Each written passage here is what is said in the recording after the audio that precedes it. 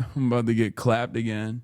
You're milking this so hard. I mean, let me make some jokes, okay? Let me make some goddamn jokes about this. Let me make some freaking jokes.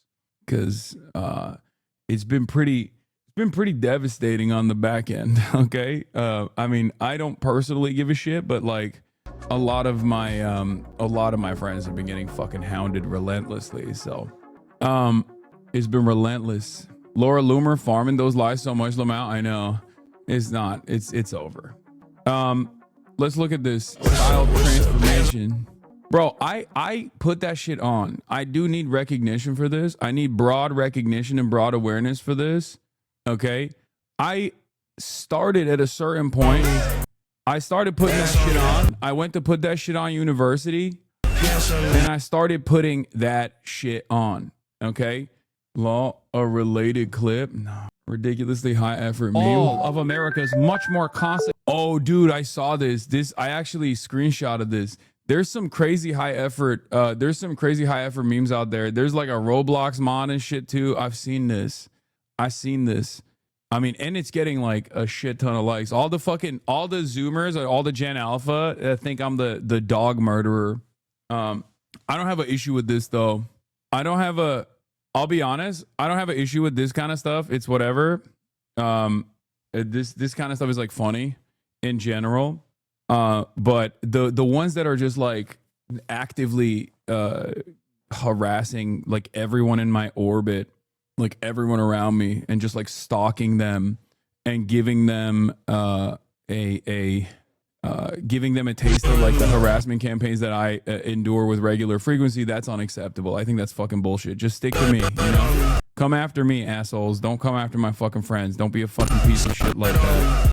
It's getting to a point where I don't think these many people even know about you. Yeah, no, there's hella people in the comments that'll be like, I've never heard of this guy. This is my first interaction with this fucking person. Damn, 140,000 likes. The Assemblyman. Oh yeah, that's from last night. Yeah, but you kept rocking that fuck ass Edgar style. I mean, honestly, I like it. I like the fuck ass Edgar style. I like it. Playlist for later. It's a crazy start. All right. Anyway, well, personal news wise, end of the broadcast yesterday, as you guys know, we were live reacting to the New York debate, the New York mayoral debate, where the boy Zohran Kwame Mamdani absolutely put on a clinic. Okay, and then after that we had Gianmarco. Oh my God! Every time I say Gianmarco, I want to say Giancarlo now. Gianmarco came on the podcast. We did that. Caroline Kwan was filling in for Austin. Okay, and that was dope. That was a great podcast.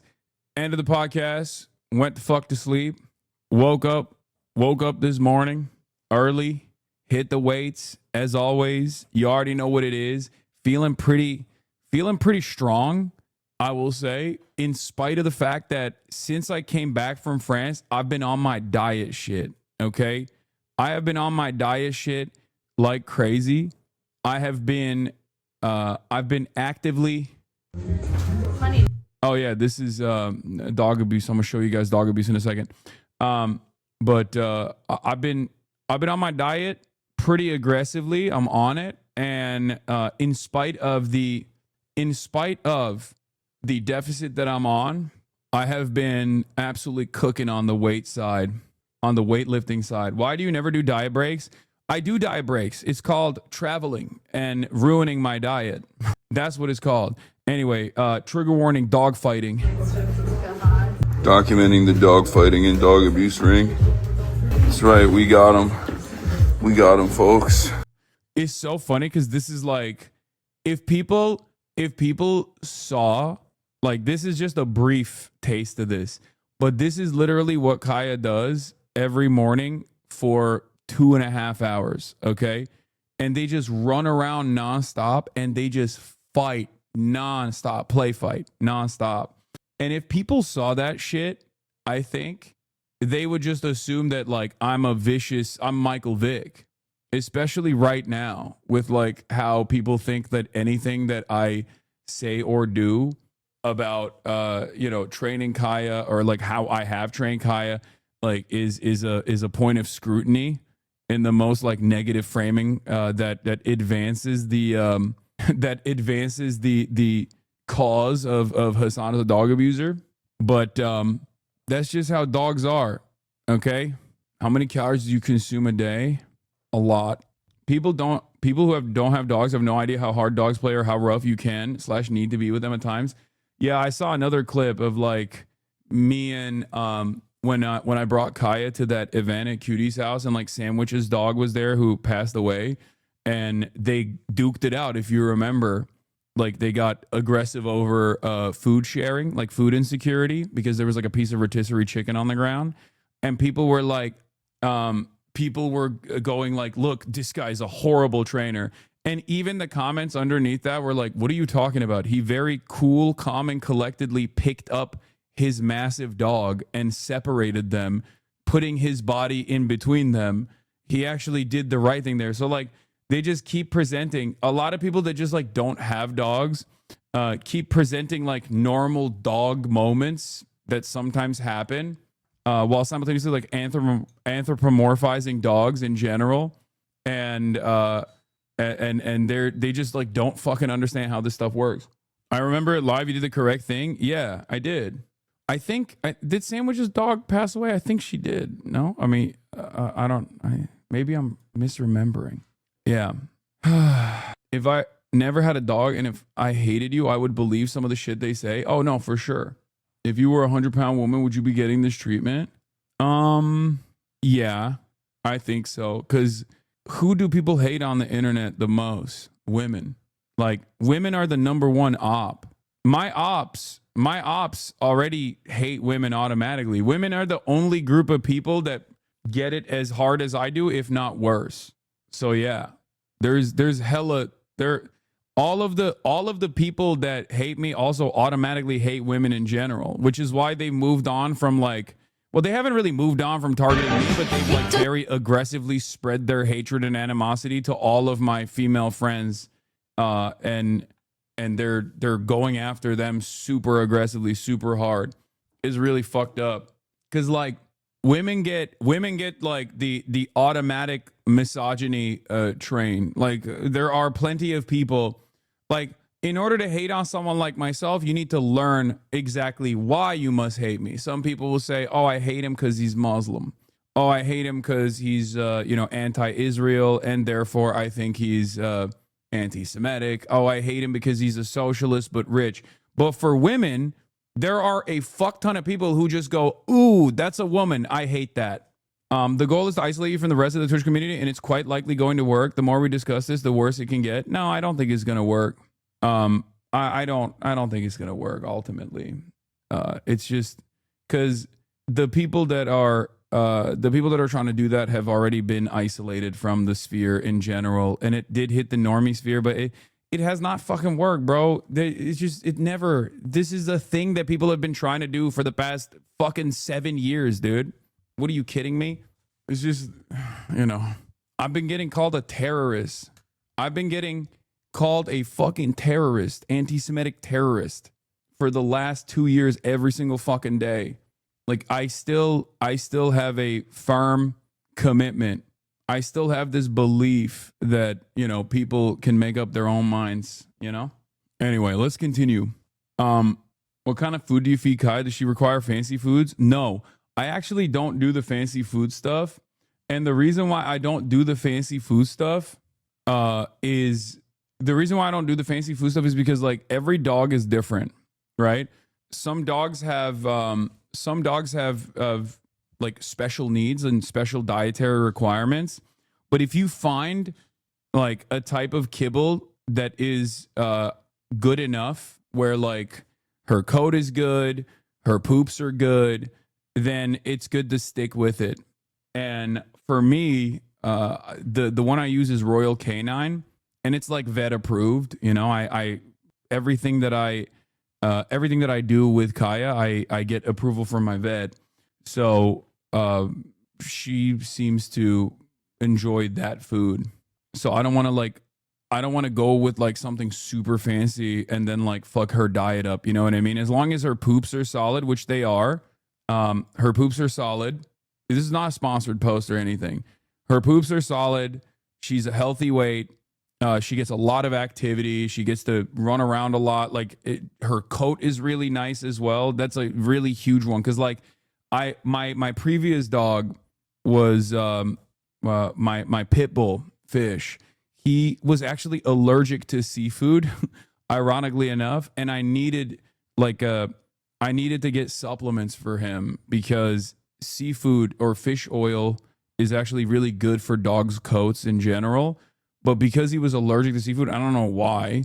Because like he wouldn't be able to eat the salmon. Like I would give him like salmon kibble and he would just like throw it up. It was crazy. I don't even know how that happens because like I don't eat seafood, as you guys know. Part of the reason why I named him Fish was for that reason as a joke. But like my dog was allergic to chicken. Yeah, it's weird. Royal Canine is sponsored. That's why the vets push it. I mean, if she had issues with it, I wouldn't use it, right? Like I would try something different, but it works. Why are we talking about this stuff? Wait, what? This is not just, someone just asked me what I feed Kaya. This is not just, anytime I talk about my dog doesn't mean that I'm like responding to the controversy, chatters. Kaya is a very important part of my life. I'm going to talk about her regardless of what people do. More Plattner leaks. It's not a good look. It's not a good look. What is this? Main Senate candidate downplay sexual assault concerns and delete a post. Yeah. It's I mean, he was a Redditor. He was a Redditor. Of course he did that. And apparently he says some like weird stuff, like racial stuff too. I'll look into it today. I'm gonna look into his background because there's a lot of stuff that I really liked that came out in his Reddit history, which is surprising. You don't normally find out that someone had a Reddit account and then it's like good shit. Your Plattner tweet was embarrassing, man. Why? I think the average American needs to comprehend. The average American or like the average leftist needs to understand that not everything. Number one, not everything is a psyop, and two, the fucking the median voter in America is busted. Okay, the median voter in America is completely bricked, and none of you see that. You don't think about your own personal ideological journey, and you assume that people have like a direct line to communism or something. Okay, it's just like you need to understand the average American has transparently inconsistent values. Okay, impossible to comprehend. I also share the same fears about him being a Fetterman type or even worse. Okay. But I'm taking it one day at a time. In any case, where were we? All right, let's blast off. There's a lot going on. Chatters need to watch the I've Had It to understand the average Dem mind. Yeah. I aggressively denounce this on the hunt. I know this is going to be the pivotal. This is going to be the pivotal defining issue, politics defining issue for all Americans. Okay, will you condemn HasanAbi Piker or not? And why won't you condemn HasanAbi Piker? We'll get to that in a second. Let's blast it off. ZOHRAN crushes debate. GOP brands NOKINGS as an un-American. Plattner outed as a commie. Zelensky at the White House again. Shutdown continued. Freaky Friday. Get in now. Do parades have a right to exist, chat? Okay. All right. All parades matter. I heard the mafia in Italy has put Omerta Alpano on behalf of Cuomo. Yeah, he kissed me. He kissed me in the mouth. He gave me the kiss of death. Hey, how you doing? Commie who kills the Rockies for Blackwater. That's the real incoherency you're talking about. I know, brother. I know. I think you need to understand, like, I don't think he was a commie when he was doing that. I get it, dude. I have the same concerns, okay? Please. I do not think he was a card-carrying socialist when he was doing his military service, okay? I will, however, say that leftists who immediately cast aside veterans as war criminals across the board, okay? Leftists who cast people aside as war criminals no matter what and immediately go, oh, you have a military record, And Plattner is the most aggressive version of this because Blackwater is a bridge too far, right? Because it is literally like signing on to do War Crime Simulator, okay? But like, if you think that you can't have comrades who have served in the military, I don't know what the fuck we're doing here. You know, you just can't. Like, we should just pack it up right now. Please stop. Everyone has the capacity to change. It's up to all of us to figure out if it's a genuine change or not. Okay. Having said that, I will get into it, but it seems to me like there's motherfuckers in here. How is it any different than the IOF? Great question. What have I always told you? Even if someone was literally a part of the fucking Israeli occupational forces and then spends their life going against that, then that's fine. Okay? You don't have to agree with me on this. This is just my standard. I do not place that much emphasis on what people have done in the past, especially if they have learned from their experiences and have decided that that was wrong and they work to atone. Okay? That's it. That's it. That's my attitude. If you have a difference in opinion on this, then that's fine. Don't come in here and use like extreme idiotic examples like, what about Adolf Hitler or some shit like that? It's just stupid, okay? But like, I believe in rehabilitation across the board. I believe that people's material conditions lead them down different paths in their lives, okay? And what you have done only matters as much as like what you are continuing to do now, okay? Fuck. This is probably one of the most annoying aspects of the left broadly, and it might be valid. Like, scrutiny in this regard for Grant Plattner might even be valid, and I think it probably is to a certain degree. Like, I understand the skepticism, because, again, Blackwater is like, I'm not doing defense for someone who is a fucking military contractor for Blackwater, right? I'm not doing that at all. But you have to take people, you have to approach people with a broadened understanding. Okay? That's it. And nobody fucking wants to do that, and it pisses me off because I feel like it's poisonous. Not for Blackwater in general, okay? But there are people who automatically take this position where it's like, well, you've done military service. It's over. I'm not one of those people, okay? I'm not one of those people. I am not going to automatically cast someone aside because of their background, because of what they've done, because of who they used to be, okay? I am a firm and committed believer in rehabilitation. And as someone who is a firm, committed believer in rehabilitation, I believe that people have the capacity to change. My starting point has always been the broad recognition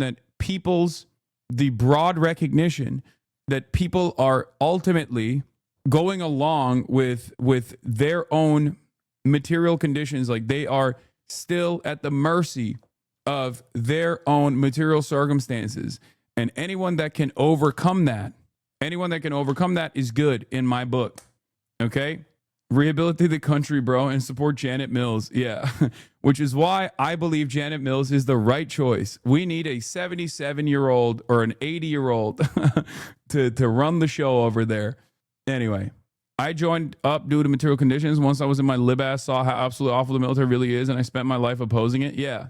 An excerpt from the Hollywood Reporter article. Oh yeah, I gave a speech at the Hollywood Reporter top 50 influential influencers dinner, and I was on the panel there. And in that interview, I talked about, after mentioning his experience with cyberstalkers, Piker revealed that he doesn't usually have security, though he tried to secure it for the weekend's NOKINGS protest because of Charlie Kirk stuff. But then we go to the security teams and they're like, well, we're cops and you're going to an anti-cop rally. We can't secure you at an anti-cop rally. He also commented that with the new designations for what constitutes terrorism on U.S. soil being a checklist of the things he regularly says he expects, I'm going to get it worse than Jimmy Kimmel. Yeah. Yeah, we were looking at getting private security detail for the No Kings rally, and many people were like, nope, we'll do it for other shit and not for that. Are you still defending the Blackwater shit? He sure is. Brother, why do I need an active team of cyber stalkers when I have brain broken, busted ass leftists in the chat who refuse to hear my words ever. Okay? We are never going to get anything. We are never going to get anything done. I'm not even saying support Graham Plattner. I'm just explaining something that I believe. Okay? Are you still defending the Blackwater shit? I just got here. There has never been a moment where I have defended the Blackwater shit. Not even once. Every single time I've talked about Graham Plattner, I've not even brought this up. I've not even defended it a little bit. Okay? And yet, all of you fucking brain broken, baby brained, moronic leftists immediately hit that note. Okay? I feel bad. I feel weird talking about Graham Plattner without like making a better assessment. I feel weird making like a firm commitment to Plattner in general without like personally meeting him or interacting with him. And I'm holding out on that until I do so. But I do get very annoyed when people jump to that conclusion automatically. Because it's important to make a full assessment of what a person is, what their experiences were, regardless. Like, I think a lot of people just immediately go, no, this is a op, this is a psyop. I don't know if there's any need for a COINTELPRO in this day and age. I think we do enough by ourselves to disrupt and destroy. There is no functional working class movement in this goddamn country, and there never will be one. We're absolutely fucking cooked. Everything sucks.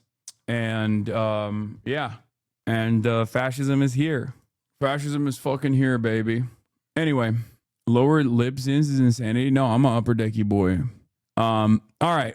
We're not gonna do Graham Plattner yet, but we'll do Graham Plattner in a second. But here is I got interviewed by the Hollywood Reporter. Oof. The collapse of America. That's what the kind of content I'm consuming every day, nonstop.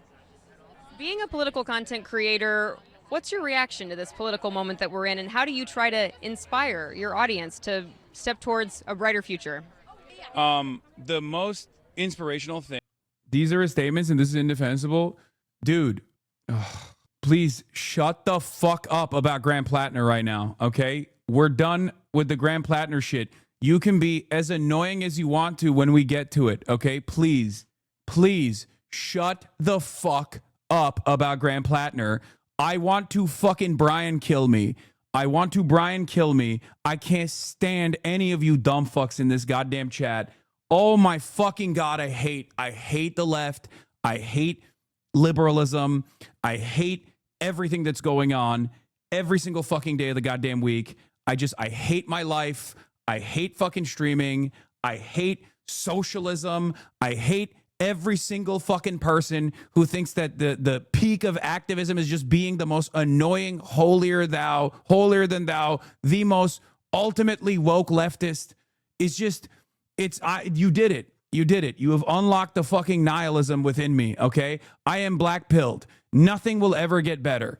We are never going to make it out. We can't even have a normal fucking non-hostile goddamn conversation on any of these issues. Everybody just simply wants to fucking chirp into the wind because they have no power, and they recognize their utter powerlessness in the face of unjustifiable constructs that we fucking exist under.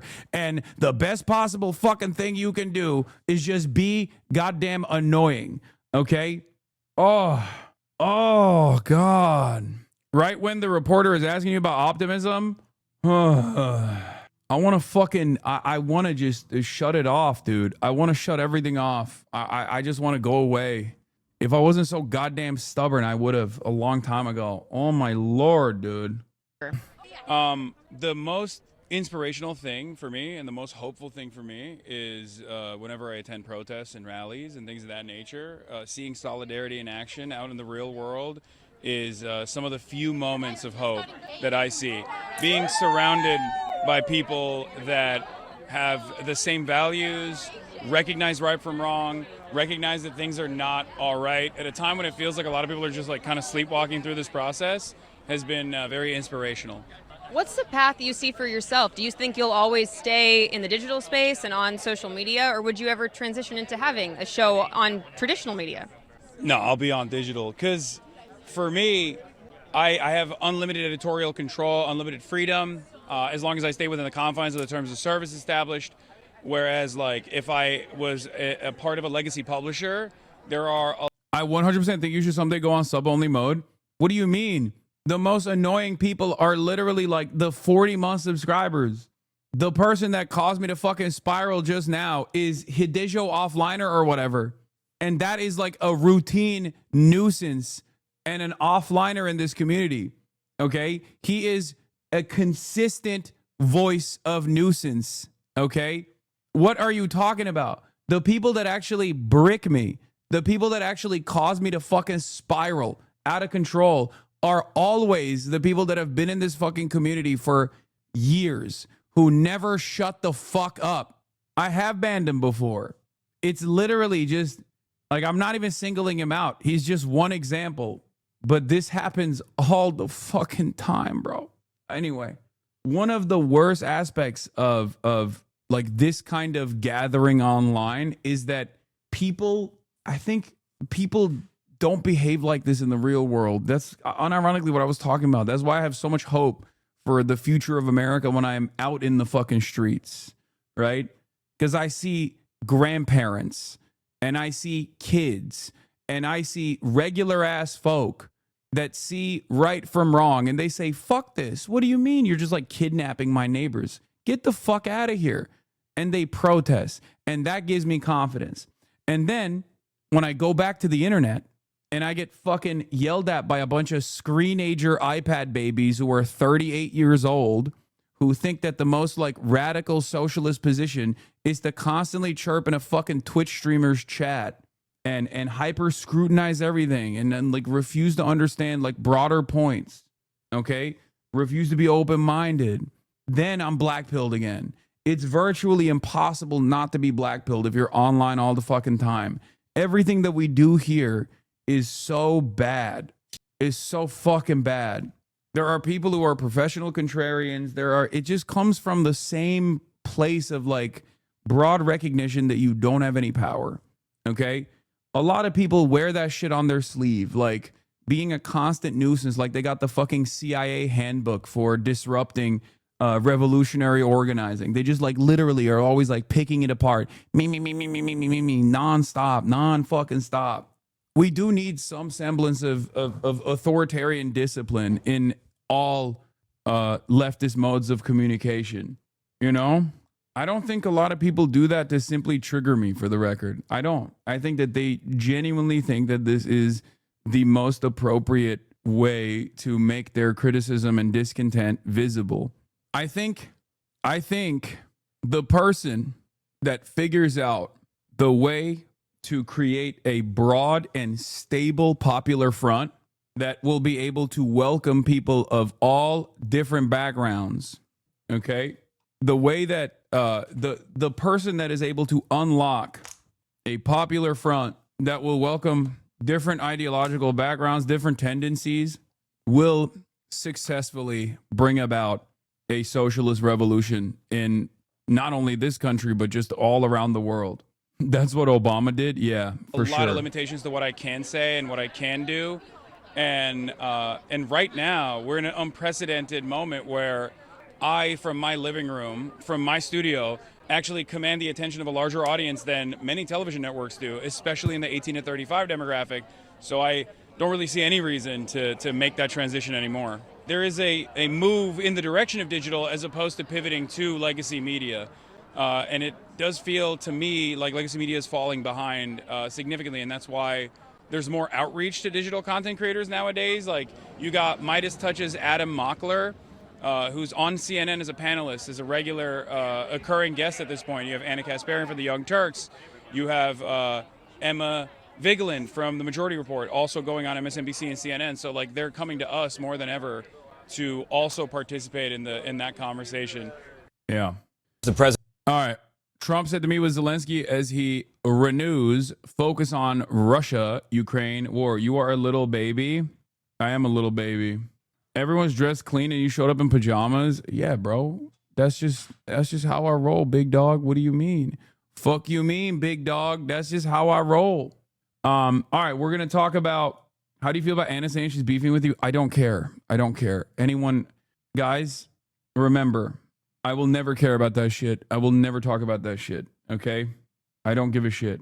I maintain revolutionary optimism because of you, so you are not allowed to be black pilled, sir. I mean, it's just hard. It's just hard to fucking not be black pilled when you're spending a good deal of time online. It's just so fucking hard because people are so cynical.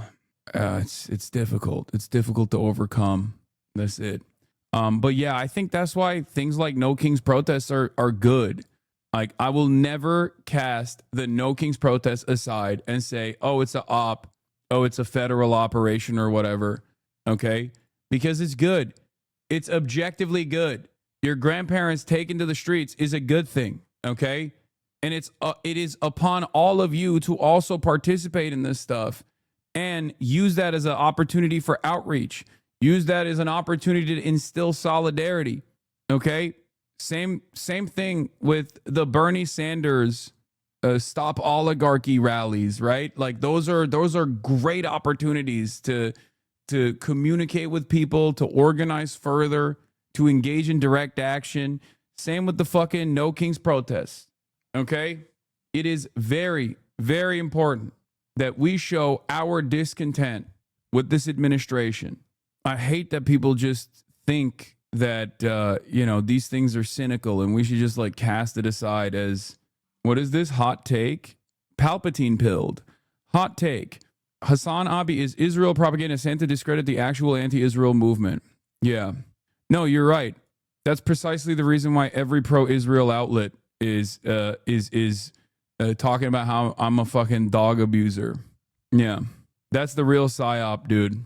Is the consistent smears and slanders I've received for many, many years now, especially these past 2 years, for being a fucking advocate for Palestinian emancipation, was actually a big psyop all along to belittle the pro-Palestinian position, as opposed to, I'm sure, your pro-Palestinian position, which is the appropriate one.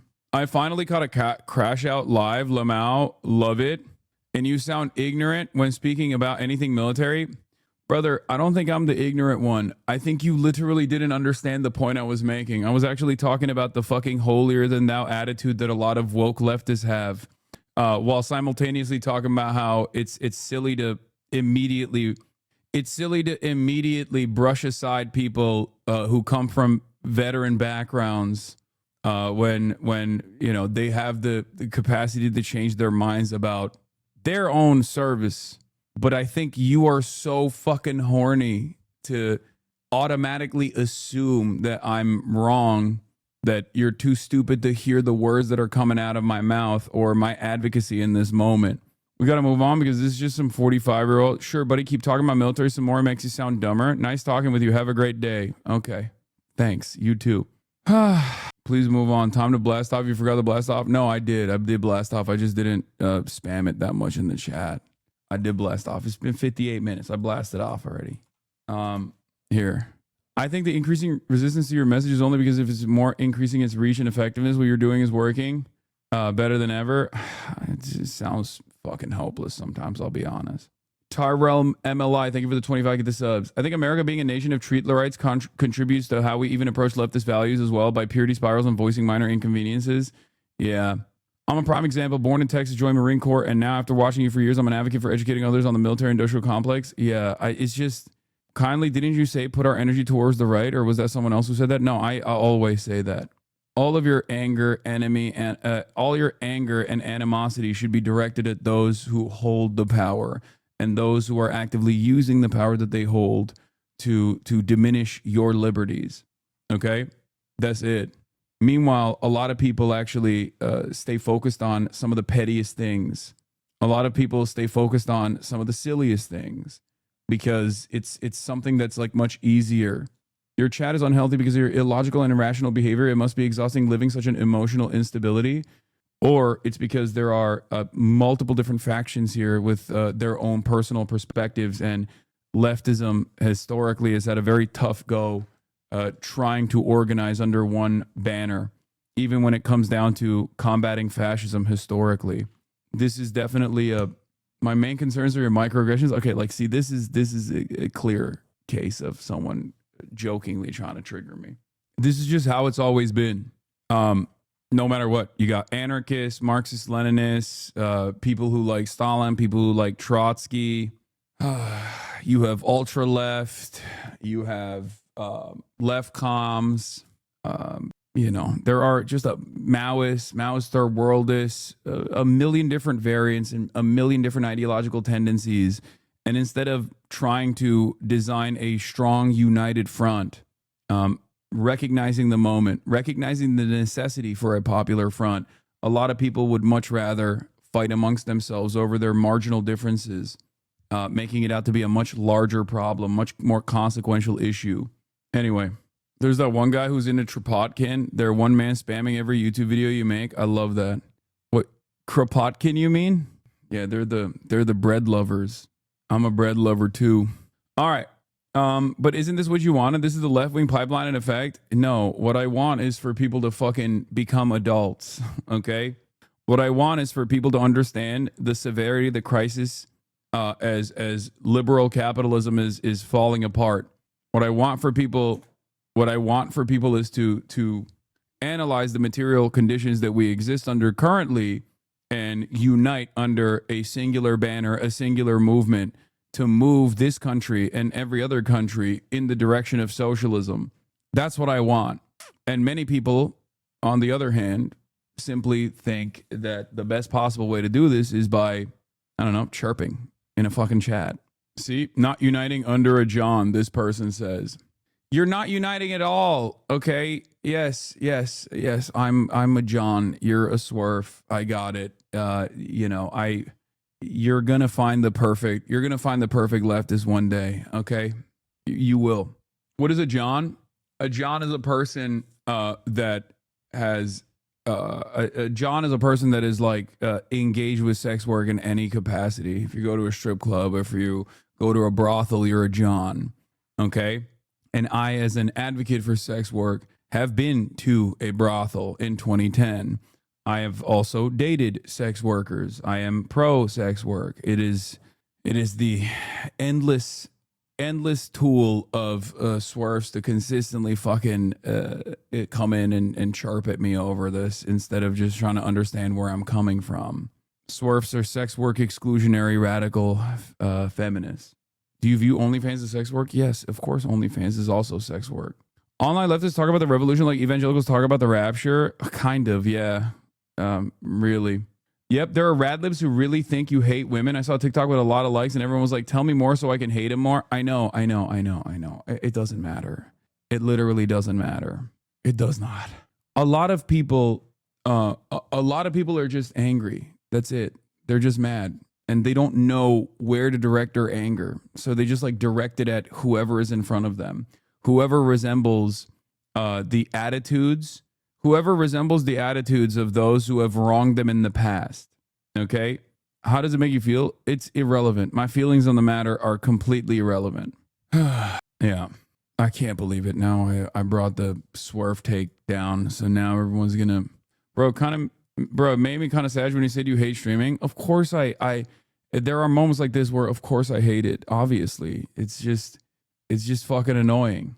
And everyone loves bringing up like all these different groups and all these different factions that claim to be a part of a broad leftist movement that fucking despises me. And it's like it's a constant thing. It's a constant negativity cycle that we have to go through every fucking day. And I can't stop myself from like reacting to it over and over again. And it's just really fucking annoying. I really got to stop. All right. Trump is set to meet with Zelensky as he renews focus on the Russia-Ukraine war. The president is also turning his attention back to Ukraine after a phone call with Russian President Vladimir Putin yesterday. Trump says they will soon meet in person in Hungary. But today he meets with Ukraine's President Volodymyr Zelensky at the White House. And that is where we find our Nancy Cordes, as we often do. Nancy, good morning. Good morning, Tony. Yeah, talks with Russia and Ukraine appeared to have stalled out over the past couple of months. But now President Trump is trying to revive them. After speaking with Russian President Vladimir Putin for 2.5 hours yesterday, he has agreed to another meeting with him. Within 2 weeks or so. Pretty quick. It'll be the second one-on-one this year for President Trump and Vladimir Putin. This time, they'll meet in the Hungarian capital of Budapest, hosted by strongman Viktor Orban. Because of my relationship with President Putin, I thought this would be very quick. And it's turned out to be. Oh my God. Oh my God. Oh my God. Oh my God. Sex work is dehumanizing and supports human trafficking. Maybe research that a bit more before supporting it publicly. You're right. I haven't actually done my research. You have. Okay? You got me. Thank you. I had no idea. I tapped the fucking glass. Does this research actually require me to only research anti-sex work advocates? Or is it appropriate to listen to sex workers themselves?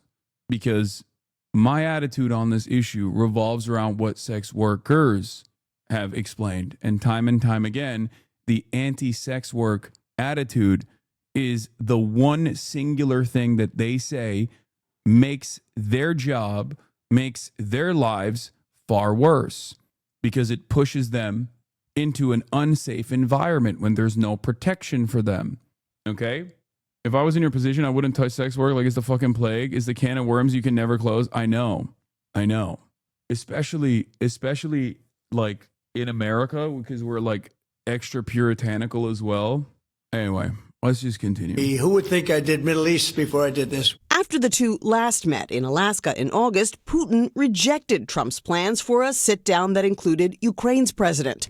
White House Press Secretary Caroline Leavitt says that has not changed. Did Vladimir Putin commit to sitting down with President Trump and President Zelensky? He committed to sitting down with President Trump, as President Trump's Truth Post put out for you. Ukrainian officials say a massive overnight strike on Wednesday exposes Moscow's real attitude towards peace. Russia's attack on energy and infrastructure facilities involved 320 drones and 36 missiles. Today, in the Oval Office, Zelensky will likely ask again for long-range Tomahawk missiles capable of striking deep into Russia. Trump has said repeatedly that he's thinking about it. Look, if this war's not going to get settled, I'm going to send them Tomahawks. I may say that. The Tomahawk is an incredible weapon, very offensive weapon. And honestly, Russia does not need that. Trump says he actually warned Putin on the phone yesterday that he might give Ukraine the Tomahawks. But then he told reporters that the U.S. also needs a major stockpile of them. So it's just not clear, Tony, that Trump is ready to take that step. Nancy, and what can you tell us about this latest military strike on a boat in the Caribbean? Yes, a U.S. official confirms that a new strike has been carried out. That's happened yesterday. And for the first time that we know of, Tony, there were survivors aboard the vessel.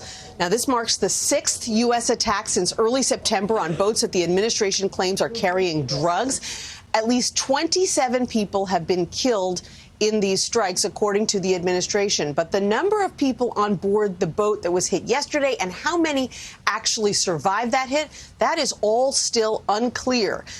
In a surprise move on Thursday, Admiral Alvin Halsey, the regional commander who's been overseeing these escalating attacks, he announced that he is stepping down after only a year into what is typically a 3-year job. He didn't publicly state the reason for his departure, so we still have a lot of questions this morning, Tony. It does raise questions. Nancy, thank you very much. Well, thank you very much. President Trump participates in a bilateral launch with the president of Ukraine. Poor dudes, imagine being a fisherman getting blown to bits just to live and become the face of South American drug trafficking. It is completely unjustifiable. It is completely unjustifiable, completely unacceptable that the administration is very openly killing people overseas, violating the sovereignty of a foreign nation, while simultaneously just like killing people and saying that they're killing people, and even making jokes about killing people and jokes about their innocence, the innocence of those they have killed. Donald Trump, on numerous occasions at this point, has made jokes about how, maybe fishermen should think twice before going out to fish off of the coastline of Venezuela. It's fucking insane. Completely insane. Like, even in the maximalist position of what they're claiming is taking place here, even if these guys are like rugged drug traffickers, okay? Straight up. What they're doing here is completely unacceptable, okay? If they are actual drug traffickers, the thing you're supposed to do is communicate with the sovereign nation in an effort to exhaust all options, to say, hey, these are drug traffickers coming from your shorelines. Please, can you apprehend them? And if they don't do that, you're supposed to track these drug traffickers and then intercept their boats once they get to international waters, for example. There is no world where you just go, I've decided these random fishermen are drug traffickers and we're going to fucking kill them. Okay? That is crazy. Like, and I'm saying even if they were drug traffickers, as the administration is claiming, without any evidence whatsoever, I can't believe it. Like, it's so fucking ridiculous. Aren't these war crimes? Yes, they are.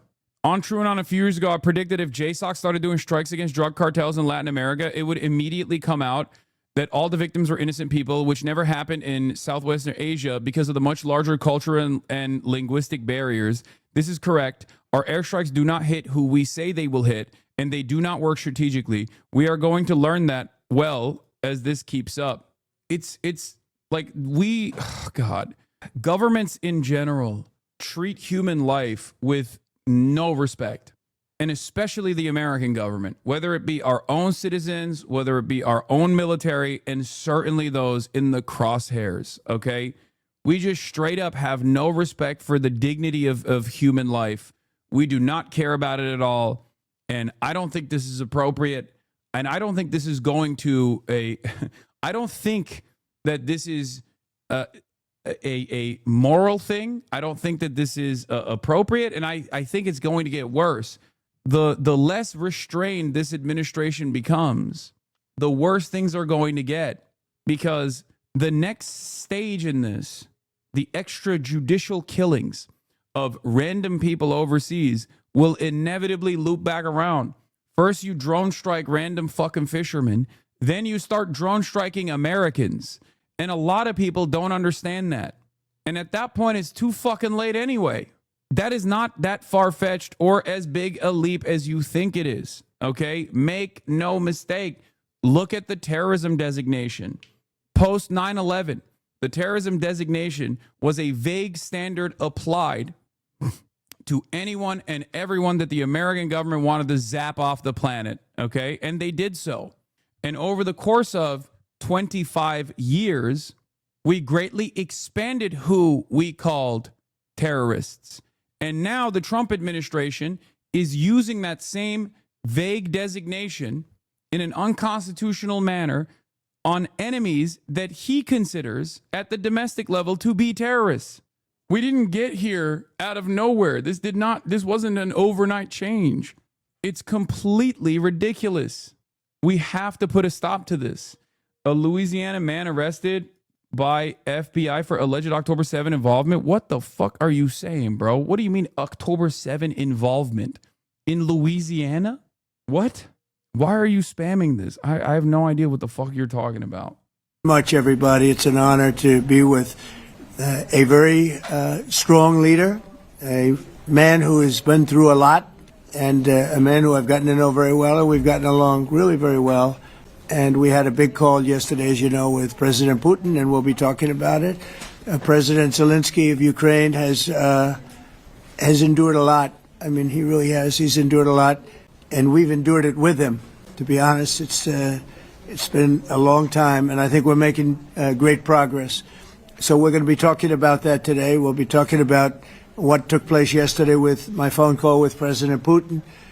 And I think that things are coming along pretty well. It began with Alaska, where I think certain guidelines were discussed, and we want to see if we can get this done. This was long ago into the Biden administration. I came here and we inherited this, and we'd like to see if we could finish it, end it. We want it ended. Fox News poll of New York City mayoral race Jewish voters.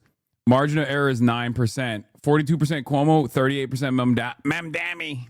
So many people have died in this war, and we're gonna get it ended. So I just want to thank you all very much. If you have a couple of questions, go ahead, please. In fact, before I do that, let me just ask the President to say a few words. Thank you, President. Pleasure. Glad to meet you again, Mr. President. Thank you very much for the invitation. Again, my congratulations with your successful ceasefire in the Middle East. Thank you. Yeah, and you did it. And I think this is the momentum to finish Russia's war against Ukraine. I think that, yes, we understand that Putin is not ready. I think not ready, but I think that I'm confident that with your help, we can stop this war. And we really need it. We see that they don't have successful steps on the battlefield, and it's good. I think that their army is weak now, but a lot of losses. They have a lot of losses and in economy and people, and I think this is a very important moment. And I wanted to thank you, Mr. President, after our phone calls.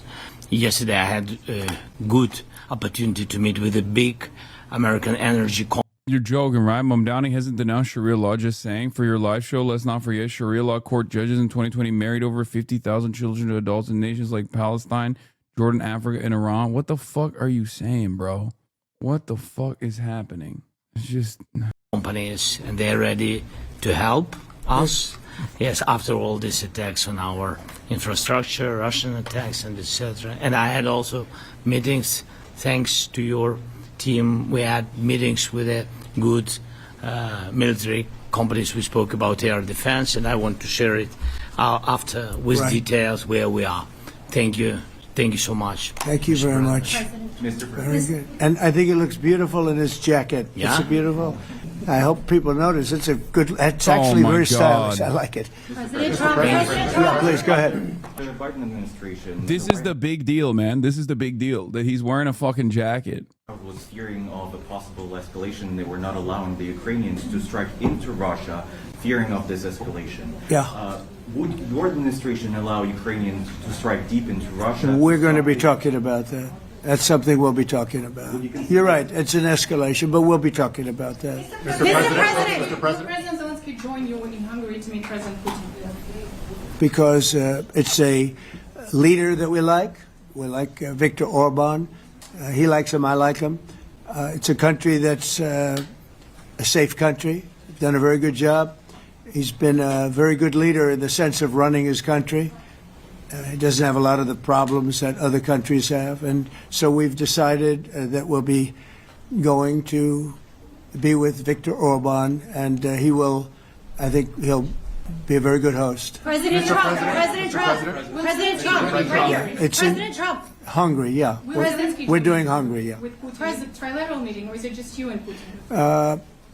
To be determined, but I would say most likely it's going to be a double meeting.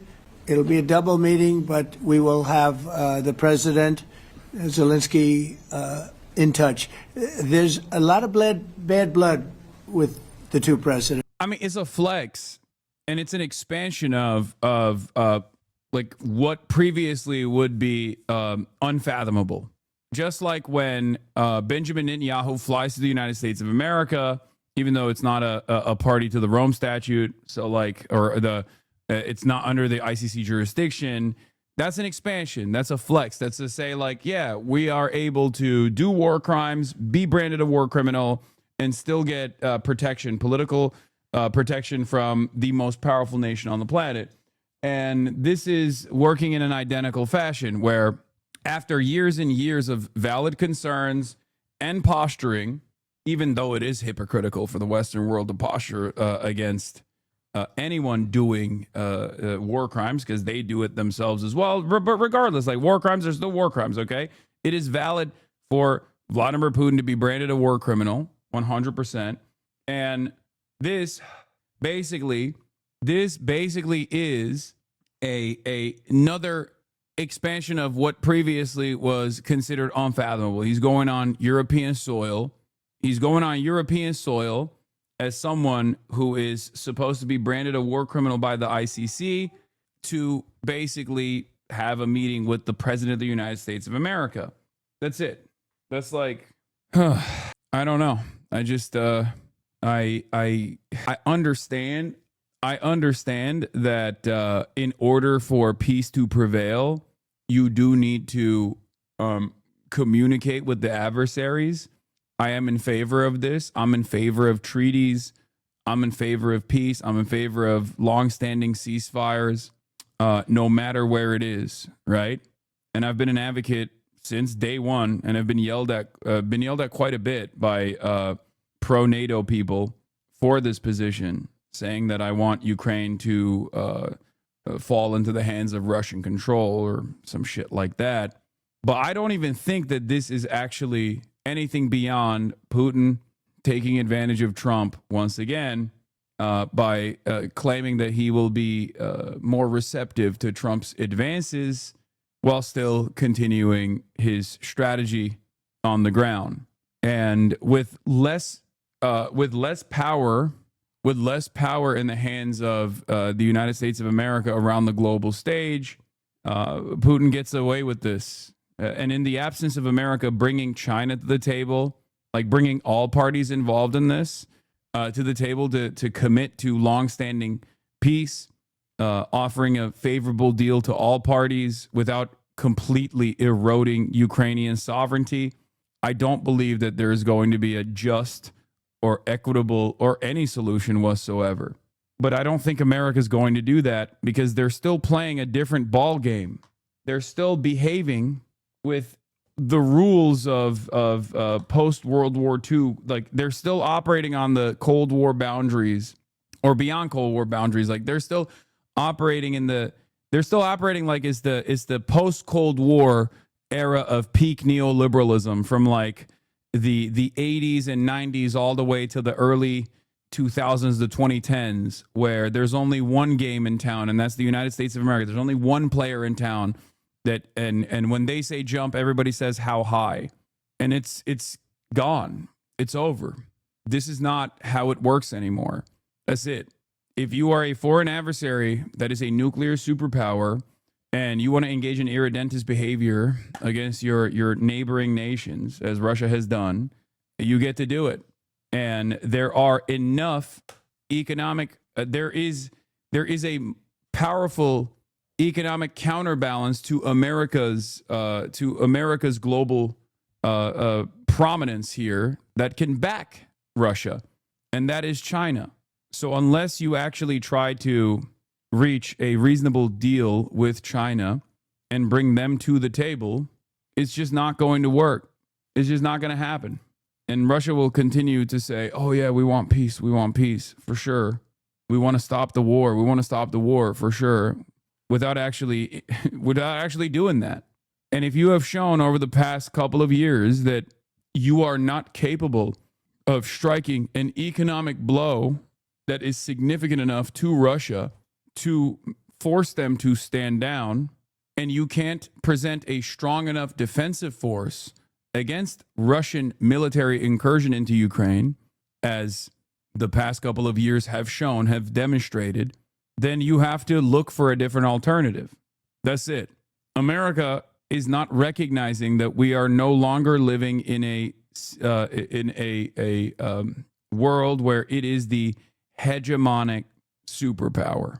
We are living in a multipolar world, and the American government doesn't recognize that and postures as though they are the singular power still. They're not. The faster they recognize this, the easier things will be, but it kind of feels like America's just going to refuse to do that and continue bullying our allies, continue bullying the countries that are vassal states, demanding more tribute from them, with hopes that that kind of reinforcement of power, prominence, and influence will cause others to remember who's really in charge. But I think all that does is ultimately shorten the timeline of American empire, because eventually there are going to be actors in these countries that demand sovereignty and will say, all right, we're done. We're done with this shit. Continue to suffer. HasanAbi, you deserve it. Turkey, the plastic table. I mean, when America suffers, the whole world suffers. as you can see, because the decisions that we make are consequential for everyone. And empires do not go away quietly. They oftentimes actually become increasingly more violent. Okay? And I'm not speaking out of turn when I say it. It's a very difficult situation. You know, we just settled the war, and after thousands of years, I guess.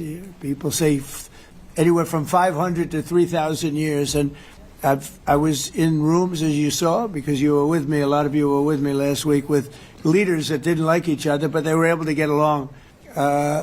These two leaders do not like each other, and we want to make it comfortable for everybody. So one way or the other we'll be involved in threes, but it may be separated. President Trump, Mr. President, President Trump doesn't agree to peace in Hungary. Was he what? Where are you from? From Ukraine. He actually had a Okay, good. conversation with me. Good, yeah. What if President Putin doesn't agree to peace in Hungary? What do you do then?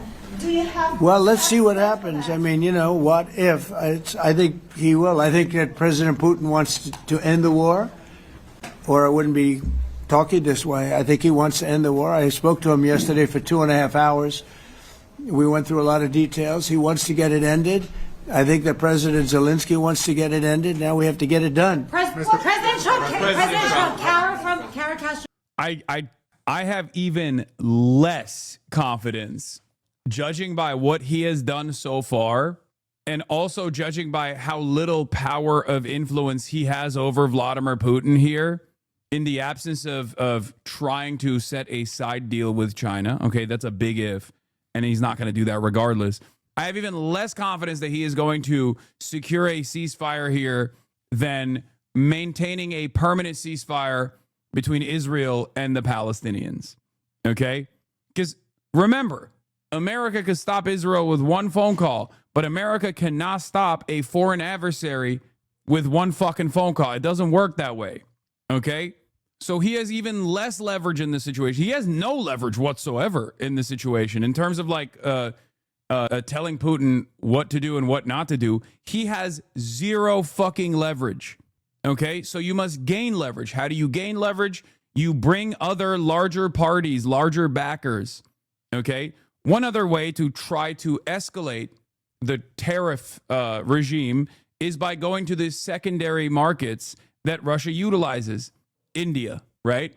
But that is far too consequential for America's relationship with India, because if Russia is using India as a secondary market to allow its oil and gas industry to enter the international marketplace as a mediator, right? And America wants to put an end to that, that is going to cause financial harm to India. India is obviously still self-interested, and they're going to go, yeah, we're not going to do that, okay? They're going to say, we're not going to fucking do that. Sorry, big dog, that's not happening. Or they're going to reconsider who they want to be in the sphere of influence of. Right now, they're fine with being in the sphere of influence of the West, while also simultaneously playing in the, playing the middleman role that they have, a bulwark against China. But also, they're also simultaneously too close to China in proximity to take a stronger stance against China to begin with, and especially if China seemingly is demanding less restraint, or if China is seemingly not pushing ridiculous conditions on India when America is pushing conditions on India that they consider to be unfathomable, then that's going to ruin America's influence over India as well. It's going to hurt America's influence over India in general. Because in the past, when you were the singular hegemonic superpower, everyone had to deal with you. But now there is an alternative. And when there is an alternative, every action that you take needs to walk a fine line. If you are too heavy-handed with other regional powers like India, if you are far too aggressive in your approach, and you make demands that they consider to be bad for their own sovereignty, for their own people, for their own economic outlook, then they have another person that they can go to. So far, from the perspective of at least the European vassal states, they have not moved in the direction of China. Okay, they are still very much servile to Western interests. I think xenophobia and Orientalist frameworks play somewhat of a role in this calculation for sure. And I think they're also terrified of living under a unipolar Chinese global rulership, because they've benefited greatly from Western power exchanging hands, but only going back to another Western country like the United States of America. And they are too fearful of having to deal with China, even as an even competitor. And they're especially fearful of having to be servile to Chinese foreign policy and Chinese interests. Okay? But India might have different considerations. India is too close in proximity to China. India has also shown time and time again that in spite of their, in spite of their back and forth with China, that they are willing to leverage a relationship with China. They're willing to leverage that to get better deals from the West. So this is something that Donald Trump has to consider. Over from Lindell TV, and although I love asking My point you is, questions I don't today, think my they question can. is- I don't think they can rely on anti-China tendencies. I don't think they can rely on like the existing anti-China tendencies of India for as long as they have, especially if China decides to offer better deals to India, for example, or a lot less restraint than America is offering. For President Zelensky Sure. of Ukraine. Go ahead, please. Thank you. Our President Zelensky, President Trump, just brokered a peace deal in the Middle East gotta that pee. all Americans, Lindell both TV, sides of hell the yeah. aisle, are very proud of. But to meet that deal, both sides had to make concessions. Our president has stuck out his neck in many ways to make a peace deal for your war as well.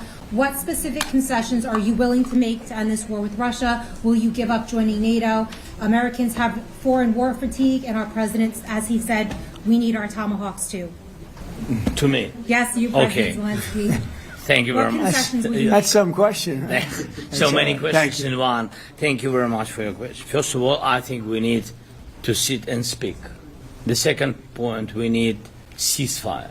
Even now, you see in the Middle East, it's very difficult to hold ceasefire. Everywhere, in every war, it's very difficult.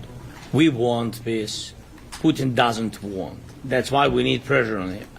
We will speak with President today what we need. We understand what we need to push Putin to negotiation table. And as I said previously, so we are ready to speak in any kind of format, bilateral, trilateral, doesn't matter. Matter just peace. This is important. And we don't speak about NATO or NATO. For Ukrainians, it's very important. Of course, it's our decision, decisions of allies to decide where we are. But are you willing to give up Yes, but joining the NATO? most important thing for people in Ukraine, which are under each day's attacks, to have really strong security guarantees. NATO is the best, but weapon is very important. Allies on our side is very important, and between us, for us, bilateral security guarantees between me and President Trump is very important. I don't know, we didn't speak with details about it, but this is the most important document because the United States is very strong. Sir, President Trump, President Trump, you are the middleman right now, hoping to end this conflict. Who is doing a better job negotiating, President Zelensky or President Putin? I think they're both doing a great job in that sense. We have to get it done. We've got to take some of the hatred of each other. You know, they don't like each other. I say that in front of President Zelensky, but I say it in front of President Putin too. They have tremendous bad blood. It's really is what is holding up, I think, a settlement. I think we're going to get it done, and we have to make it long-lasting. As I said in the Middle East, everlasting, right? Everlasting. And the Middle East is a much more... What concessions can Trump give to India to make them more favorable to their position? I do not know. Someone in the chat asked that question. I actually don't know. But what I do know is India currently enjoys the leveraged position that it has between China and the United States of America. And it certainly enjoys cheap oil and gas coming from Russia. So demanding that they actually stop that, trade and shut off Russia's entry point into the international market is probably a non-starter, and therefore I'm not so sure how Trump is going to get to do that. Maybe I do think that as far as Russia goes, even without Chinese backing, they do have the power to influence they have the power to influence like a global oil shock if they wanted to. I mean, I don't know how much power they have at OPEC Plus. I mean, they still have a lot of power. America obviously has a lot of allies there too. Having said that, Russia still has the capacity to influence these decisions, and therefore cutting them out from the international market is going to be very difficult. Cutting them out and cutting their oil and gas from the international market is going to be impossible. Okay? But that is like one of the last tools in the tool belt that America has, because they already deployed the mother of all sanctions on Russia. Like, there are still some things that they can do to fuck with Russia's bag, but the mother of all sanctions did not work, seemingly, right? And if anything, it might have actually played a formative role in the creation of this secondary market outside of the swift back petrodollar system. So every single day that goes by, I feel like America's leverage power is waning on the global stage, and they are not cognizant of this, I don't think, or at least they're behaving as though that's not a reality. Isn't that kind of good? I mean, broadly, a multipolar world, depending on how both parties that at least still control certain parts of the planet operate, could be a better future. It's just that no one seemingly wants to engage in a collaborative effort here, and everyone is simply posturing, especially America. America's getting increasingly belligerent. Yeah, a multipolar world under capitalism is not good. Just different bad is right. More complicated situation. You know, we had 59 countries Make involved, America and every one of great them again. I know, because I'm American. Islam's got to go back to their country. Make me imagine a religion that allows marrying children allowed to be in America crazy. I agree. It is pretty crazy, which is why we should actually make it illegal for Christians to have child brides. Like, we should make it illegal across the board. Do you agree that we should be prosecuting Christian child brides in this country? You know, if there are Muslim child brides as well, we should prosecute that as well. But I'm pretty sure that if there's one party that actually has any sort of political prominence in this country, outsized political power, it's usually the Christian nationalists that are the ones who are advocating for child brides, not the Muslims, not the Islams, as you said. Do you have a take on that? Or is it okay when Christians do it? Because it kind of feels like you're advocating. If you're a anti-child marriage advocate like myself, you're going to actually get into a lot of trouble. You're going to have to advocate to prosecute and jail a lot of right-wing Christian nationalist pastors, prominent politicians. Am I wrong? Did you hear the words that were coming out of my mouth? I don't think you have a lot of comprehension skills. agreed. And it's, it's sort of amazing. Most people didn't think that was doable. This is going to be something I really believe that's going to get done. I had a very good talk yesterday with President Putin. I think he wants to get it done. And President Zelensky, right behind you. When we were in Israel with President Trump earlier in the week, we heard a lot about the difference in diplomacy between President Trump and President Joe Biden before him. Yeah, child marriage is legal in 34 states with parental consent. Who do you think petitioned for this to happen? Do you think it was the Mohammedan influence, or do you think it was prominent Christian nationalists, different Christian sects, that ensured that this took place? That's one of the funniest lines of attack against Democrats in general. One of the funniest lines of attacks against Democrats in general from conservatives has been like this notion that like Democrats are pro-pedophilia or some shit. It's like, dude, if you look at numbers on the board, pedocon is a theory like the theory of gravity is a theory, okay? Every other week, there's another prominent Republican influencer, prominent Republican pastor that was like Trump's spiritual advisor at a certain point, getting outed as a child molester, and you're over here being like, but the Democrats. Get the fuck out of here. What do you see as the biggest difference in diplomacy between President Trump and President Biden? President Trump has a big chance now to finish this war. President Biden. Yeah, young Republicans can be an age range all the way up to 40, but you're a woman all the way after the age of 14 in the eyes of many Republicans, it seems. Very strange inconsistency. That was a good one. Now is not the president, so he doesn't have a chance to finish this war. And President Trump is really showed for the world that he can manage ceasefire in Middle East, and that's why I hope that he will do this, and we will also have such big success.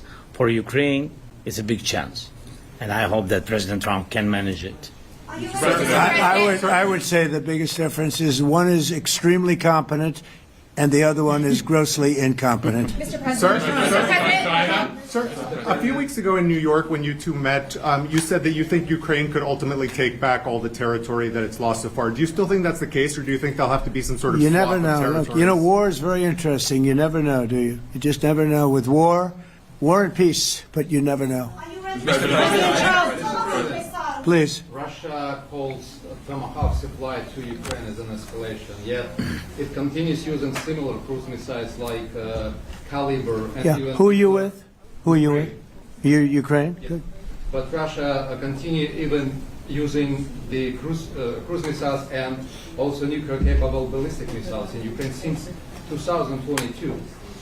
So do you consider providing Ukraine with the Tomahawk or similar missiles as an opportunity to equalize the possibilities of Ukraine and Russia and push Moscow to the negotiation table? Sure. We're going to be talking about that. That's why we're here. Okay? Fair question. Exactly as he told you to say it. But we're going to be talking about it. Okay? Yeah, please. Mr. President, message to India and Hungary who is still refusing. You said India and Hungary? That's an interesting. And Hungary India and Hungary. It's an interesting combination. refuse to stop buying Russian oil. Well, India is not going to be buying Russian oil anymore. And Hungary is sort of stuck because they have one pipeline that's been there for years and years and years, and they're inland. They don't have sea. They don't have sea. And I spoke with the very... That's crazy that he has a lower standard for Hungary purchasing Russian oil as opposed to India. I mean, that's... when he says India's not buying any more Russian oil, I don't know how much I believe him. I feel like he's just saying that at the domestic front in an effort to make it seem like he's doing things. Okay? That's what it feels like to me. It feels like to me he's just kind of saying that so that people feel like he's doing something. MAGA believes this? I mean, yeah, MAGA believes that Donald Trump is not Jeffrey Epstein's best friend, okay? They're stupid. I don't know. I don't know what else to say about that. Like, there's got to be a certain point where you have been there's got to be a certain point when you've been the recipient of so many so many awards where eventually, you know, you've been fooled so many fucking times. Like, at a certain point, I'm going to start believing that you enjoy it. You enjoy being fooled. Okay? You're kind of a cultist. Yeah. If you're looking like Admiral Zhukov with the Fell For It Again awards all over your fucking chest, maybe you enjoy it. A great leader of Hungary, and they are, you know, it's very hard for them to get oil. I understand it. Hungary's in a very interesting position because they can't have ports. Sorry, not Admiral. Field Marshal Zhukov. You know, they're surrounded by land. So we'll see what happens there. But India will not be buying oil from Russia. And they've already de-escalated, and they've more or less stopped. They're pulling back. They bought about 38% of the oil, and they won't be doing it anymore. Mr. President Trump has been helping you in achieving peace in Ukraine. Who has? First Lady Melania Trump has been helping in returning abducted Ukrainian children from Russian captivity.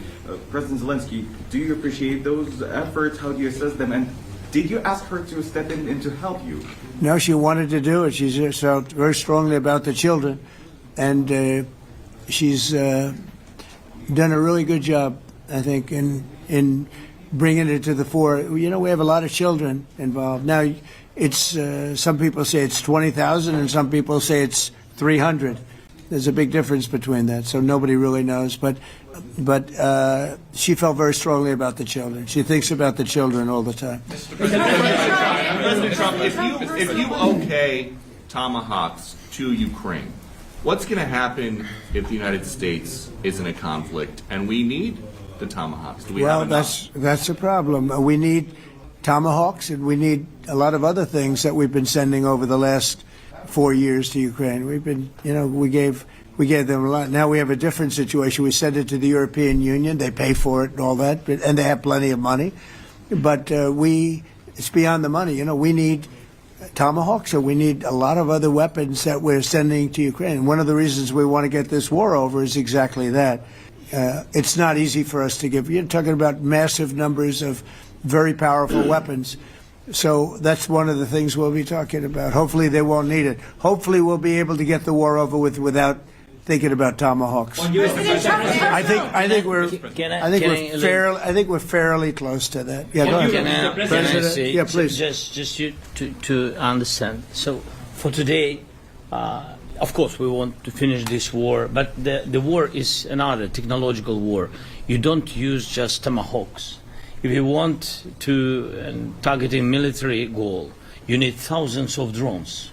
It goes together with such missiles. Ukraine has such thousands of our production drones, but we don't have tomahawks. That's why we need tomahawks. But United States is a very strong production, and the United States has tomahawks and other missiles, very strong missiles. But they can have our thousands of drones. That's why where we can work together, where we can strengthen American production. And so just so that I understand, so you're suggesting kind of a trade. If President Trump okays Tomahawk missiles to help you launch yes, it's about Russia, military goals. It's only about military goals. Right, but then you would authorize some kind of an exchange where yes, of course. the US yes, we have proposition. We have big proposition with our drones. President Trump, I don't mean to be brokering an arms deal here, but is that something that you would be interested in, Ukrainian drones? We are, yeah, we would. We have a lot of drones right now. We build our own drones, but we also buy drones from others, and they make a very good drone. I mean, drone warfare has really come to the fore over the last couple of years because of this war. I will say, there's nothing like the jets. You know, we knocked out a lot of drones in Israel. We were knocking them out for Israel, and we were doing it with extremely fast and powerful jets, following the drones and knocking the hell out of them. So, it's, you know, we know a lot about the drones, and we know a lot about the great jets, the great ones. Not invited to TwitchCon. That was the controversy 2 weeks ago, where I personally chose not to go to TwitchCon publicly in order not to put others in potential crosshairs, and then people yelled at me for it. But that was 2-3 weeks ago. You're a mobile chatter, I think. Yeah. Lock in. The new controversy is that I'm torturing this dog with my zapping powers. Like that. Another victim of the rewind. Yeah, he hit the rewind like 20 streams ago. The ones, well, actually, we moved back. We've moved past that. We actually moved past that. The Dogtober as well. Now is Cuomo. It's Cuomo over. And the B-52s, which were totally they were stealth. They were undetectable. So we have a lot of different weapons. And, you know, I have an obligation also, though, to make sure that we're completely stocked up as a country, because you never know what's going to happen. In war and peace, right? You never know what's going to happen. So we're going to be talking about tomahawks and with. I mean, just say you don't want to get shot, bro. That other people could be in the crosshairs as possible, but you don't want to die, right? I don't have a fear of that. I don't care necessarily. I will continue doing, public shit. Much rather have them not need tomahawks. Would much rather have the war be over to be honest, because, you know, we're in it to get the war over. We're not. Wait, I thought they were saying the talking point that you were doing it for attention. Now they're saying you weren't invited. I don't know. Maybe they moved the talking points. We're selling a lot of different types of weapon, as you know, to the European Union. We're not in it for that. We're in it to get it over. We're losing thousands of people a week, thousands of people, Russian, Ukrainian, and mostly soldiers. I mean, mostly soldiers. But we're in it to see that end. And if we can end quickly, and I think we can. I mean, I had a very good talk yesterday. We're going to be talking about it. But I had a very productive talk yesterday with President Putin. We'll see what happens. But the war in the Middle East was far more complicated. We got that one done. And I think we have a good chance. I think President Zelensky wants it done, and I think President Putin wants it done. Now all they have to do is get along a little bit. Yeah, I think Zelensky wants to get it done more than Putin. I think Putin wants to take as much territory as he can while extending the timeline over and over again with like these unique gestures of goodwill that Trump takes sincerely every single time. Not to sound like a NATO Andy, but there was an opportunity to do this when Trump became president, and I even gave him credit for at least talking to Vladimir Putin directly, something that I wished the Biden administration did on numerous occasions, because you do have to talk to the opposition here. You have to talk to the belligerent here in order to cut a treaty, in order to have permanent peace. Having said that, given the lack of leverage that America has, especially because they've exhausted almost all of the options, you know, it's just we're kind of cooked. I'm a HasanAbi head, but why is this so hard for you to? Oh my God. I'm a HasanAbi head, but why is this so hard for you to apologize that you did your pet wrong, brother, and you're going to do better in the future? It would help you, and it would strengthen the trust and relationship with your reviewers if you apologize for your mistakes. No, that is a HasanAbi head. That's like legitimately a long-term community subscriber who seemingly hasn't seen me take accountability for not immediately going over to Kaya to check in on her. That is true. But I did take accountability for that. Now, if you want me to take accountability for being a dog abuser, well, then that's not accountability. That's just me agreeing to the insane hallucinations of seemingly that person as well as the rest of the people online. Why are her eyes closed and she's not moving? She's dead. I shocked her so hard that she died. Can you give us an update on the trade negotiations with China, or perhaps Secretary Bessent? Yeah, I will, and I'm going to let Scott do that. But I think we're doing very well. I think we're getting along with China. China would like to have something as of this moment. We'll be meeting in a couple of weeks. We'll be meeting in South Korea. You think myself. Will go forward? I think so. It looks like it's going forward. I think so. They want to meet. We like to meet.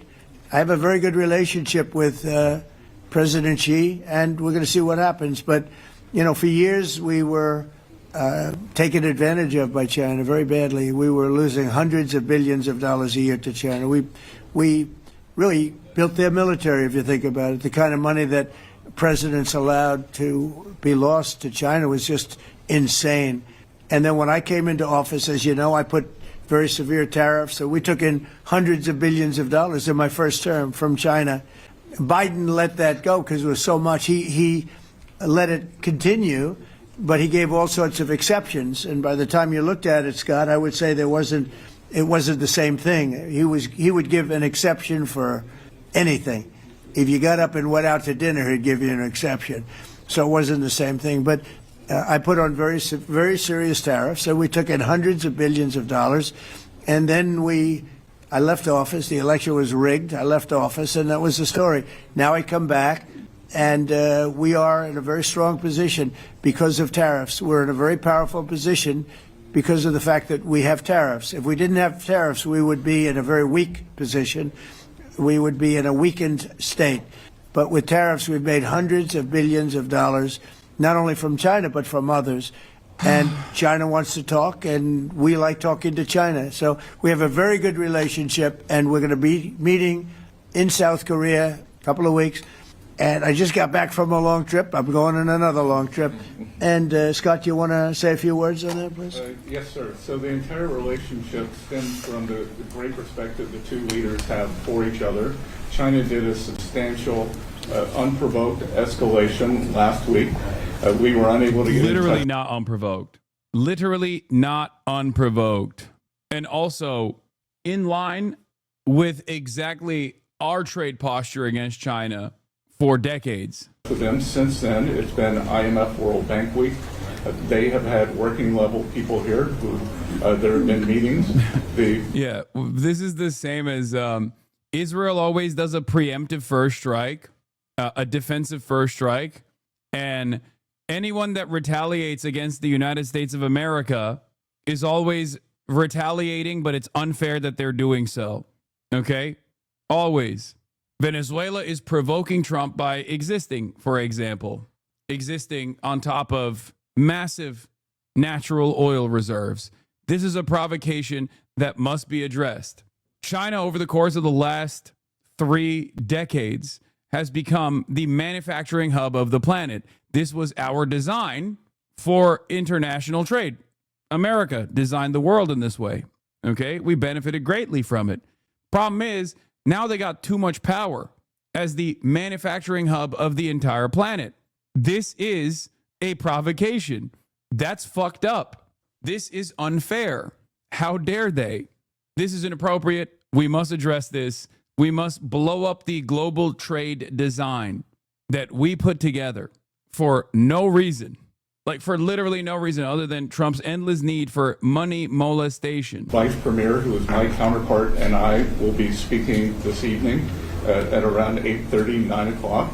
And then he and I and a delegation will meet in Malaysia probably a week from tomorrow to prepare for the two presidents to meet. So I think that things have de-escalated. We hope that China will show the respect that we have shown them. And I am confident that President Trump, because of his relationship with President Xi, will be able to get things back on a good course. Is the hope for that meeting with you and President Xi some kind of trade deal then? Or could be. More Look, I think we're in a very strong position. We're getting, as you know, as of November 1st, I could move it up if I wanted, a 100% tariff over and above what we get now. So that would make it about 157%. And China doesn't want that, and they want to talk, and we're talking. And I think we'll make a deal that will be good for both. I think we will do something. But you have to understand, we never got anything from China. It was a one-way street. For many years, for decades, it was a one-way street. And they became rich because of the United States. And frankly, presidents that, let's be nice, they didn't know. They just didn't know. They didn't understand what was happening to them.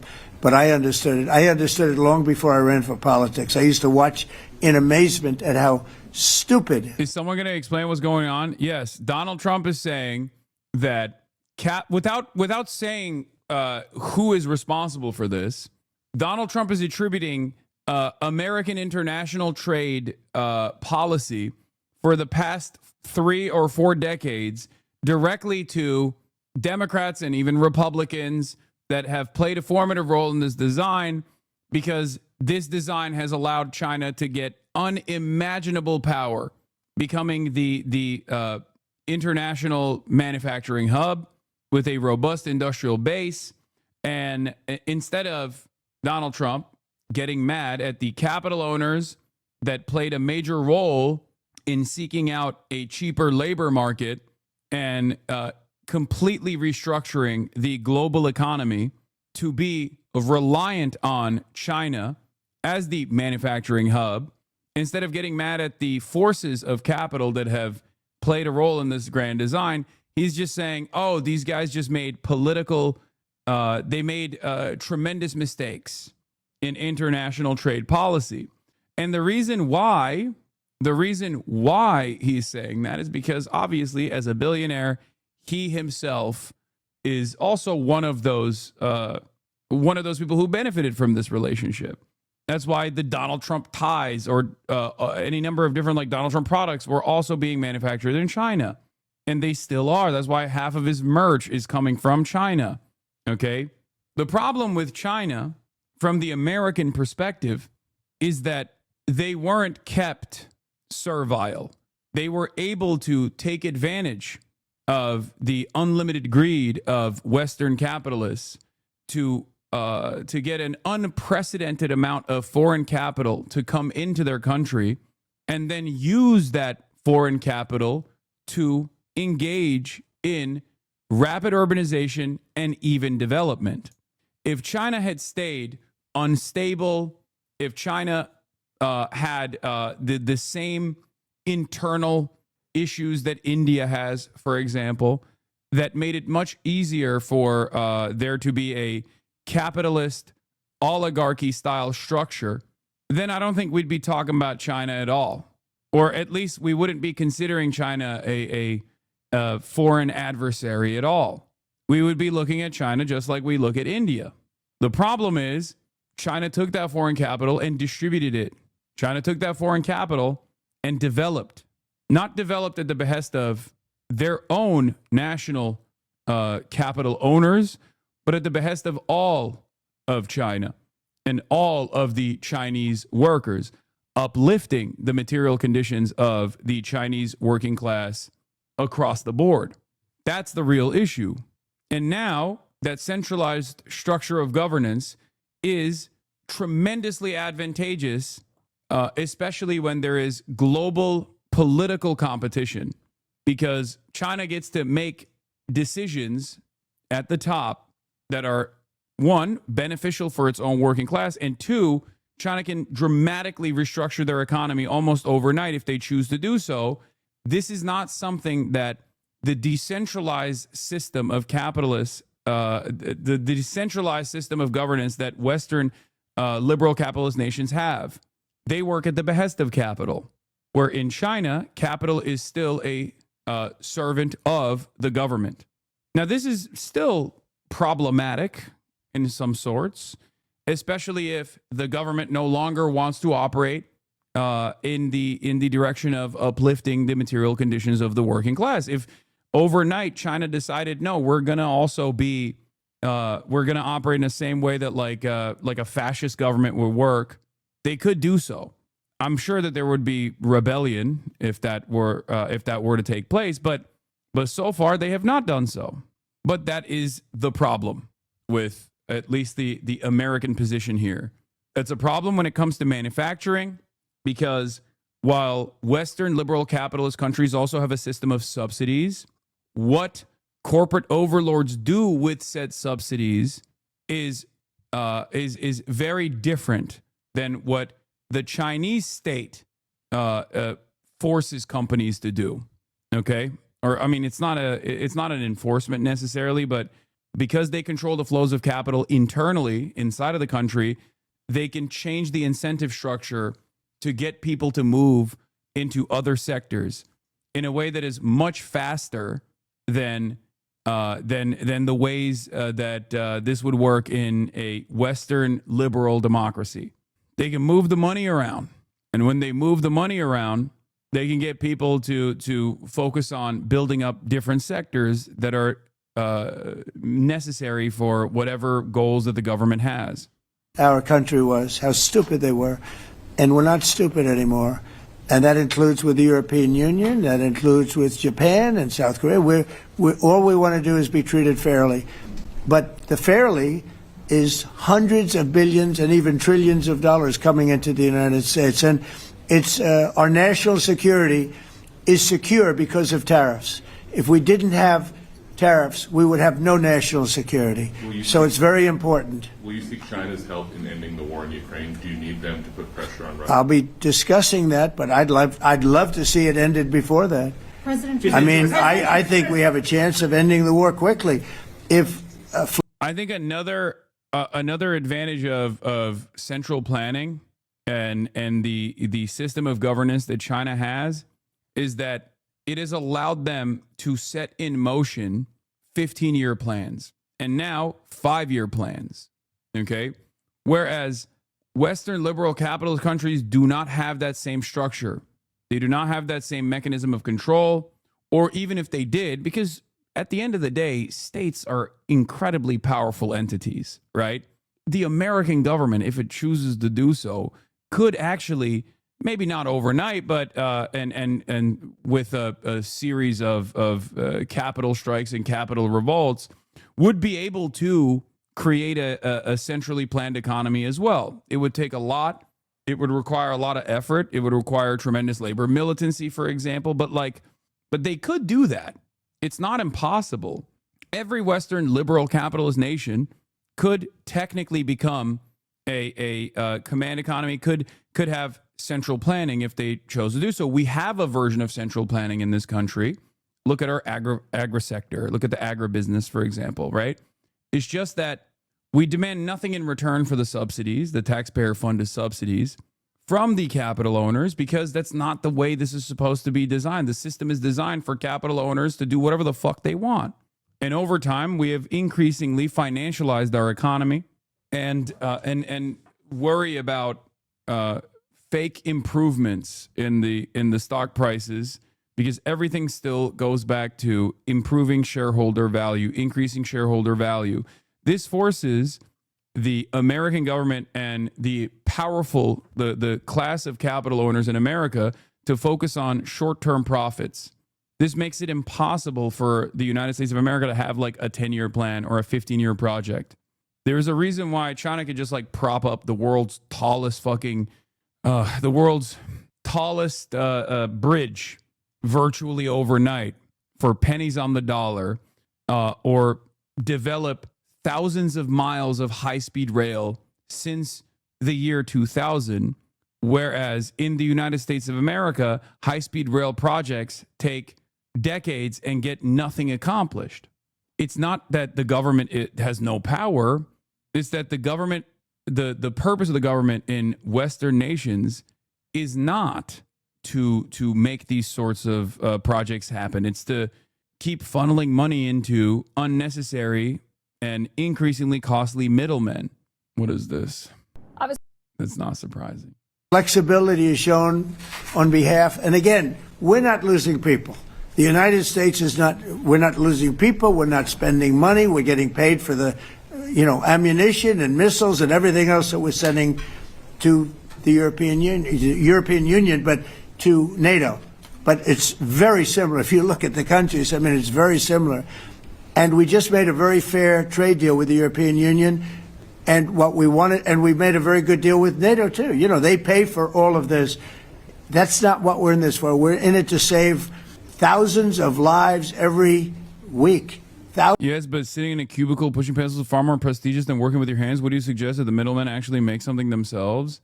That's not even what I'm talking about, because this isn't even about like productive labor versus different forms of labor. I'm not even getting into that. I'm simply talking about I'm simply talking about the broader outlook here, that ultimately the American government is servile to capital and capital interests, and capital interests always revolve around improving profit margins for shareholders, increasing shareholder value. It's literally in the law. Okay, the boards have a fiduciary responsibility.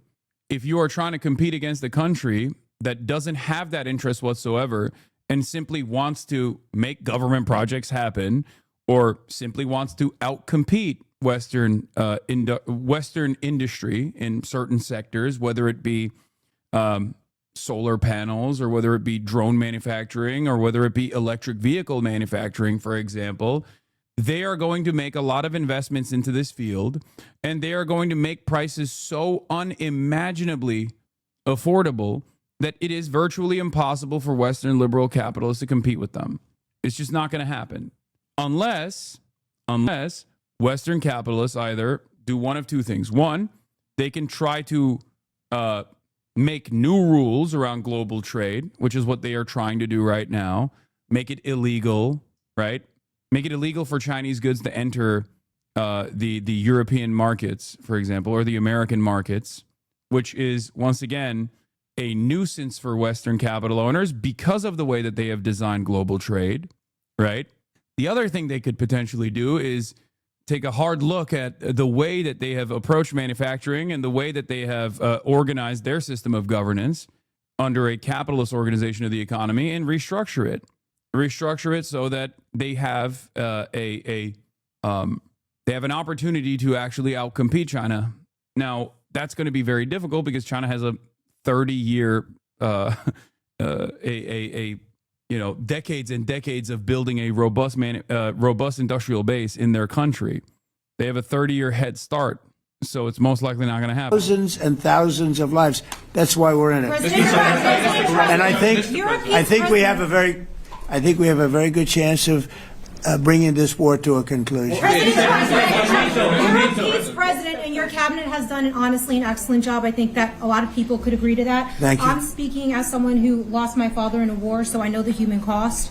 What would your advice be to American leaders, to world leaders, to neocons, to TV hosts who often speak about conflict in abstract or strategic terms rather than the human cost and the human terms? Look, my only statement is we have to get together. It's a very small group of people. It's the president, and the president. Okay, 3 presidents. And I'm the mediator president. And I'm mediating not an easy situation. It should be easy, but it's a lot easier when people understand each other, and when they get together, and when they like each other. We don't necessarily have that situation as far as like is concerned. Maybe it can turn around. Maybe it can. But in the meantime, we'll have them keep a little bit of distance, and we're going to see if we can get it done. This is number 9, okay? This will be number 9 for me. I've solved 8, including the Middle East. I've solved 8.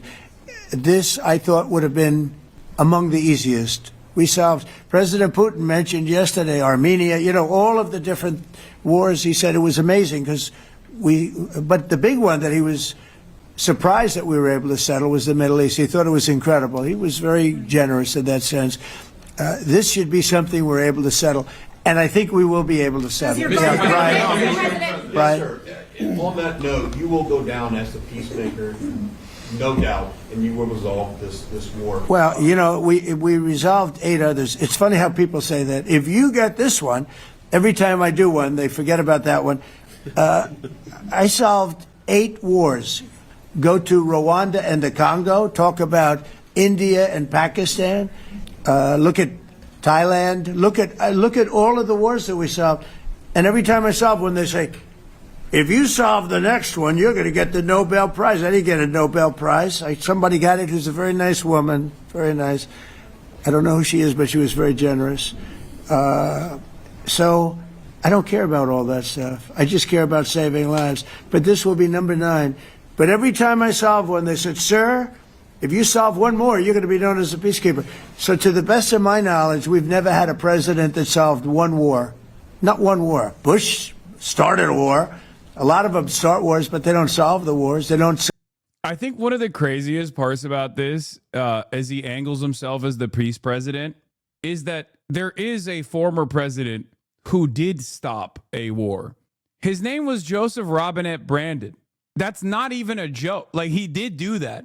And everyone yelled at him for doing it at the time, except for people like myself and like the Chapo boys and Majority Report. There were very few allies on Biden's side on that issue. And of course, Biden then turned around and destroyed his legacy that will be forever tarnished because he turned around and gave Benjamin Netanyahu a bear hug after October 7, allowing Israel to do unlimited fucking genocide. When Donald Trump says he's the peace president, what's so crazy about it is that, like, Joe Biden could have been definitionally the peace president if he demanded restraint from Israel, okay? If he had, the Afghan withdrawal was one, but then on top of that, if he actually immediately insta-locked Israel into a restrained position, he could have been seen as a fucking peace president. And I don't even think Donald Trump would be president right now if he had done that. Of course, for that to also happen, he would have to not be an ultra-Zionist.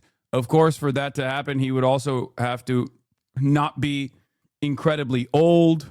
But, such is the nature of politics, I guess. But it is funny when Donald Trump tries to claim he's the peace president, when not only is he trying to wage war, not only is he trying to wage war in Venezuela, not only did he continue Israel's genocide for 9 extra months when he had every opportunity to stop Israel dead in his tracks as soon as he came into office, which he did entertain for a brief moment. But he's also doing war on U.S. soil. The only reason why it hasn't completely fucking turned into a full-blown war is that he's posturing and he's aggressively trying to get some kind of retaliation from the public, and the public is just not giving it to him. That's it. Because there is no other reason to send in the fucking military to all of these blue cities other than try to get the people riled up enough that like someone ends up getting fucking shot. That's it. There is nothing peaceful about, like, Donald Trump is unironically doing the domestic version of what he's doing in Venezuela, which is obviously supposed to be a little bit more restrained in democratic cities right now. That's what he's doing. He's like circling around and deploying the military to blue cities in an effort to foment some sort of civil unrest. It is fucking insane. And we're supposed to sit here and be like, that's my peace president, dude. Settle them, and especially when they have nothing to do with us. I saw almost, I guess, just about all of these wars had nothing to do with us, but I saved tens of millions of lives. The Prime Minister of Pakistan said, I saved millions of lives in interceding on Pakistan, and you look at Pakistan and India as an example. That would have been a... Yeah, you know what's funny about that? India denies this. Yeah, India denies that, which is funny. I retweeted Armand, the #1 China glazer, yesterday on this issue, where he actually brought this down. Arnaud Bertrand, #1 China glazer. Cambodia and Thailand, it was a border conflict that ended thanks to mediation by Malaysia. All Trump did was a phone call threatening tariffs. Kosovo and Serbia, there was no war. DRC and Rwanda, war did not end. Violence continues. Pakistan and India. India is adamant there was no U.S. mediation. Israel and Iran. The U.S. was literally a belligerent, obviously. Remember the U.S. strikes on Iranian nuclear facilities. Egypt and Ethiopia, there was no war. Armenia and Azerbaijan, the peace deal hasn't actually been signed. Israel and Hamas, beyond obscene for the U.S. to take credit for ending a genocide that it was a key enabler of. Doesn't this guy own Louis Vuitton? No, that's a different Arnaud. That's so funny. Yeah. Yeah, one of the world's wealthiest billionaires who happens to sit on top of the throne of Louis Vuitton also seems to be a prolific Twitter poster who defends China all the time. Bad one, 2 nuclear nations, right? So I say this, this is pretty much the last one, although I do understand that Pakistan attacked, or there is an attack going on with Afghanistan. That's an easy one for me to solve if I have to solve it. In the meantime, I have to run the USA, but I love solving wars. You know why? I like stopping people from being killed, and I've saved millions and millions of lives, and I think we're going to have success with this war. Wait, please. This, President Zelensky, this is your 3rd time over here. Oh. And by the way, you look excellent. Thank you, sir. Thank you. For you. This is your 3rd time here. How different sitting across from the president is this time versus the 2 previous times here at the White House, and how confident are you hearing the success rate? Okay, I can't listen to this any further. I'm sorry. I'm done. Let's get to the New York City mayoral race.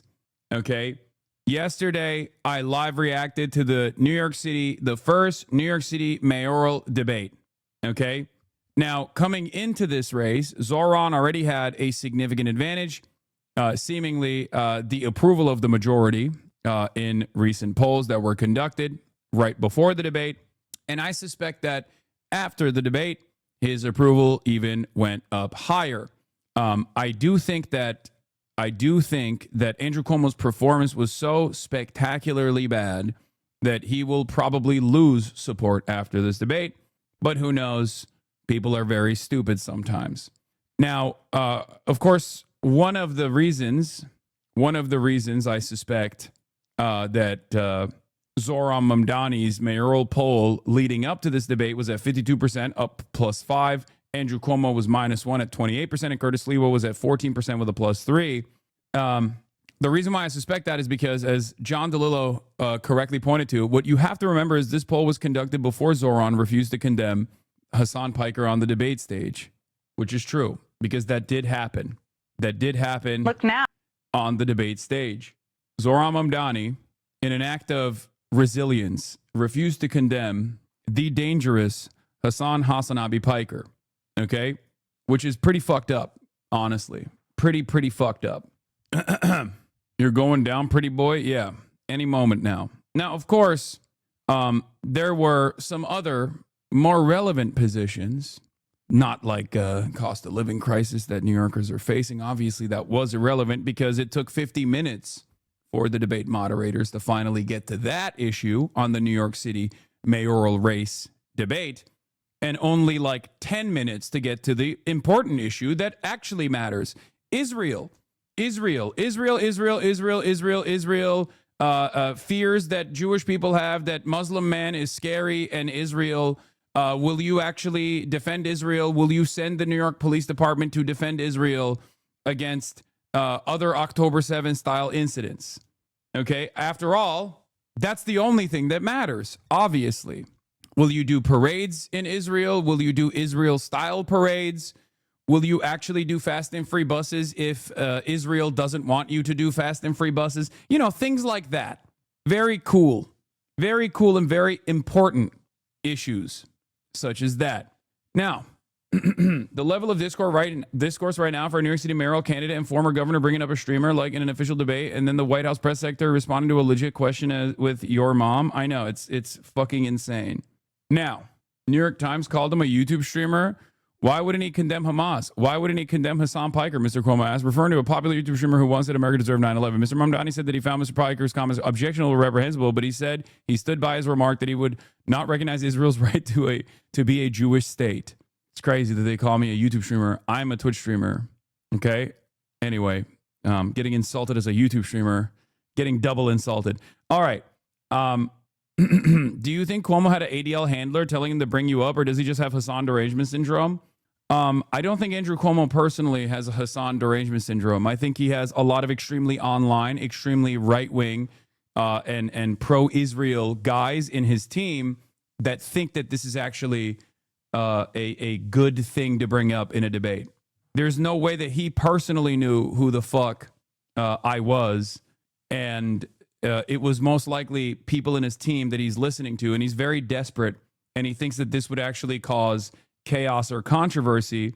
But I don't think he himself is actually I don't think he himself is actually fucking aware of who I am or anything like that.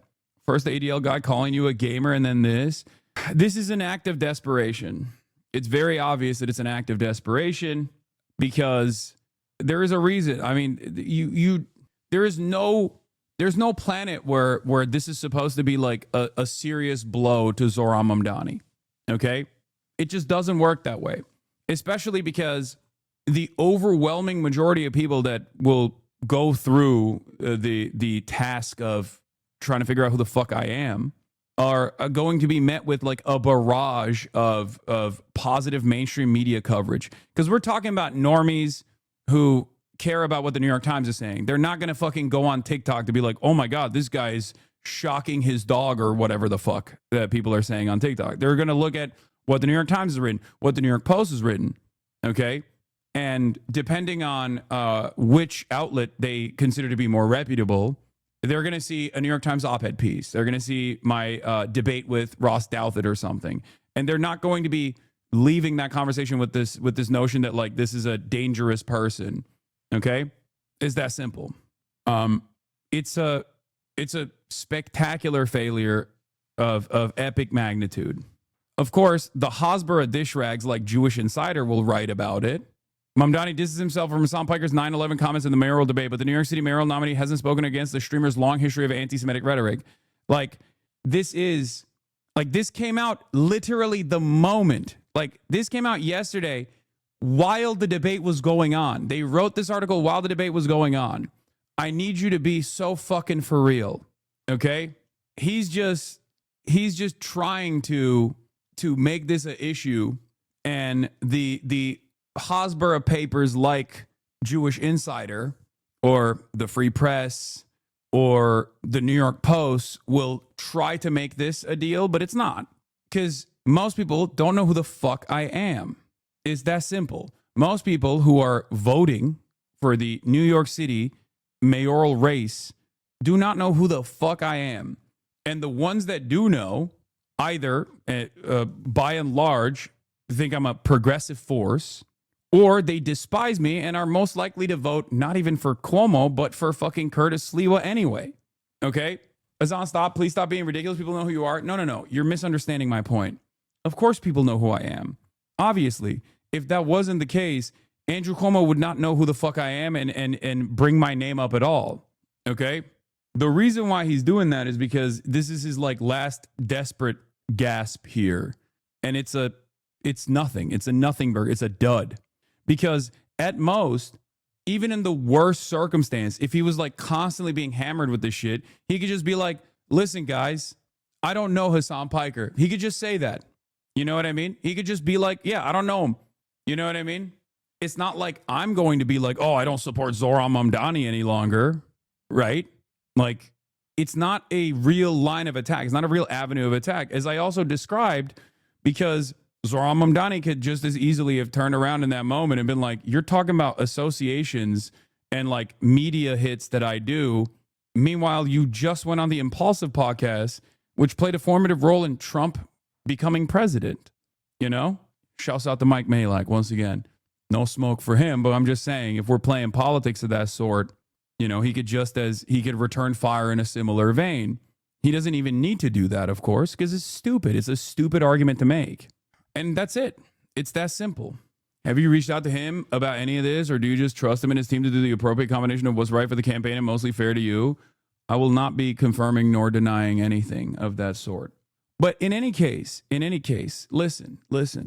It doesn't matter. It doesn't matter. I do not matter. I mean, I'll take the W. I'll take the mention. Okay, I'll take the mention overall.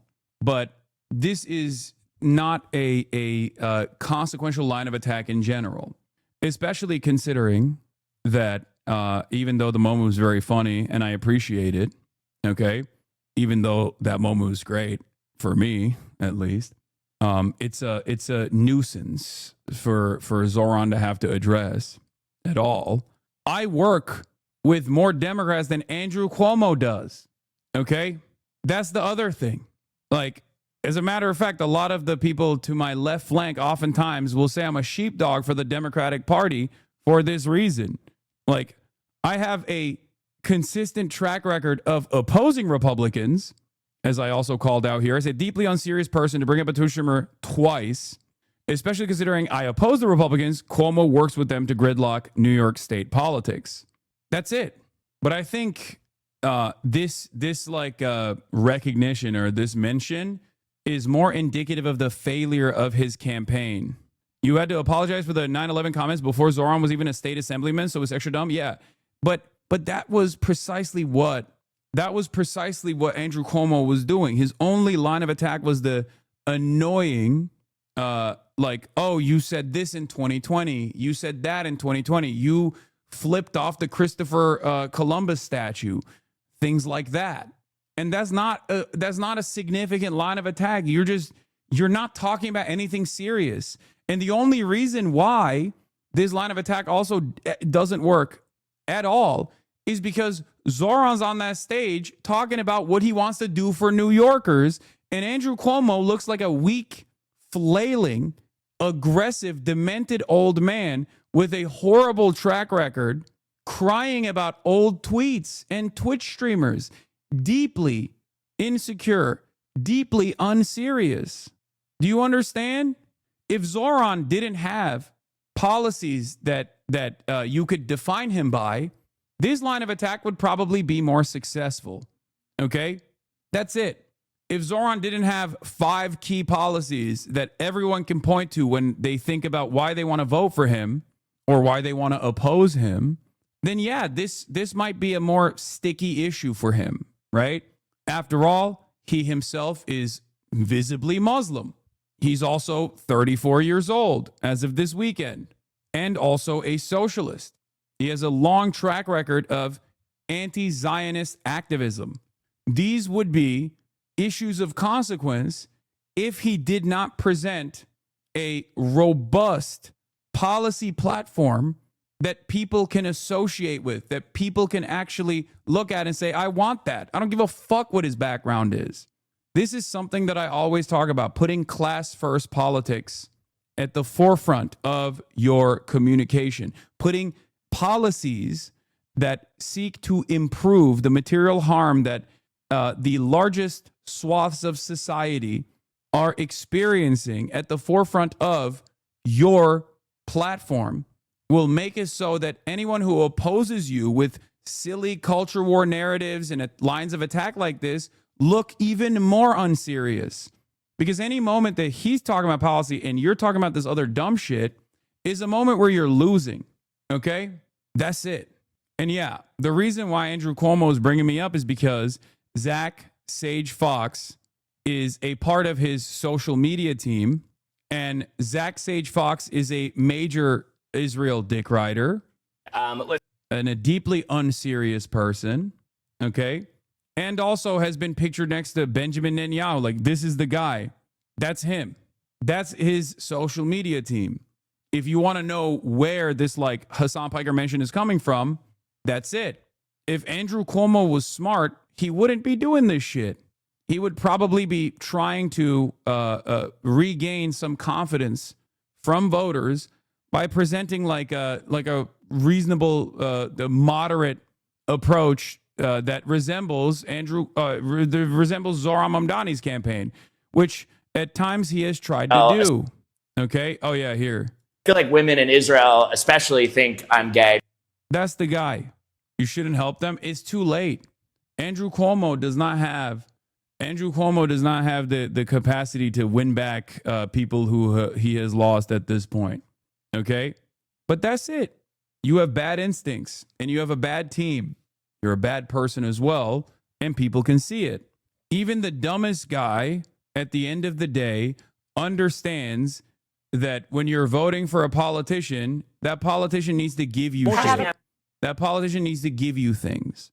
And if one message out of these two different messages, which one resonates better with voters? I'm going to give you fast and free buses and a rent freeze versus why are you not condemning Hamas and Hassan Piker? Which message do you think is going to resonate with a broad base of support? That's it. Anyway, here's the moment. Protected, but they will belong. Mr. Sliwa, we will get to you. First, I'm going to ask a question of Mr. Cuomo. While you are a strong supporter of Israel, you have also been slow to develop a relationship with the city's Muslim community. Thank you, Universal Power User, for this way to get the subs. A terrorist sympathizer. How do Bros, 2025, and you still think policy matters? Zohran has proven that policy matters. His success in the crowded primaries is proof of concept. Okay? That is literally objective proof, because although there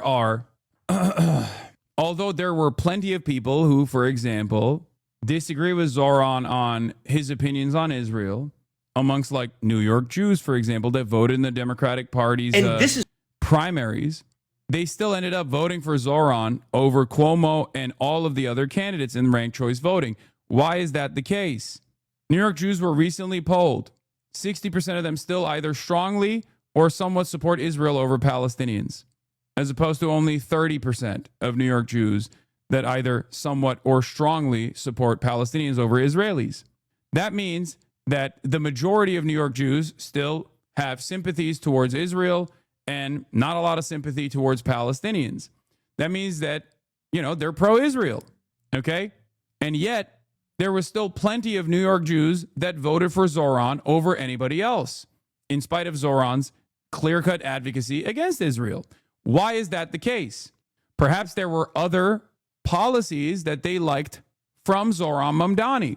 Because if you simply look at the aesthetics of it, no one who is pro-Israel after 2 years of fucking genocide is going to vote for the Muslim anti-Zionist in this race. If you look at the aesthetics of it, there has to be something else that caused them to vote for Zohran in spite of their support for Israel. And that is the policies. That is the material improvements that Zohran is promising. It's that simple. Okay? That's it. That's it. You assure those New Yorkers, especially Muslims and Arabic New Yorkers, that you will be a mayor for all? You'll have 1 minute. Yeah, well, first, I think the Assemblyman created the perception himself. Why wouldn't he condemn Hamas? Why wouldn't he condemn Hassan Piker? Why did it take us here tonight for the first time for him to say it? He still won't denounce, globalize the intifada. I think his face is so funny here. It's just like what a spectacle this is. It's just, you might as well throw in the towel at that point. Which means kill all Jews. Just say, I denounce it. He won't do it. Older Jewish Americans are looking up right now. Can you address the question? Why are you saying Hamas and Hassan Piker? Can you please answer about your own relationship with the Muslim community?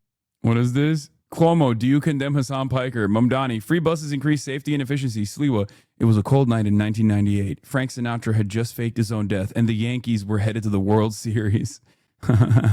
Yeah.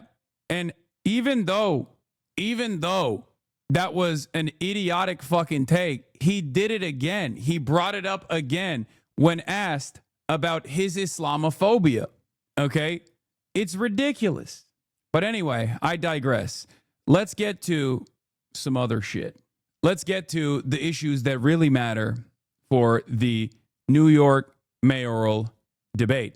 You got the Yahoo article? Yahoo. Oh, from Mediaite. Mamdani condemns Hassan Piker for reprehensible 9/11 comment in heated battle with Cuomo during debate.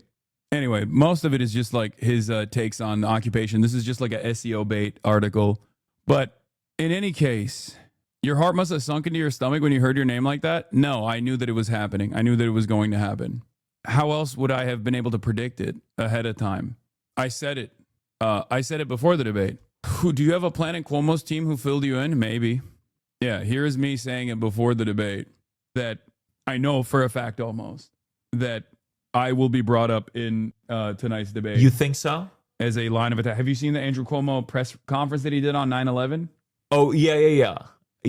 That quote. That's going to be on your tombstone, brother. He's going to bring it up, I think, to be like... You really think so? Oh, 100%. He's so desperate. He has nothing. The Assemblyman will not denounce Hassan Piker, who said America deserved 9/11. The Assemblyman just said in his response, well, it depends on occupation. That is code, meaning that Israel does not have a right to exist as a Jewish state, which he has never acknowledged. That is from the river to the sea. That's why he won't denounce globalize the Intifada, which means kill. Why wouldn't he condemn Hamas? Why wouldn't he condemn Hassan Piker? Pre-watch Piker. Why did it take us here tonight for the first time for him to say it? He still won't denounce globalize the Intifada, which means kill all Jews. Just say, I denounce it. He won't do it. Older Jewish Americans are looking up right now. And his divisiveness is extraordinary. Open presents. Thank you for the 25 bones. I still think he had a third one in the chamber if Zohran hadn't swerved him later. Yeah. I wonder if he is dumb enough to try it again. Because, like I said already, at most, what Zohran will do if he's consistently fucking backed into the corner is just be like, yeah, fuck him. I don't know him, right? I don't know the guy. He could just do that. Obviously, that's a little fake if he were to do that. But regardless, like at most, if he kept pushing it over and over again, that's what he could easily say. So it just doesn't make any fucking sense for him to keep pressing this because, like, you're trying to win. If you're Andrew Cuomo, you're trying to win, right?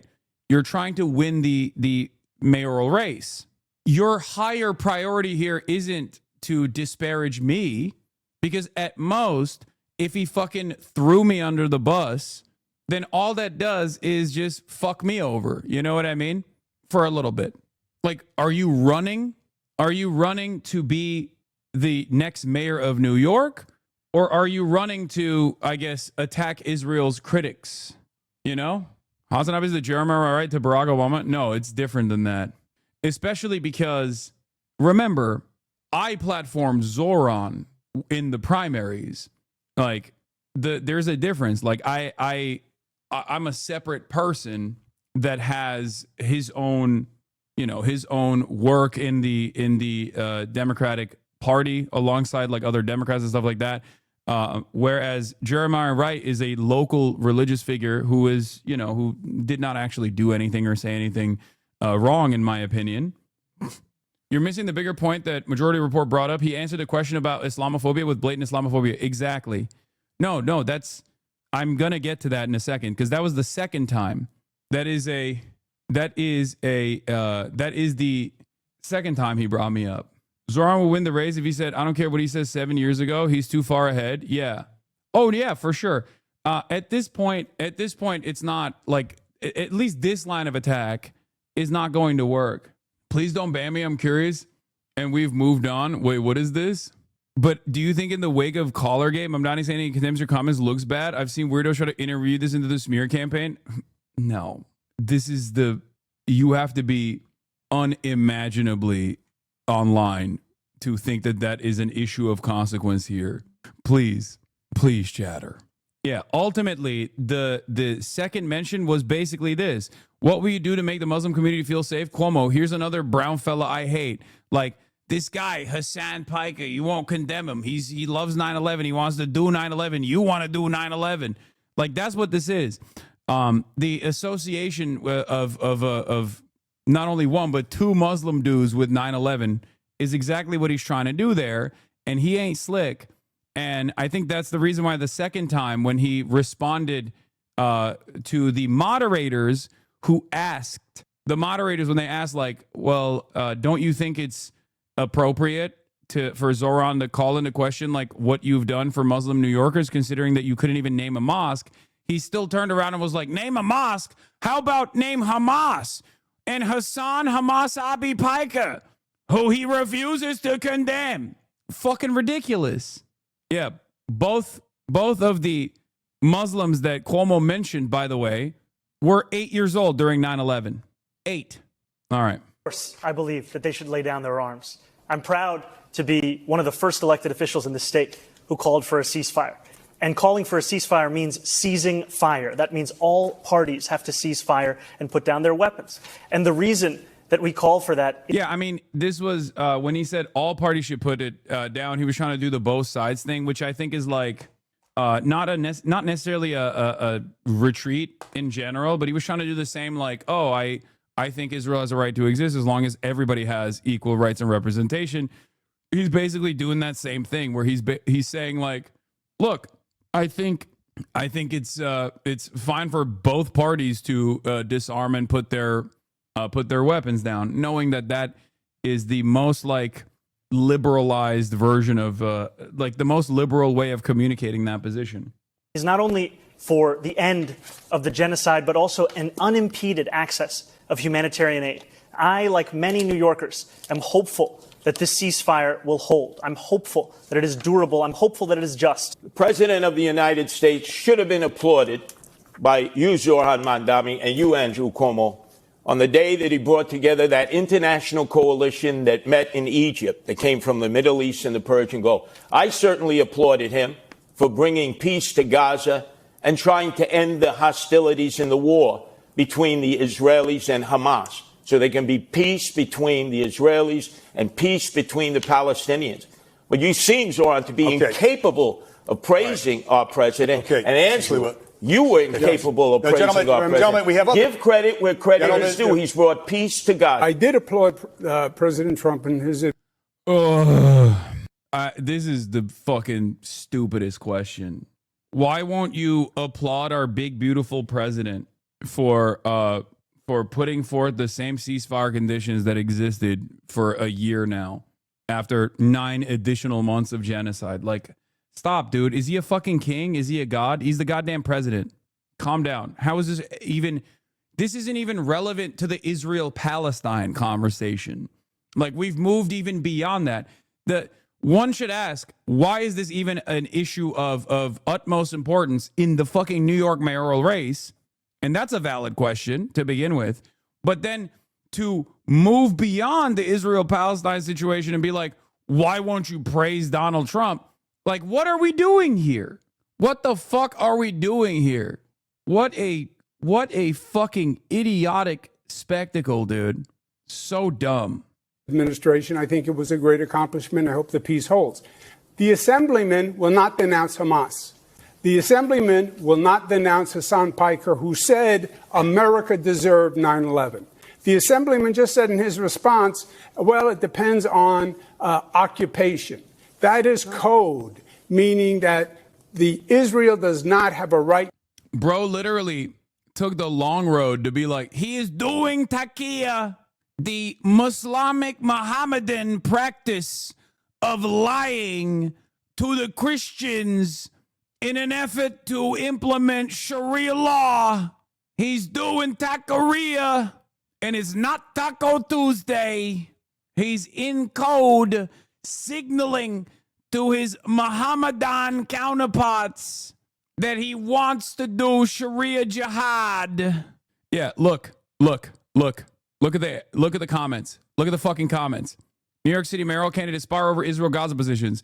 Is this a debate for the mayor of Tel Aviv or New York? What does Israel have to do with New York City? Mayoral candidate for New York, America. X. New York, Israel. Check. Again, why was the host asking Israel questions? Just focus on New York City, please. You didn't denounce Hassan Piker. Jesus fucking Christ. This is what political debates are now. Why we have Israel and New York City mayor elections for what? Always Israel. Why do they always talk about Israel? What's this got to do with the mayoral race? As a non-American, it's astounding to see how deep and strong Israel's hold on American politics is. Public office candidates, even at the city level, which has nothing to do with foreign policy, are required by the state mechanism and media to pledge their allegiance to Israel. Haaretz reporter, New York correspondent for Haaretz, Etan Nechin says, I didn't know Israel and Gaza were boroughs of New York. What do your parents think when they see former governor and still sex pest Andrew Cuomo trying to drag you on TV? I mean, they don't give a shit. They know what this is. They're used to it. It is what it is. But yeah, I think this is the broad, if you want to understand like what the average person's perspective is on this shit, okay, that's what it is. Why the fuck are these guys talking about Israel so much? Who cares? And not only do they take this approach, but they also agree with Zohran's position as well. Okay? That's the other thing. They don't. This is not a real, this is not an issue that's important in this debate. And even if it is, even if people are thinking about Israel, they are not siding with Andrew Cuomo's position. They're siding with Zohran Mamdani's position. Do you understand? Most people are saying, well, what the fuck? Mayor of Israel or New York City? To exist as a Jewish state, which he has never acknowledged. That is from the river to the sea. That's why he won't denounce globalize the Intifada, which means kill all Jews. Let's give Mr. Mamdani a chance to respond to that. I want to be very clear. The occupation is a reference to international law and the violation of it, which Mr. Cuomo has no regard for since he signed up to be Benjamin Netanyahu's legal defense team. Bars. Absolute bars. Once again, boom. Roasted. During the course of this genocide. And I find the comments that Hassan made on 9/11 to be objectionable and reprehensible. And I also think that part of the reason why Democrats are in the situation that we are in, of being a permanent minority in this country, is we are looking only to speak to journalists and streamers and Americans with whom we agree of every single thing that they say. We need to take the case to every person, and I'm happy to do that. We thank you. And then they cut him off, but no, dude, are you kidding me? Throwing me under the bus in that situation would be, I don't know Hassan Piker. I'm sorry for ever talking to Hassan Piker. He is a bad guy. You know what I mean? That's a bad thing he said, and he's a fucking bad guy. That's throwing me under the bus. Him saying, I don't agree with his statements, they're reprehensible on 9/11, that is perfectly valid. What do you want him to do? Make it an actual fucking issue? Are you stupid?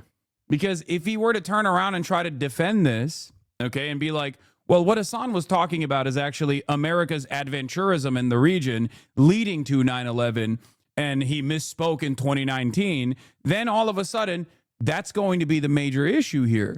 That's so stupid. You have to tactically retreat in situations like that. He literally defends talking to me and others like myself. Of course, he did the he worked through that in the best possible way.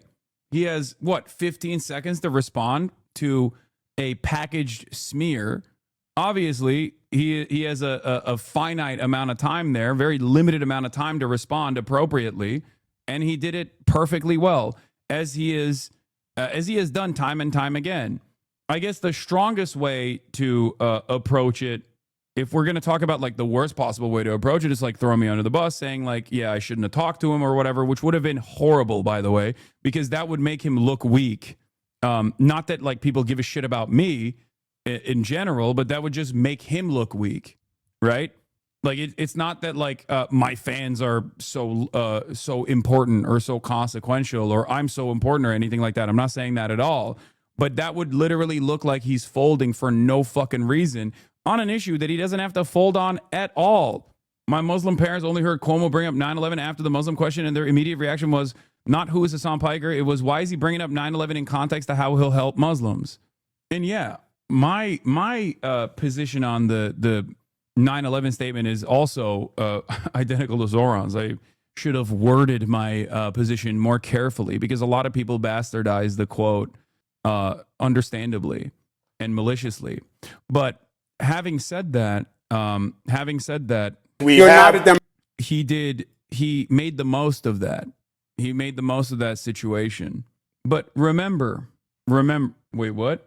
When addressing the supposed grievance or complaint here, it's important to chat ask themselves if they're hurt because their faith streamer was microaggressed or because they think Zohran is betraying the left. Yeah, but I don't even think most people in here think that that happened anyway. I think most people understand exactly what that looks like. You know what I mean? I do not condemn Hasan Piker. Yeah, he handled it perfectly well without retreating, without folding, without apologizing, because there's no need to apologize for that. And he tackled it. He tackled it in a packaged line of attack that was supposed to heighten his like Islamic background and with as many Islamophobic stereotypes as possible. And as a 34-year-old Muslim socialist who's been in politics, he understands exactly what's going on there. He understands exactly what's going on there, especially because like he's in a double bind. He's in a double bind in my situation because any line of attack that he concedes against me could very easily also imply him as well. That's the other unfortunate circumstance for him. Do you understand?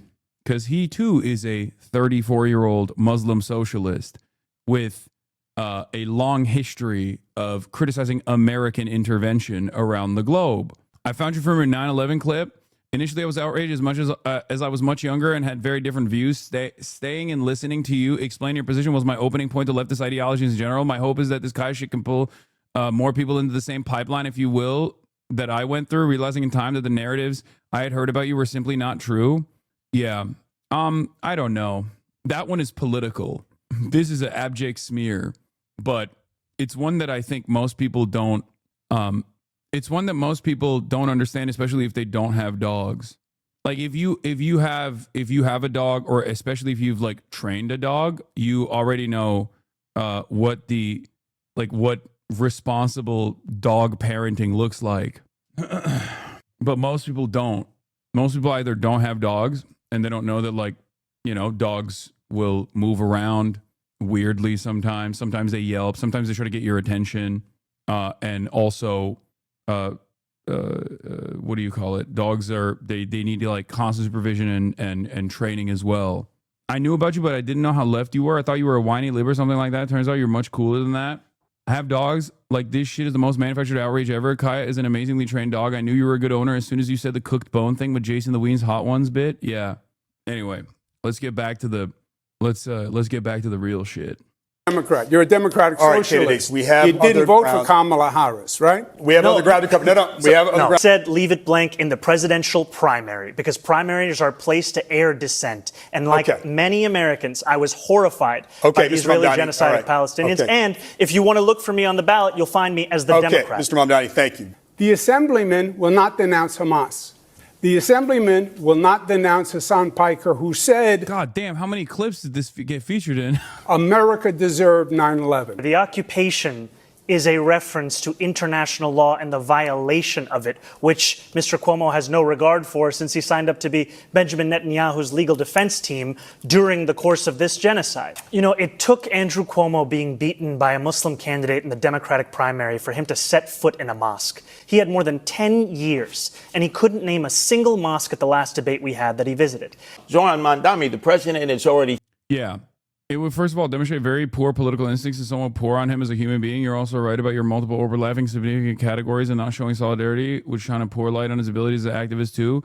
No. Throwing me under the bus if they kept up the pressure would have been appropriate to do. It's just that the only thing that would make him look bad on is that he's like folding on something that he doesn't need to fold on. But I don't even think that it would be all that consequential in the grand scheme of things, regardless, because this is not an issue of consequence. It's not. At the end of the day, people fucking go on and appear on a million different outlets when they're trying to promote their policies, right? They do that. That's normal. I mean, he fucking went on Fox News. You know what I mean? Like, it's very stupid. It's very stupid to be like, oh, one of the people that you actually align yourself with is a dangerous radical or some shit. Especially when my positions overall, aside from, let me say this, aside from the negative filtering that people engage with all the time, my positions are not unpopular at all. They're not even fucking radical. The average liberal wine mom at this point has quite similar opinions around, demanding that the Democrats become more aggressive and become fighters and do right by their neighbors and denounce ICE. Like those are the things that I want from the Democrats. You understand? And many in the base, if we had like an objective reflection of my worldview, many in the base, if they were asked, do you agree with Hakeem Jeffries or this random person? That random person being me, and they just presented our perspective, our political perspectives side by side, who do you think they would agree with? 9 times out of 10. Do you think it would be with Hakeem Jeffries, who has a very low approval rating, or do you think they would agree with the positions that I'm fucking pointing to? That's it. Said it's going to take $7 billion out of the budget right from the start if you're elected mayor. People are going to suffer in this city. People who need those federal funds. What I would do is sit and negotiate. Mr. Trump is already suspending infrastructure grants to this city, and he's doing it in a blatant act of political retribution. I went through this with him. He sent the National Guard to 20 cities when I was governor. You know what city he didn't send them to? New York. Why? Because I said to him, don't you dare, we don't need it, and he backed down, and he will again. I agree with Police Commissioner Tish in that we do not need the National Guard here in New York City. We do not need them for the purpose of safety, because if it was safety that President Trump was so concerned about, he would send them to the 8 out of 10 states that have the highest levels of crime in this country, but he won't because they're all run by Republicans. I'd be proud to be the first immigrant mayor of this city in generations, and it's at 26 Federal Plaza that I've seen what used to be moments when New Yorkers would be getting their citizenship turn into moments of tragedy. Andrew Cuomo thinks it's all right to spend $60 million to fund his legal defense from accusations of more than a dozen women of sexual harassment. But if I say we should spend the same amount of money on delivering cheaper groceries in this city through a pilot program, that is unfathomable. You've heard it from Andrew Cuomo that the number one crisis in this city, the housing crisis, the answer is to evict my wife and I. He thinks you address this crisis by unleashing my landlord's ability to raise my rent. If you think that the problem in this city is that my rent is too low, vote for him. If you know the problem in this city, this is the best line in the entire debate, is that your rent is too high, vote for me. I was the HUD secretary. I built affordable. That was such a fucking bar, dude. That was such a goddamn bar. Housing all across this nation. I built affordable housing in this city when I was in my 20s. I know how to get it done. Well, Zohran, boy, your fantasies are never going to come about in terms of funding everything you want that's going to be free, free, free. It's a fantasy. Let's deal with the reality. Are you crashing out about what? In other words, what the Assemblyman said is he has no experience. What I don't have in experience, I make up for in integrity. And what you don't have in integrity, you could never make up for in experience. That's another fucking bar. That was the other really, really good moment as well. Basically, total and utter defeat for Cuomo. It's Cuomo over, and absolute victory for Zohran, and maybe even the Republican protectorate of Curtis Sliwa. Just say yes and move on. Stop feeding the trolls, King. What, like about crashing out? Yes, I'm crashing out. I'm crashing out extra hard. By the end of this debate, if you were a Zohran fan, you left a bigger Zohran fan. If you were a Sliwa fan, you left a bigger Sliwa fan. If you're a Cuomo fan, you left a Sliwa fan. I don't know. Maybe even if you were a Cuomo fan, maybe you became a Zohran fan as well, potentially. It's really cooked. He cooked himself. He was so unnecessarily combative. He was just so bad. He was unironically crashing out half the fucking debate. It was horrible showing, horrible performance. He has no experience. What I don't have in experience, I make up for in integrity. And what you don't have in integrity, you could never make up for in experience. Yes. We have the architect and we have the apprentice of no cash bail, which has been a disaster. Just some of the fiery moments from the New York City mayoral debate last night. Andrew Cuomo, Zohran Mamdani, and Curtis Sliwa touched on topics from crime and affordability to who would be most likely to stand up to Donald Trump. With less than 3 weeks until Election Day, voters are thinking critically on who they want to lead the city. And joining us now is Nick Reisman, Politico reporter. And Nick, what's your reaction to last night's debate? Who would you say came out on top? Well, really what happened was you had Zohran Mamdani going into this as the clear front runner in nearly every poll that we have seen since his upset Democratic primary win back in June. And quite frankly, he left this debate as the clear front runner. Mamdani did not have really any major mistakes that he made. Andrew Cuomo tried to trip him up on a few key issues that have been really kind of difficult for Mamdani during this campaign, like Israel and public safety. And Mamdani, for the most part, was able to parry a lot of those attacks, and he got through on his message about affordability and the cost of living, something that has been really kind of dominating this campaign throughout. It's one of the top tier issues for nearly every single voter in New York City, and it's something that Mamdani is likely going to be carrying into this general election. So he had a pretty good night going forward. Andrew Cuomo did not land that knockout punch, however. So affordability, safety, the major topics, and you said that the candidates, how well did they do addressing them? Well, you know, when Andrew Cuomo had his strongest moment of the evening, that was likely when he was attacking Mamdani over his criticism of Israel, especially the war in Gaza, the way that Mamdani has declined to fully condemn Hamas, the way that Mamdani appeared with streamer Hassan Piker, who has said that America deserved the 9/11 attacks. That was ultimately the strongest moment for Andrew Cuomo in this debate. It's the this guy speaking wrote this hit piece, yeah. The guy who's writing that wrote this: Mamdani passes on condemning the Holocaust. Just so you understand what his background is, okay? If you think that he's like, if you think that he is behaving here in a consistent manner, this is one of the fastest ways to sniff out someone who is being insincere. If they spend any fucking time on that line of attack as though it's like a solid one, you know that these people are 100%, 1000% deeply uninterested in the actual race itself, but are simply attacking Zohran Mamdani because they are pro-Israel. Okay? That's it. It's probably one of the easiest telltale signs that someone is not all there. Obviously, there are even clearer markers such as this one, but oh yeah, this was a funny take as well. It kills me that Curtis and Zohran will address each other moderately cordially, but every time Cuomo speaks, they're both like, oh, so now the sex offender wants to chime in. Yeah, true.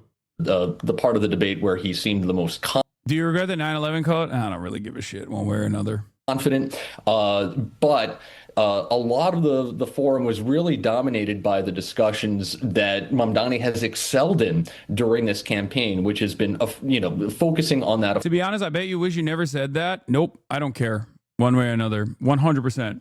Because there are a million. There are so many famous people that have said much worse shit throughout their career. Bill Maher, literally after 9/11, Bill Maher famously, immediately a week after 9/11 said, you want to talk about bravery? Those guys flew the planes directly into the towers. That's bravery. You want to talk about being cowardly? We lob Tomahawk missiles from thousands of miles away. That's cowardice. Okay? That right there, that is a million times more consequential and a million times more direct than my attitude around blowback, for which there is academic consensus on. Okay? This type of stuff only matters as much as you place emphasis on it. Do you understand? The energy that you put into it, the energy that you, like, if you take your opposition's framing sincerely on this kind of stuff, you are giving it more air. You are giving it more legitimacy. This is a real misstep that the Democrats play into all the time. Okay? Democrats do that all the time. It's a major issue for them. They constantly concede on the cynical framing of their opposition. That's why I really appreciated the way Zohran dealt with it, which is like, yeah, those comments are reprehensible. I don't agree with it, but I'm going to continue talking to people like Hasan. Like, what the fuck do you mean? And as a matter of fact, it's bad not to talk to people who we sometimes might disagree with, because he's right. Okay? He's right. Affordability issue. Even at the end, when Cuomo tried to debate Mamdani on the Christopher Columbus statue, Mamdani wasn't going to bite on that. He said, I'm focused on affordability, laser focused on that cost of living concern, the debate over the statue and these kind of like local culture wars. He's not going to engage on something like that. There's been a lot of message discipline that we've seen from the Mamdani campaign really throughout the summer and heading into the fall, and that's served him pretty well so far. Well, last night was very important for Andrew Cuomo, who trails Mamdani. How do you think the former governor did in convincing voters that he is the better alternative? What Andrew Cuomo needs to do here is... I'm pretty sure this guy wrote a new Politico article as well, also saying this exact same thing that he said about the high point in the debate in a new Politico article as well. But once again, utterly irrelevant. It convinced moderate Democratic voters who are uneasy with a hard left candidate like Mamdani. He's a Democratic socialist. Like he is actively trying to farm. He is actively trying to farm a pro Cuomo perspective on CBS News local broadcast. And this is what the fuck the responses are to this otherwise idiotic back and forth here. In Manhattan, Hasan Piker is a kitchen table issue. How is a mayor going to make New York City more affordable? Is he going to make landlords charge half rent, whatever? Even though the polls say Sliwa at 1%, he's got my vote. Thank God we sold our house in Astoria, Queens last year, moved to Florida. Why do they talk about the Middle East rather than New York? Why even debate? We all know who New York City is going to choose. Cuomo's a joke. A couple takes on Curtis Sliwa. Zohran reposted this recap on Instagram. New York City more affordable. Zohran loves Hasan Go Piker. ahead, That guy Madami. is too sexy. We I don't have like the him at all. architect and I the don't like the apprentice. way that he makes me feel. He There are gave the hooligans finger in to the Christopher streets. You Columbus, can't one of the walk down best the Italians street we've without ever getting had. shot He's at. Take it literally from a me. I've terrorist. been He shot wants to kill all 17 different Jews. times. He refuses to I denounce don't have a Hamas. credit He card. I refuses have to a debit denounce card. Hasan. I Are they trust the same anyone. thing? I'm not sure. Yeah, I've smoked weed. I'm cool as hell. As mayor, I will make New York City more affordable. Zohran. Hell yeah. I like that. I was waiting for Cuomo to say Hamas Piker. That would have been even funnier. And it would have basically proven that he's completely fucking brain broken by his extremely online team. He also doesn't have really any experience in managing a government. Andrew Cuomo does. He was governor for a decade. He was attorney general, housing secretary for President Bill Clinton. And he has a track record of managing big, complex bureaucracies that you really kind of want in a mayor. So he tried to hit him also on the experience factor. Of course, on the other side of that is the fact that Andrew Cuomo resigned 4 years ago in scandal. He's denied any wrongdoing, but he's been accused of mishandling the COVID pandemic and, of course, was accused of sexual harassment, which he's denied. So the experience argument can really only take Andrew Cuomo so far. Again, he did not land that knockout punch that's really going to make up that double-digit polling deficit that he has against Mamdani at this point. And finally, Republican Curtis Sliwa, the middleman in the debate. We all know his biggest issue is safety. How effective was Curtis, and is this still just an uphill battle for him? Well, if you were watching X or any social media during the debate, Curtis Sliwa was clearly the favorite candidate of social media. He is a longtime anti-crime activist, kind of a fixture in New York, something of an eccentric character. He really went into this debate, though, trying to appear mayoral. He wanted to seem like a steady hand at the wheel, not the usual eccentric Curtis. Very cool. This guy is basically... Everyone is good by my book except for ZOHRAN, it seems. Okay? It seems like everyone did a great job. Everyone did a great job except for ZOHRAN. He was really bad. Have you guys thought about how much he criticized Israel? That was pretty bad. Please, let's not do that. That we often see in New York City over the last several decades. He didn't even have the red beret, which he usually wears as the Guardian Angels founder. But ultimately, Curtis Sliwa did have some interesting and fun moments. Look, he's got an uphill climb. He's a Republican running in a very Democratic city that tends to elect Democrats, with some exceptions. So it's going to be interesting to see if Curtis Sliwa can somehow retain enough Republican votes that Andrew Cuomo, quite frankly, is going to be competing for if he wants to stitch together a winning coalition. All right. Nick Reisman, Politico reporter, thank you so much for joining us. Appreciate it. Thanks for having me. We have much. Why are they talking so much about Curtis? Because every moment that you talk about Curtis Sliwa's debate performance and every moment that you talk about Andrew Cuomo's performance is a moment that you don't have to talk about how well ZOHRAN did. In New York City, mayoral frontrunner ZOHRAN Mamdani lead is growing among likely and registered voters, according to Fox News polls. 52% of likely voters backing Mamdani, with independent candidate Andrew Cuomo trailing behind at 28%. GOP candidate Curtis Sliwa polling at just 14% before the candidates met to debate their policies last night. And there'll be another debate, but last night was a big one. Mamdani faced a lot of pushback on how he plans to pay for his costly agenda that includes rent control, universal child care, and free and fast buses. Tell New Yorkers tonight how you're going to pay for all of this in 1 minute, if you can. Look, a lot of people have called even my campaign a non-starter when we first began. And now I stand before you proud to be the Democratic nominee who got the most votes in city primary history. And I believe we will see the same thing with our push to ensure that we are taxing the wealthiest and the most profitable corporations the fair amount that they should pay. But again, Mr. Mamdani, I know Governor Hochul indicated this week there may be some open windows, but more or less income tax on millionaires is off the table, according to the governor. Look, I've said very clearly, making buses fast and free costs about $700 million a year. Making universal child care a reality costs about $5 or $6 billion a year. If you raise the state's top corporate tax rate to match that of New Jersey, you'd be raising $5 billion in and of itself. Well, ZOHRAN, boy, your fantasies are never going to come about in terms of funding everything you want that's going to be free, free, free. It's a fantasy. Let's deal with the reality. The Assemblyman's whole plan is based on a myth. He said he's going to raise the taxes the same as New Jersey, corporate tax. No, it would be double the tax. You would see New Yorkers on I-95 fleeing to Florida. Governor Cuomo is 100% right, but I digress. And just over the bridge in New Jersey, Republican Jack Ciattarelli is closing the gap on Democrat Mikey Sherrill.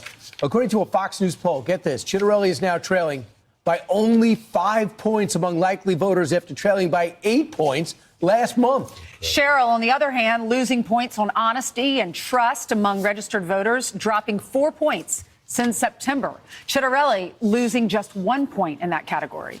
All right, so you said Hochul's a clown and will get primaried. It's actually really interesting because I think she recognizes that as well, except for that reason, she knows which way the winds are blowing and has been kind of glazing Zohran. If you notice, I expect her to literally say that she would abide by a potential tax increase if it meant paying for all of these like wonderful things that make New York City more affordable for all New Yorkers. And she is, for all of her faults, even though she stood in opposition initially of congestion pricing, she bent the knee on that and actually saw that it was impactful in a positive way. So I think she knows what's up. Hochul wants Zohran's endorsement, and once Zohran wins the election, she'll say she supports his agenda if it gets her his endorsement. She doesn't care at all about principles. She's a machine politician. Yeah. We have a lot to go over now. Let's begin, of course, let's go in New York City. So in New York City, Mamdani needed a knockout. Cuomo needed a knockout. Yeah, showing that. And basically, they say he didn't answer any questions, Mamdani. And look, he was smooth, but he didn't really come to define any policies. And I thought Governor Cuomo spent a lot of time explaining, what's about the accusations? What about the COVID deaths? What about the advance you got on your book? So when you're explaining your own background, it doesn't really work. The best, most clearest guy is Curtis Sliwa. He's just trailing by way too much. Well, it was really the top two individuals in this race are Mamdani and Cuomo. So the gloves really. I don't know, man. After last night's performance, maybe the top two are actually Mamdani and Sliwa. He just said Mundaji. Dude, it's awesome. How once he is mayor, inshallah, how will they bastardize his name further? Came off between those two. And Mamdani. Because like I do think it's half because like people just have a hard time saying his name, like white people especially, I think, have a hard time saying his name. Because there are plenty of prominent allies of Mamdani that sometimes have a hard time saying his name as well, right? But there is definitely an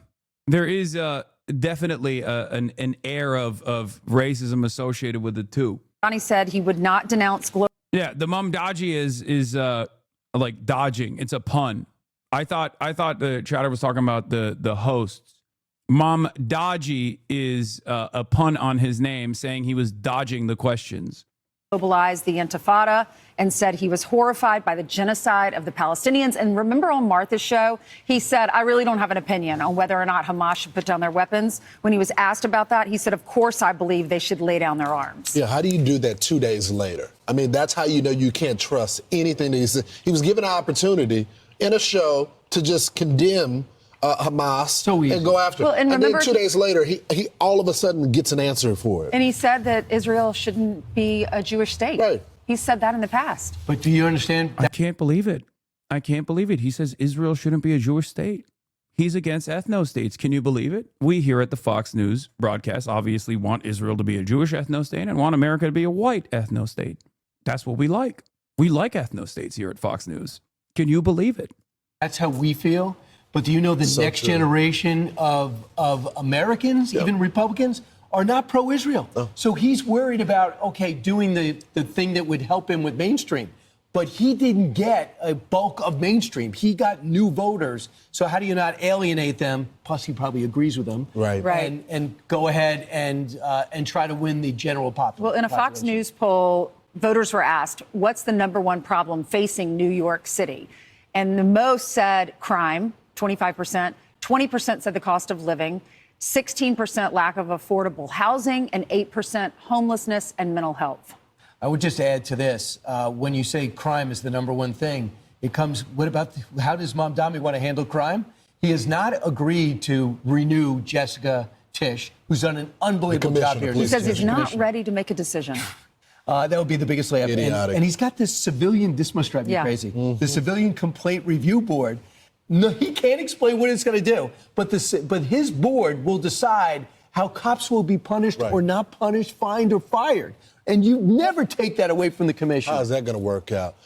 This is the shocking part when it comes to the people and the candidates that they trust for the best job on cost of living. Mamdani gets it by 49%. Sliwa's at 17%. Cuomo's at 32%. On housing, 49% is for Mondami, 16% for Sliwa, 33% on. Oof. Mamdani's beating them on crime. Oh, it's so over. Oh, smoke them. Oh my God. Come on, brother. Lady. My big lady. Yalandan köpeği sevme orospu çocuğu. Senin ananı sikerim ha. Yalandan. Ananın amını yaladım. Hayvan. For Cuomo and Ainsley when it comes to taxes. Yeah, Mom Donnie's winning. Look at that. He gets That's 47% on taxes. And then crime, he gets the most with 40%. They trust him the most. He'll do the better job, they say. How crazy is that? That a guy that wants to let criminals out, close Rikers Island, have social workers to domestic disputes, and he gets the best marks on crime. I'm not a New Yorker, so maybe you live in New York. I don't understand. Here. I don't understand the connection. Maybe there's just a different. I get the housing thing because he's talking about affordability and all of this, but the crime thing, saying that you're going to defund. I think it is nutty. It is totally nutty. The ZOHRAN has basically repackaged defunding the police by being like, we got to take some of the toll off of these wonderful law enforcement officers and focus on areas where crime manifests, improve people's material conditions, and also hire a network of social workers to be tasked with dealing with a lot of these like mental health crises as opposed to cops. And people were like, wow, that's a brilliant idea. I love it. That is a brilliant idea. What a spectacular message. I have never heard this before. Certainly no one has ever brought this up.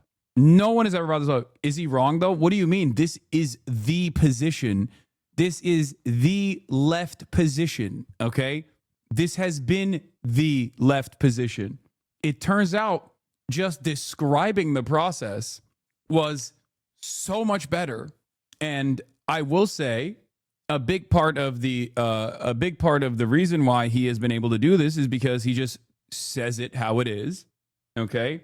And also, Democrats are too weak to launch a significant opposition against one of the only figures in the party right now that is actually motivating people, that is actually making people excited. Takia. Yeah, I mean, this person is probably joking when he says it's Takia. I don't think they're being like actually Islamophobic. That's it. Message packaging on the left is so ass. Yeah, I think that's part of the problem for sure. That's definitely part of the problem. But make no mistake, Republicans make their messages stick because they have a unified front. The Democrats and their left flank are constantly at odds with one another. They are constantly opposing one another. You see what I mean? And therefore, there is no unified messaging front on issues like this one. Because if Democrats were like, hey guys, we don't mean like literally fire the police or abolish the police. We mean that like cops are busy tackling crimes as they're supposed to be. But unfortunately, they can't tackle all the crimes when they're handling domestic disputes, things of that nature. If like establishment Democrats actually described what defund the police meant, I think that there would be a very different approach to it. Now, it's because Democrats at the national level did not want to do any of those things regardless. That's precisely the reason why they were acting scared. They were operating from a scared position. Scared money don't make no money. This was my advocacy throughout the entire duration when we were talking about defund the police during Black Lives Matter. I was so frustrated. I was so goddamn frustrated with the way that Democrats actually instantly locked in on their left flank and were like, we're not like them. We're not like them. They did this with fucking October 7, post-October 7 protesters. They did this with like anti-Semitism on college campuses. They did this with immigration. They do this with everything. The National Democratic Party are seen as insincere, hypocritical, whiny little smug entitled babies for a reason, for a very good reason, because they are that, okay? Because they consistently lean into the most cynical oppositional framing on every single issue. and they hand victory after victory on the messaging front to the Republicans. Okay? And this is the product of that. Zohran is not doing that. The police, I don't understand how that's good. But here's the problem with housing, Lawrence. Your bills are, you're going to make less money. 100%. Your taxes will go 100%. up. So when it comes to your housing, you're going to have to skimp in Pay other for it. areas. Yeah. So here is a look at how the candidates tackled crime. We have the architect and we have the apprentice of no cash bail, which has been a disaster. We have the architect and the apprentice here of Raise the Age. My own son was almost killed because of that in a gang attack. We have the architect and we have the apprentice of Close Rikers Island, which would just release criminals in the street. Thank God I'm not a professional politician, because they have helped create this crime crisis in the city that we face. I would add 5,000 police, put 1,500 in the subways.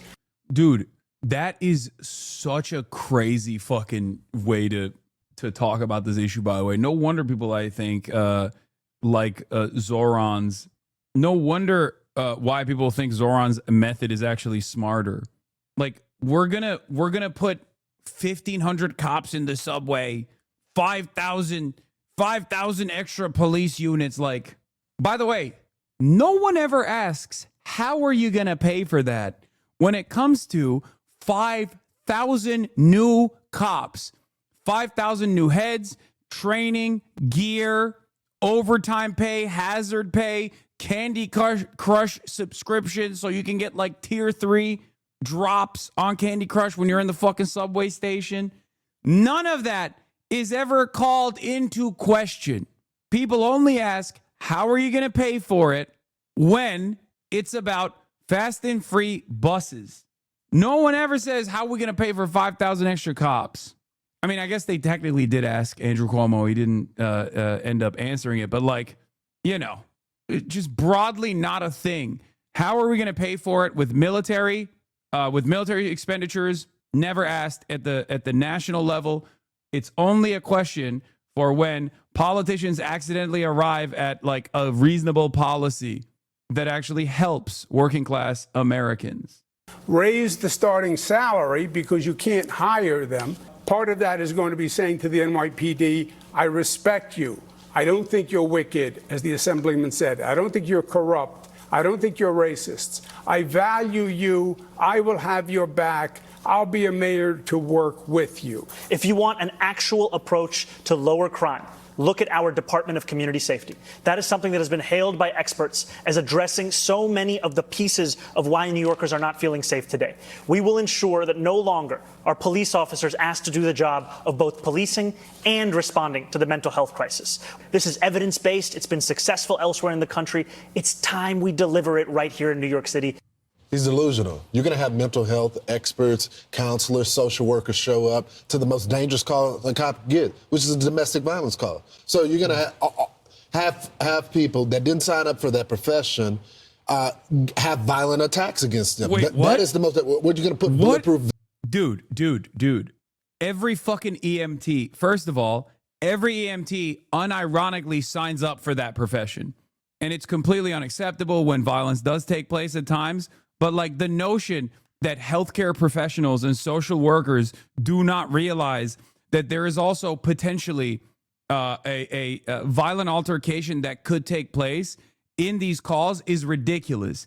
It is literally an unfortunate but foreseeable part of this job. Okay? It's crazy. It's crazy. Also, an altercation of that sort becoming violent is infinitely more likely if it's a fucking cop that's coming in. Social workers and emergency room nurses oftentimes deal with people experiencing mental health crises with regular they do it all the time. They do it daily. This is their job. And they are able to deal with those incidents without that incident turning into a seriously violent altercation, also with regular fucking frequency, as opposed to the success measure of cops who don't have any tools to deal with someone experiencing a mental health episode and will just take their gun out and shoot people. Police are also an objectively threatening presence. It is the job. It is a part of the requirement. Like, you have to have authority over the person that you're commanding. In many circumstances, that's not the appropriate measure. Saying that social workers and mental health professionals are not trained to deal with these sorts of incidents is like saying firefighters are not tasked with combating fire. It is exactly what they're tasked with dealing with. That is their fucking job. And unlike cops, social workers, and many of them that are in this chat right now, will tell you personally that they are trained to de-escalate. They are trained to de-escalate. Cops, on the other hand, only can escalate. There's no de-escalation. Best on them as they're going out there to talk with these candidates. It's crazy. My daughter's calling. So I just to add to this, one of the other categories is how you going to deal with President Trump. And Governor Cuomo says, look, I've had fights with Trump, before, but I have to work with him. Sliwa says, I don't. This is such a funny approach that these guys have because they're obviously objectively pro-Trump, but also they have to be pro-Cuomo here.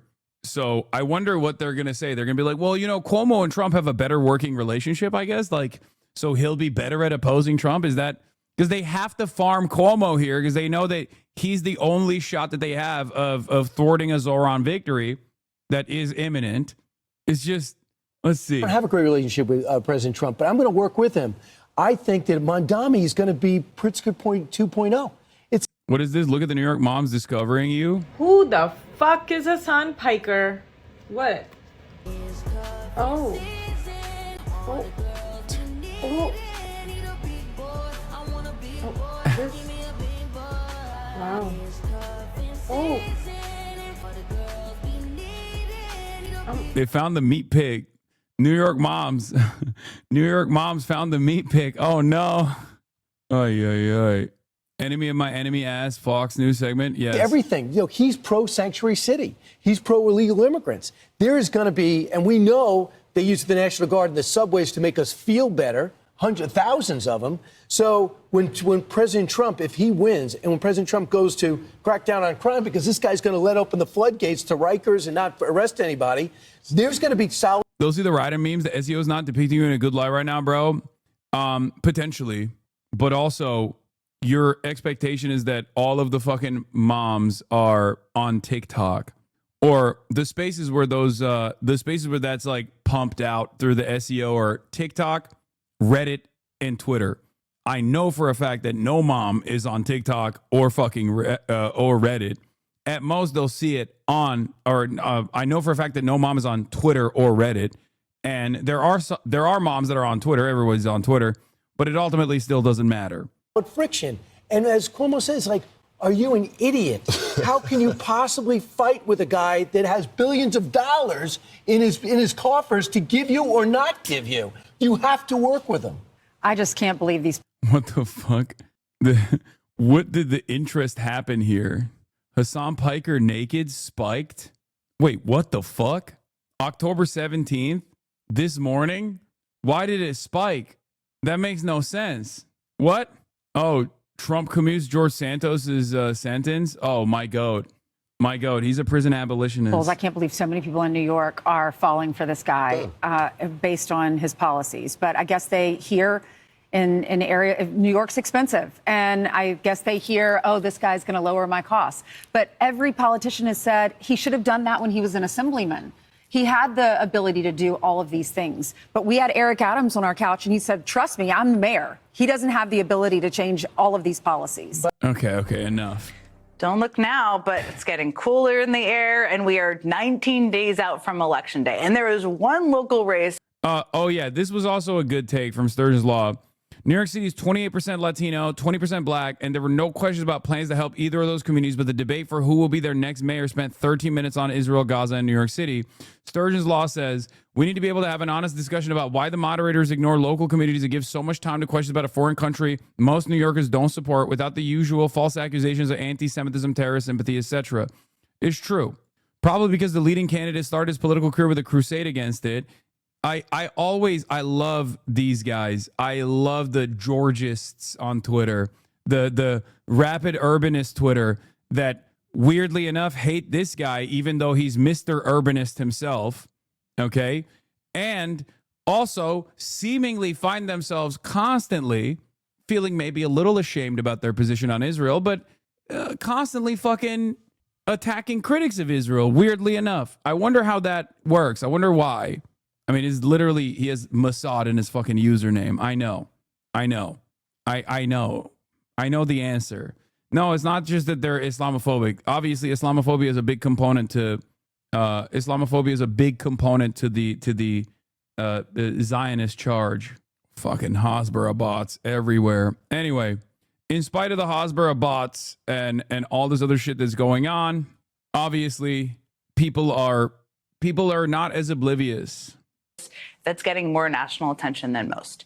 And tonight, in the very first general election debate of the New York City mayoral race, Democratic nominee Zohran Mamdani faced off against Andrew Cuomo, the disgraced former governor who is now running as an independent, along with the Republican nominee Curtis Sliwa, who is sandwiched. I guess that's what you call a Pisaki bomb, baby. Straight in the middle there.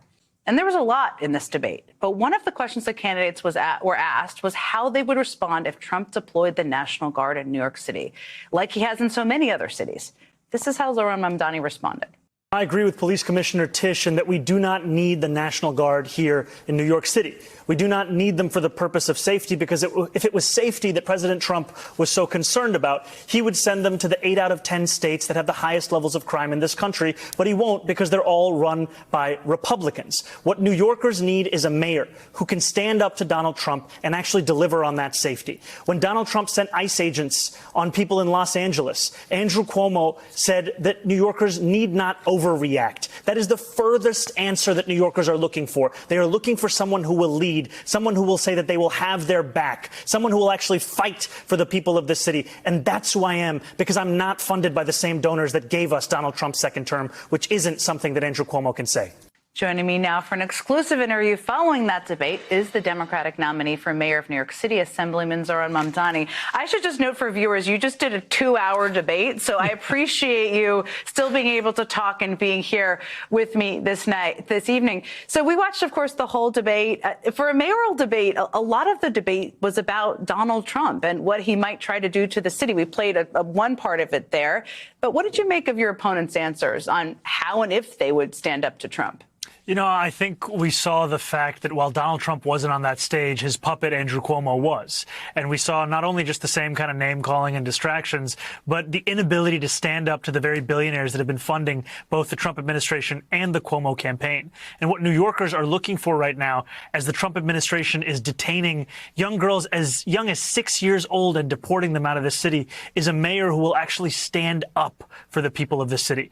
And frankly, we did not see that in Andrew Cuomo. And we even saw more willingness to stand up from the Republican candidate, because unlike Cuomo, he can't be bought by the same donors. It's quite a place to find yourself. Let's talk about a specific example, because I think the reason this question was so important is that cities like New York City and Chicago and other blue cities are just the targets by the Trump administration, as you've talked about. Now, Trump is currently trying to withhold billions of dollars of infrastructure funding from New York City as part of his shutdown strategy, as you're well aware. You talked about this a little bit in the debate, but how specifically would you respond as mayor to make sure his retribution campaign doesn't hurt everyday New Yorkers? Because it could have a big impact if he keeps holding it back. You know, I think time and time again, we see Donald Trump try to make this into a personal battle of political retribution. But these are attacks not on any one representative. They're attacks on the entire city. And what my job as mayor would be to tell New Yorkers how the suspension of $18 billion would continue to trap them in bumper-to-bumper traffic. It would continue to leave them in long train delays. And it would actually rob tens of thousands of New Yorkers of the jobs that they could have if this money that were owed was actually to be delivered to them. I think two things that Curtis Sliwa definitely fucked up on, in spite of the fact that he actually looked more progressive than Andrew fucking Cuomo did, was when he said we can't expand the subway into Harlem, okay? Because that's very obviously not only like a racially charged thing that he's stating, but also it's not even like it doesn't even make sense for this day and age. That's like 1970s racism. And the other area where he fucked up was when he talked about the congestion pricing, saying that he was the only candidate on stage who was against congestion pricing.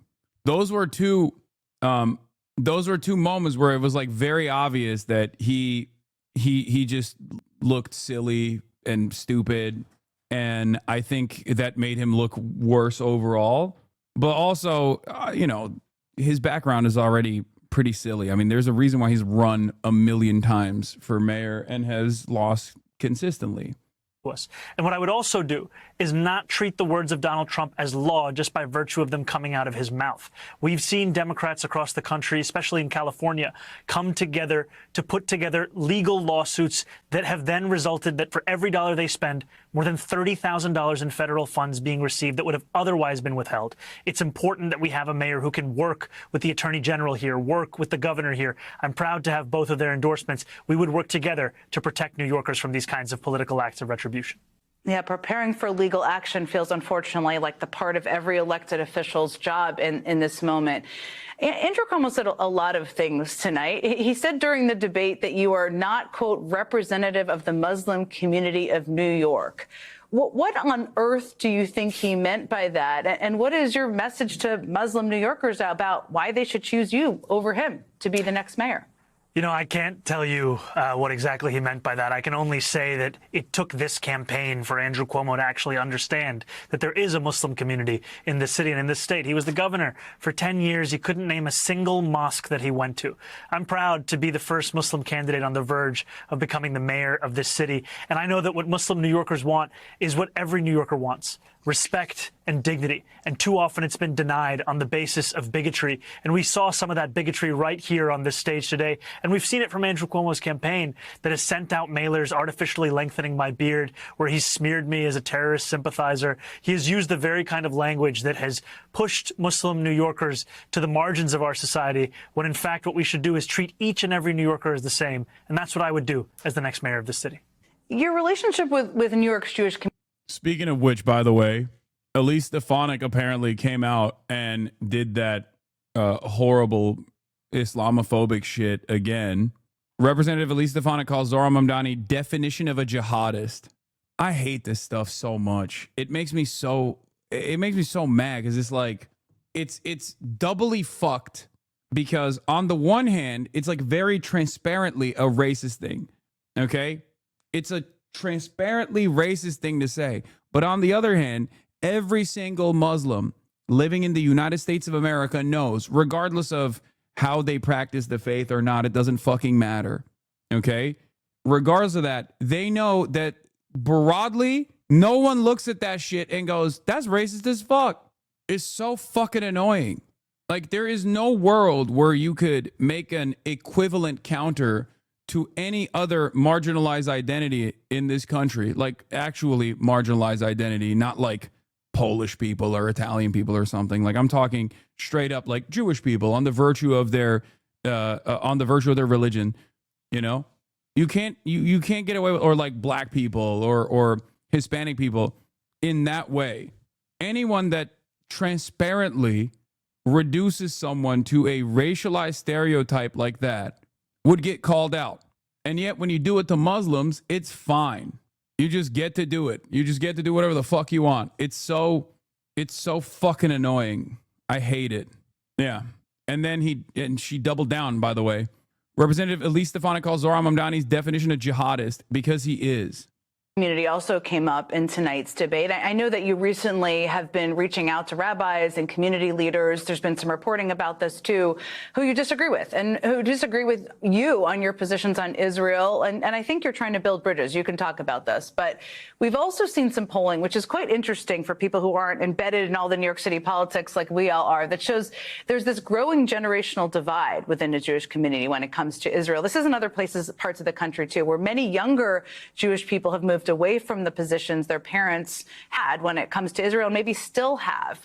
If you're elected mayor of the city with the world's largest Jewish population, what will you do to make sure that you're healing those generational divisions and really trying to continue to build bridges or better build bridges with people who have concerns about you and feel fearful?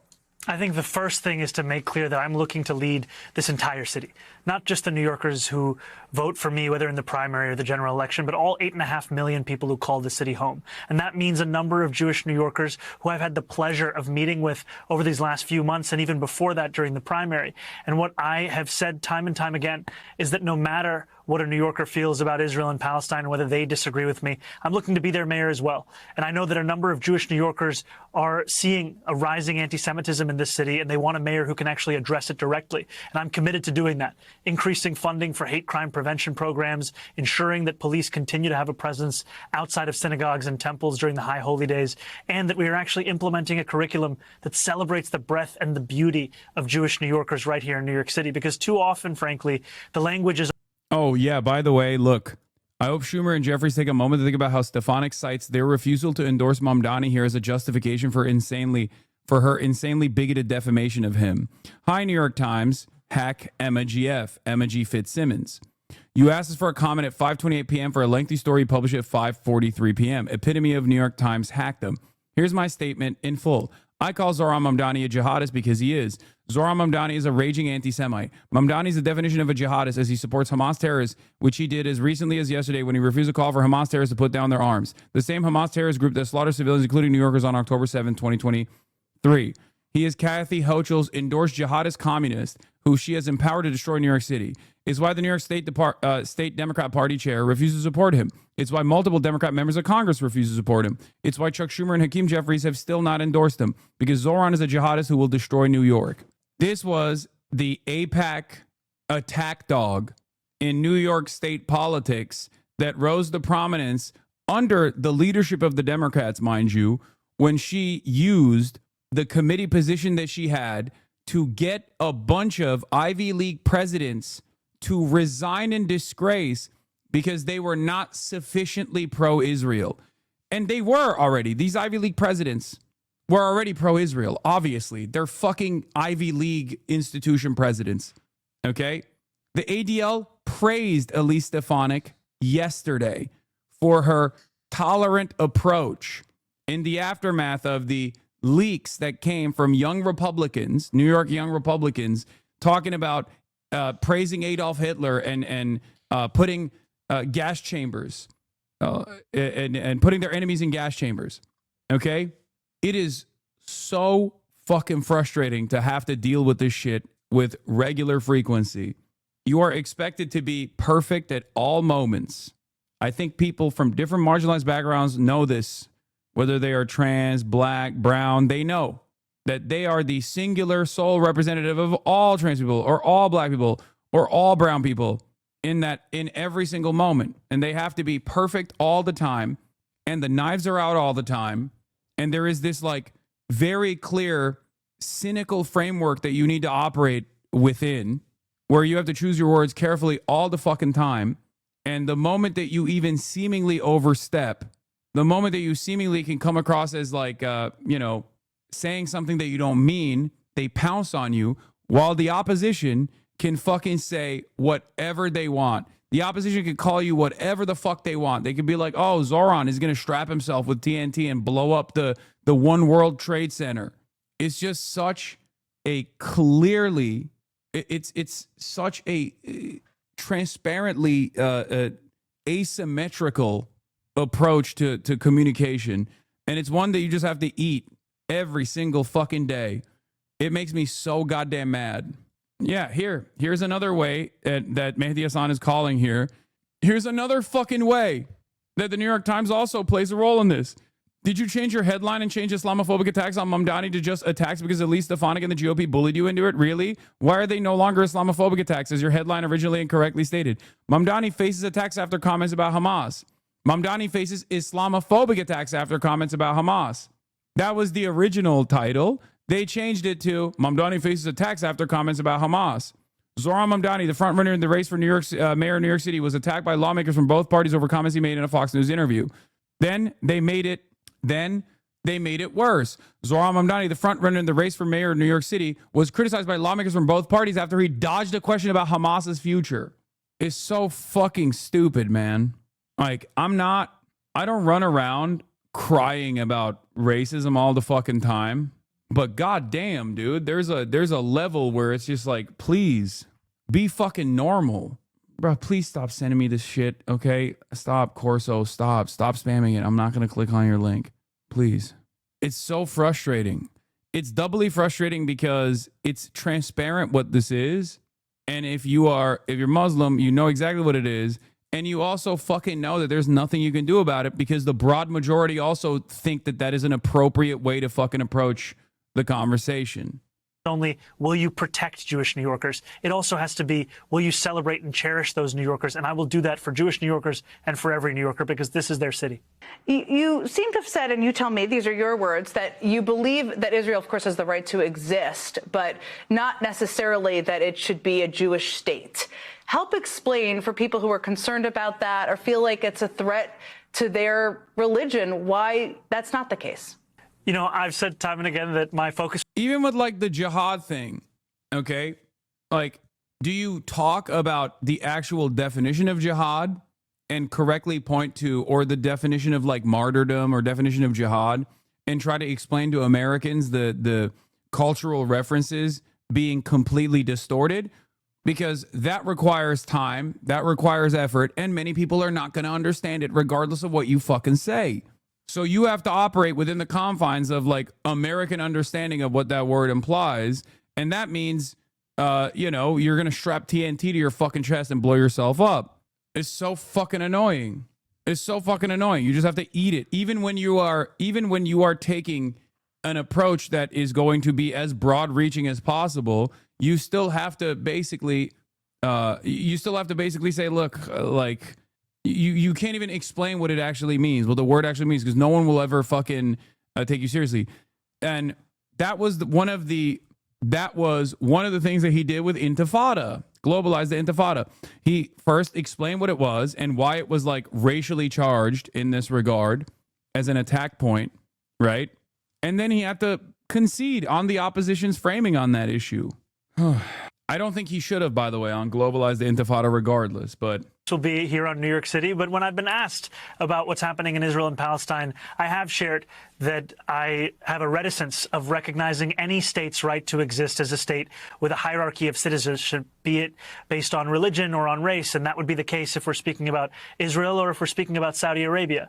And part of that is being an American and learning the importance of equal rights being enshrined in the Constitution of this country, and believing that every country should be one where every single person there has the equal rights, no matter their race, no matter their religion. There is less than 3 weeks. I'm sure you're counting down to go until Election Day. We know because it's sweater weather for all of us. And there are some New York leaders like Chuck Schumer and Hakeem Jeffries who still have not endorsed you, which frankly I don't understand, and I've said many times. But if you're elected mayor without their endorsements, which you are on track to do, how does that affect your working relationship with them? I mean, how will you approach it? You know, I don't see it as affecting our working relationship at all, because in all the conversations we've had... Why is she being normal? Because MSNBC has, especially many of the anchors on MSNBC have taken a much more pro-Zohran slant. They're doing a better job reading the fucking room and the expectations that their base of support has for the Democrats. Then please watch Nephew skydive. Is Nephew actually skydiving into fucking TwitchCon? Because that is insane. Oh my God. That is... maximum bit rate, dude. That is maximum bit rate. The fact that he has bit rate up there in the air, my lord, that is fucking terrifying. Yes, I know Trump is commuting George Santos's fucking sentence. We're gonna get to it. God damn.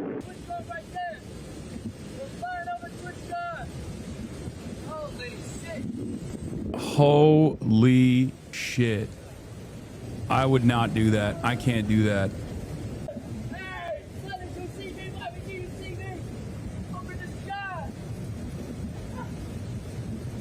Hey, you want to go skydiving now? Or you want to circle it again? Wait, now we're going to go? No, we would head back to go up. We want to circle it. Weren't you dogfighting in planes? Yes, but that's different. I can't jump out of a plane. I can fly a plane. Well, not well. It's an entirely different thing to be able to jump out of a fucking plane. I would never be able to skydive. Y'all seen it? I don't know Sniper, y'all. Bro's reading chat. What do you mean this is staged? This is fake? It is not fake. It's not fake. Yeah, this is pre-recorded, y'all. You can show them the time. At 3:34. You can show them your phone and be like, hey. I can't land a plane. I can't. This is real. This is real.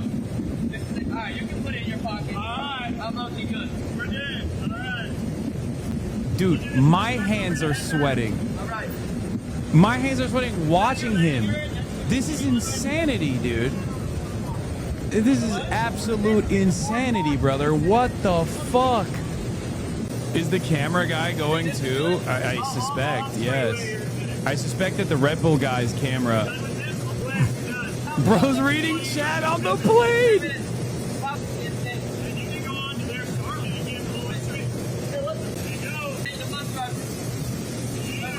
W bit rate. W bit rate.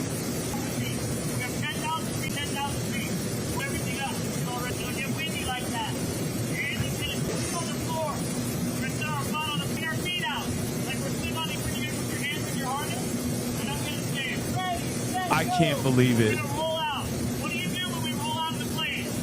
I just go like this. Perfect. You march. After a few seconds, you'll feel me tap you on the shoulder. Put your arms out. I'm going to tap you. I cannot believe he has better bit rate than me on a fucking plane as opposed to me sitting in my house, by the way. My internet fucking cuts out randomly. This motherfucker's on a plane right now and he's got better internet. How is that possible? He's on Starlink. I know he's on Starlink. He has a professional literally attached to him. It don't matter, brother. What are you talking about? Would you jump out of a fucking plane? I have to pee so bad. I don't want to miss this though. About time, man. I can get undone. I'm fucked up and not do shit. Good? I'm good. All right, I'm putting it away. Finally, it's going to be off. Hard. That's all. Red Bull better give us wings, y'all. Parasocial that I'm nervous? Or is that normal? You missed it? What did I miss? Genuinely fucking nervous. I'm genuinely fucking nervous. Holy shit, dude. It's like... This is like a Twitch streamer meta where he's gonna be like, Chat, should I jump out right now? Chat, what should I do with my arms, chat? Nothing to be nervous about. You're not jumping, dude? I know. I'm not, but I'm literally... my hands are fucking sweating right now. Chat, spam W's in the chat if you think I should do it. Oh my god.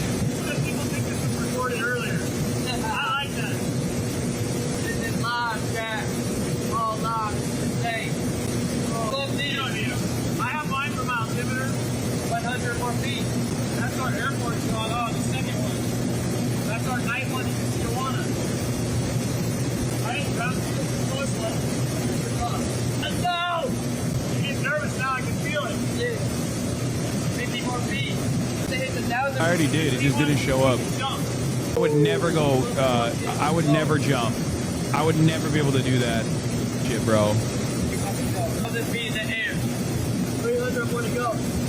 Oh, what would make you jump out of a plane? Medicare for all. Medicare for all. Ending the apartheid. Ending the apartheid or Medicare for all. I'm jumping.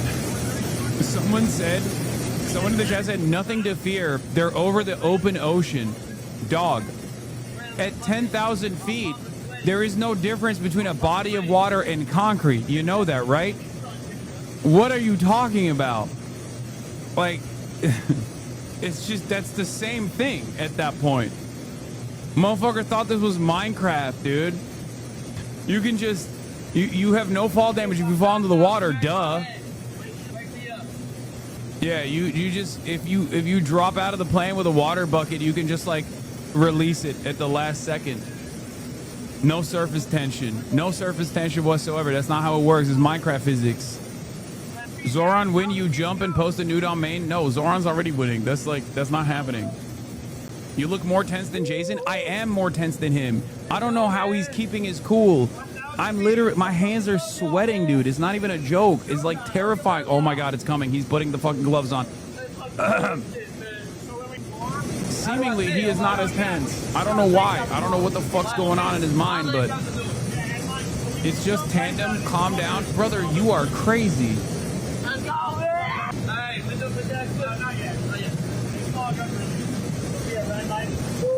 Crazy. That's crazy. That's crazy. That's crazy. He's celebrating. What the fuck? Oh God. Oh, door's open. Oh, door's open. Oh no. Oh no. Chad, have you never done it? I cannot recommend skydiving enough. Irrational certainty of death is such a great high. Y'all are fucking crazy. Yo, white people are crazy, bro. Abolish white people. What the hell is this? What do you mean? What do you mean? Yo, that is crazy, dude. That's crazy. It changes you, Hassan? Yeah. You know what changes you? Death.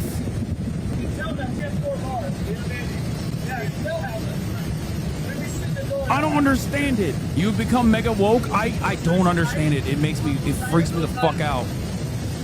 It's like, brother, listen to me. I have literally flown a stunt plane. Okay, I've engaged in dogfighting on a plane, on a stunt plane. And that was terrifying, but like, you're not falling out of the plane, okay? Because the terrifying aspect of it is, what if you fall out of the plane, okay? You look around and you see the ground and you're like, I'm 10,000 feet in the sky right now on a fucking bicycle, basically. You're just doing it. At that point, you're just doing it. You're just flying out of the fucking plane. And it makes no sense. You have a parachute, dumbass. Oh, wait, you have a parachute? Shit, I didn't realize. They make you sign like 20 papers in case you die and record a video before saying it's not their fault if you die. When I did it, they told me people say no during that process. Bro said he's not scared to die earlier. Yeah, that's different. I'm not scared to die if someone like fucking, if I go out in public and someone shoots me. I'm not gonna accelerate the process by jumping out of a fucking plane. Oh God. Oh God. Okay, he has better bit rate than me when he is flying in space. He has rate than me flying in the air. How is that possible? How you doing, buddy? I'm feeling good. Yeah. Let's fucking go. Oh my God. That was fucking crazy. Awesome, dude. Holy fuck. How you doing? You're a fucking legend, bro. You doing good? I'm doing good, man. Let's fucking go. Oh my God. Hey man, that's you, buddy. Hey. Oh, he took the helmet off. Hey, you can see me. Let's fucking go. Fuck cancer W's in the job. This guy's a fucking legend, man. Ah! Look at the fucking bottom. Look at the bottom. Is this the mic right here? All right. Yeah, it's live streaming right now, buddy. What if he dropped it on accident? I think so. Woohoo! This is insane. Yeah, hold it a little further. He jumped from 10,000 feet. Oh, I can't. I'm gonna be on. Oh.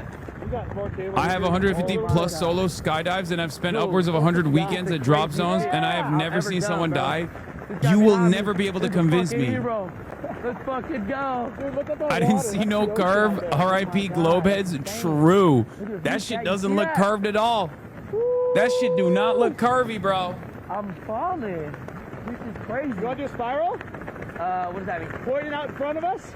Point the camera. We'll do a little spin here. Oh my God. Oh my God. Woohoo! Point it down just a little bit. Yeah! Hey! Woohoo! Oh shit! This is fucking crazy. Pacific Ocean out there. Yo. Tijuana over here. That's Mexico. That's Mexico. Oh! I'm a Red Bull fucking athlete. Right here, man. Yeah. That's home base. That's home base. We got the other parachutes landing right now. I see them. They're circling. I see them. In. This is crazy. I see the world. Lucas, I see the world. Yeah, buddy. That is incredible, It wasn't as scary as you thought, was it? I'm not gonna lie. I trusted you. We got you. I trusted you. This is insane. Welcome to my world. Yeah, your world is crazy. Adrenaline pumping. I can't even feel my legs. But oh my God. So right now we're at about 2,000 feet. Yeah. We're gonna like do a couple spins. Jason is escaping to Mexico to seek asylum, to seek political asylum in Mexico. All right. The only thing we need to talk about is when it comes time to land. I'm going to say three things when it comes time to land. I'm going to say ready, set, flare. When I say flare, it's going to get slow like this. And you lift your feet up and in front of you. Up and in front. The higher you lift your feet, the better our landing's going to be. Okay. All right? Yeah. If everything goes perfect, I might say stand up. That means take a couple Notice steps. that the skydiving But it's instructor much easier is to slide in our white. butt. Yeah. And I heard you took a I little did spill notice on your that. ankle a while ago, huh? I did.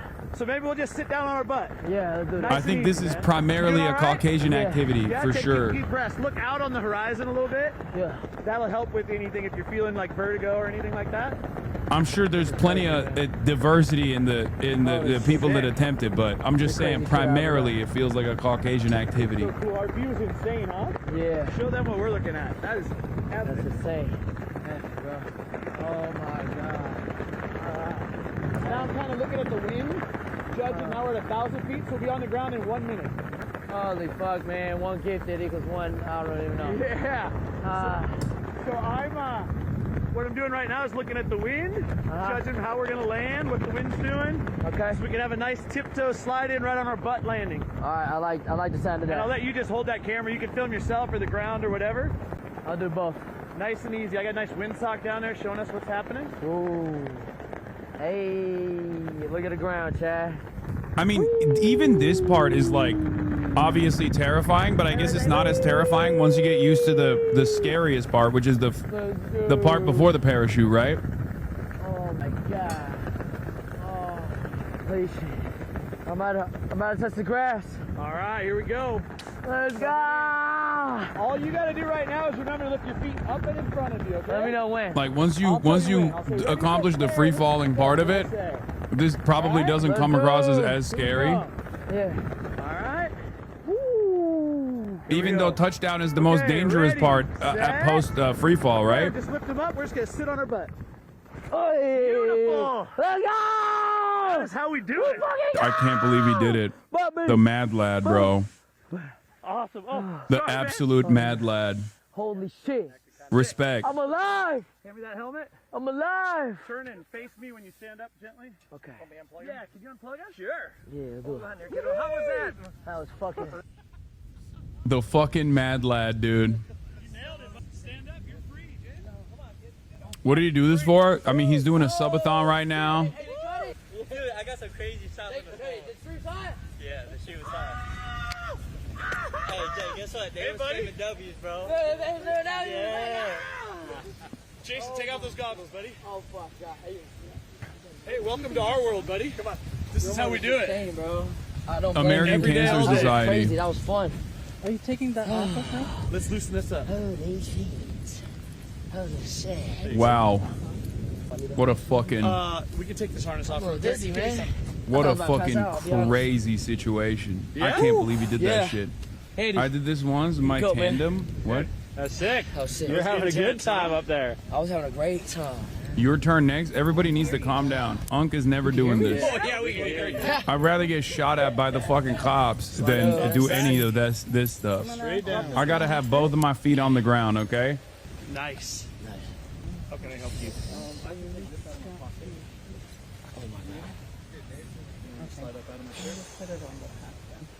How was it, bro?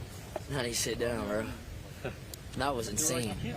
I just was flying, bro. I've seen the world. I think I seen fucking like Ron and Lacey and shit. Okay, but you've been shot at by the cops. You need a new thing? Okay, well, this is not the new thing. God damn. Congratulations to nephew. We are going to be, we're going to be talking about Grant Plattner's tweets and then also George Santos getting pardoned in a moment. Uh-oh. Kaya. I don't know what she's borking at. But yeah, Grant Plattner.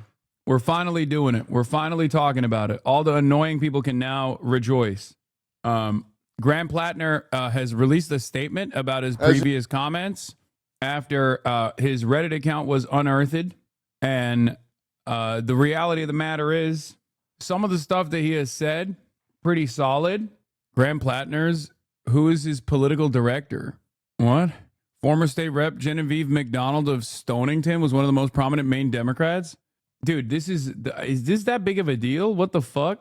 Around here that I'm running for Senate, sometimes the initial reaction is, what the but That's Graham Plattner. He isn't your typical Senate candidate. He's a former Marine and oyster farmer from coastal Maine. He's built his campaign on blunt talk and anti-establishment energy, which has made him a grassroots favorite in the Democratic Party.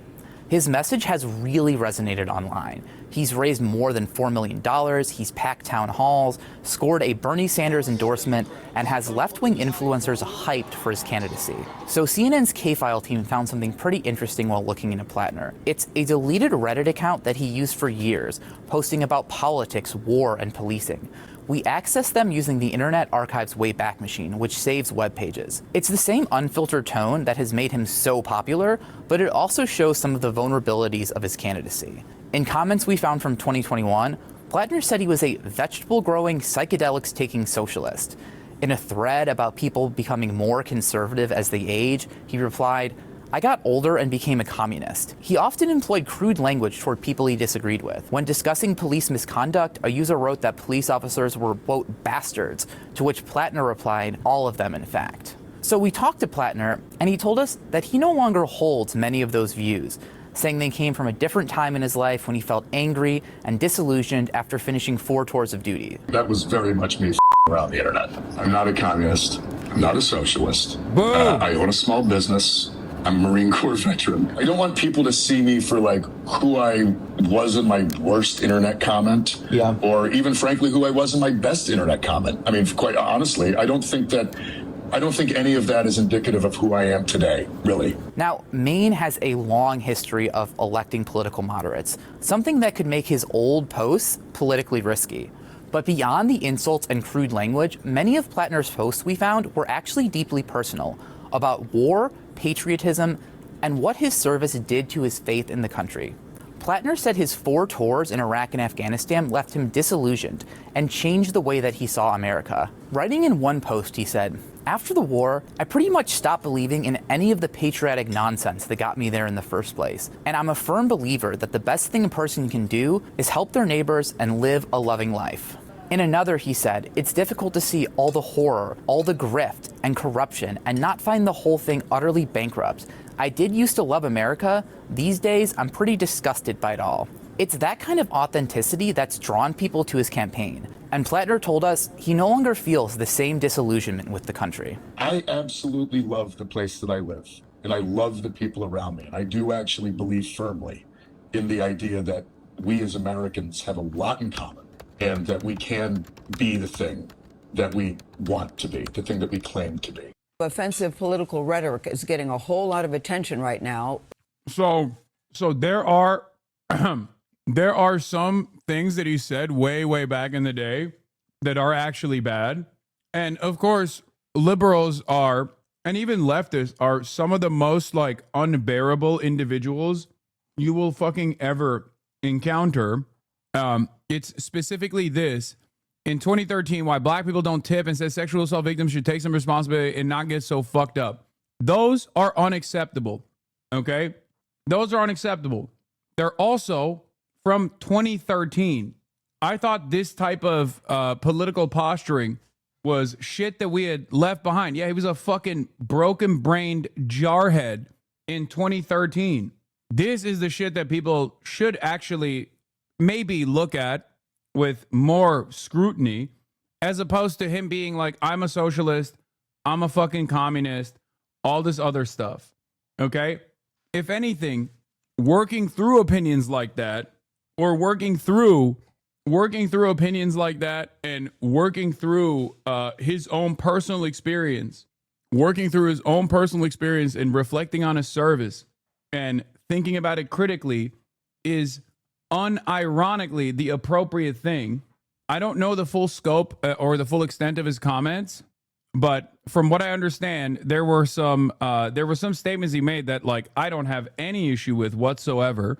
Graham Plattner once called himself a communist, dismissed all police as bastards, said rural white Americans actually are racist and stupid according to the now deleted posts. Okay? Oh, fuck. Do we have the paywall? Can someone link me the paywall thing? Hasan uniting people from both ends of the political spectrum. Now, since then, I mean, obviously we're going to get into the extent of what he had said in the past. Okay? But some of the comments are 100% unacceptable. At the same time, it was 12 years ago, and he said he was suffering from a lot of mental health issues and confusion because of untreated PTSD. His other posts over time show a much better attitude towards racism and victims of sexual abuse as they get more recent. Exactly. If you look at a guy who's saying like racist shit or saying, if you look at a dude who has gone through this process of saying racist shit or saying heinous shit about like victims of sexual assault in fucking 2013, who then turns around and in much recent times in 2020 and onward, talking about how like cops are fucking racist and there are a lot of rural white Americans that do exhibit like sexist and racist qualities, things like that, then I think it's a little bit, I think it's good to place the emphasis on where he has landed at rather than what he used to say, especially considering that none of this has anything to do with his like higher political ambitions. It's not like he had a fucking Reddit account where he was saying those things under the guise of anonymity, and then later on in 2020 was like, oh, let me actually change my mind or make it seem like I've gone through this fucking personal evolution in 2020 so that maybe one day I can fucking run for office as a psyop for the left or something. This doesn't mean that Grant Plattner is on solid ground in general, especially considering the Blackwater thing, which is a major issue for many people on the left, because Blackwater is beyond doing multiple tours. As far as veteran status goes, okay, going on active duty and being a veteran and then being an anti-war veteran is perfectly fine. Many Americans experience this. You have to be way more understanding, in my opinion, towards people like that. I have wonderful friends and allies and comrades who have actually gone through this process. There are plenty of them in this community as well. Now, when you add on to numerous tours, when you talk about multiple tours that someone has gone through, then it obviously makes it a little bit trickier. But ultimately, the worst aspect of this is that after numerous tours, I assume because he had, because he saw it as like a financial, the only like financial route that he had for himself, he went and joined fucking Blackwater in 2018. That is suspicious, to say the least. Having said that, he was constantly posting in fucking Socialist Rifle Association on Reddit in fucking 2020. So for those who say he himself is like a psyop designed by the state to infiltrate the left or some shit is ridiculous. I think the truth is much simpler, okay? I think this is a regular ass American dude, a regular ass American fucking dude. SRA is the most fed ass socialist org in this country, dude. Okay, dude. If you think the American federal law enforcement authorities have the capacity to literally design such a complex infiltration scheme, so much so that they're talking about like, this is what, 12 years in the making? Like a guy who in high school had on his high school yearbook was like Free Palestine, and then went and joined the fucking Marines, did multiple tours, came back, worked for Blackwater, but then totally anonymously on the other hand was leaving breadcrumbs to really hype up his leftist bona fides in the age of like in 2020 at peak woke, but did it in such an elaborate way where he had opinions at peak woke during 2020 that resembled the opinions of many people, including fucking, Zohran Mamdani, who is going back on some of the things that he said during peak woke, only to fucking win an election in Maine, potentially, so that he can do what? Do what? Exactly. Do what? Just think. Like, not only is this an unimaginably complex scheme to fucking pull through, which requires numerous administrations to design it, okay? But to do what? There is no left. There is no left in this country. Wake up. There is no fucking left in this country. At most, it's a bunch of fucking reading groups. There is no strong labor militancy in this country. No mechanism of pressure in this country. You think the fucking federal government is doing this like super sophisticated infiltration scheme? Get the fuck out of here. I think my honest assessment, judging by like some of the things that I read about him, is that he is a regular homegrown American dummy. Okay? That's it. The most suspicious aspect of his background is the Blackwater stint that he did briefly. But everything else on top of that is just a guy trying to figure things out. Many of you are also dummies in the same vein. And it took a long time for you to fucking fully figure out what your worldview is. I'm gonna be honest. I think he's trying to hide what his true positions are because he's fucking worried that people are going to attack him with the socialist moniker over and over again, which he shouldn't be worried about, to be fair. Because this is an important moment for him not to actually stand down on positions like that, because then no one is going to believe him. People are just going to be like, "Oh, you're a coward, and you're lying anyway." Rest in power, Michael Brooks. He wrote on Monday, July 20th. It was a huge part of my politics moving further left and revolutionary. I'm feeling a serious sense of loss right now. I'm not even sure what to say. I'm just so thankful for his intellect and knowledge. We are stronger because of him, but have lost something with his passing. A war within myself. One veteran struggle for life after combat. This is from 2016. Jesus, this hits close to home. I did 3 tours in the Corps, got out to go to college, and ended up on the same exact deployment to Afghanistan with the same Iowa NG brigade. That feeling of chasing the war is something that is hard to explain to people, and it's a terrible shame this guy couldn't find something to fill that hole when it was done. Fucking sad story. For people who are saying, like, was the struggle before or after he joined Blackwater? Is being a mercenary part of serving one's country? To be honest, this reads as sarcasm because it's a joke to say that he's disgusted with authoritarianism and he calls himself a proud combat veteran of an illegal war. I know a lot of people, why are you vouching for him so much? I'm not even vouching for him necessarily. I'm not vouching for him necessarily as much as I'm like trying to make sure that people are not fucking insane. It is understandable to be heavily scrutinize someone's character if they fucking joined Blackwater, okay? It seems crazy to go from Blackwater in 2018 to be like, I'm a communist in 2020. Having said that, one, on principle, I'm never going to fucking be like, oh, a person is a veteran, fuck him, okay? Instead, I think it's better to try and understand exactly what the fuck is going on in the minds of millions of Americans. Because remember, this isn't just like joining the army, joining the military in general is not like a unique thing. Millions of Americans are fucking active duty, okay? So you need to fucking remove your own personal ideological slant out of this. This is a thing that many Americans, one, are proud of, and two, think is totally normal. It's the biggest jobs program in the fucking country. You wouldn't be nice to an IDF veteran? I've literally interviewed IDF veterans on this broadcast. Suck my dick. Suck my dick. I have. And I will continue to do so. I've interviewed IDF veterans, and I have interviewed American veterans as well. Here's a deleted comment. Question about Smedley Butler. Not a Marine, just have a question. It seems that Chesley Puller and Smedley Butler are generally 2 of the most revered Marines in history. I was curious what the general feeling among modern-day Marines is towards Butler's opinions on war and the things he wrote later in life, like war is a racket, etc. Do you agree with his views? I know you guys obviously don't all have the same political opinions, but I was interested in getting a sense of what the prevailing opinion is, if any. And this is his deleted comments, I guess. I think he was way ahead of his time. Is it Boat Cow? Or is it this one? Oh, he's the deleted comment. It's a thought that enrages me daily.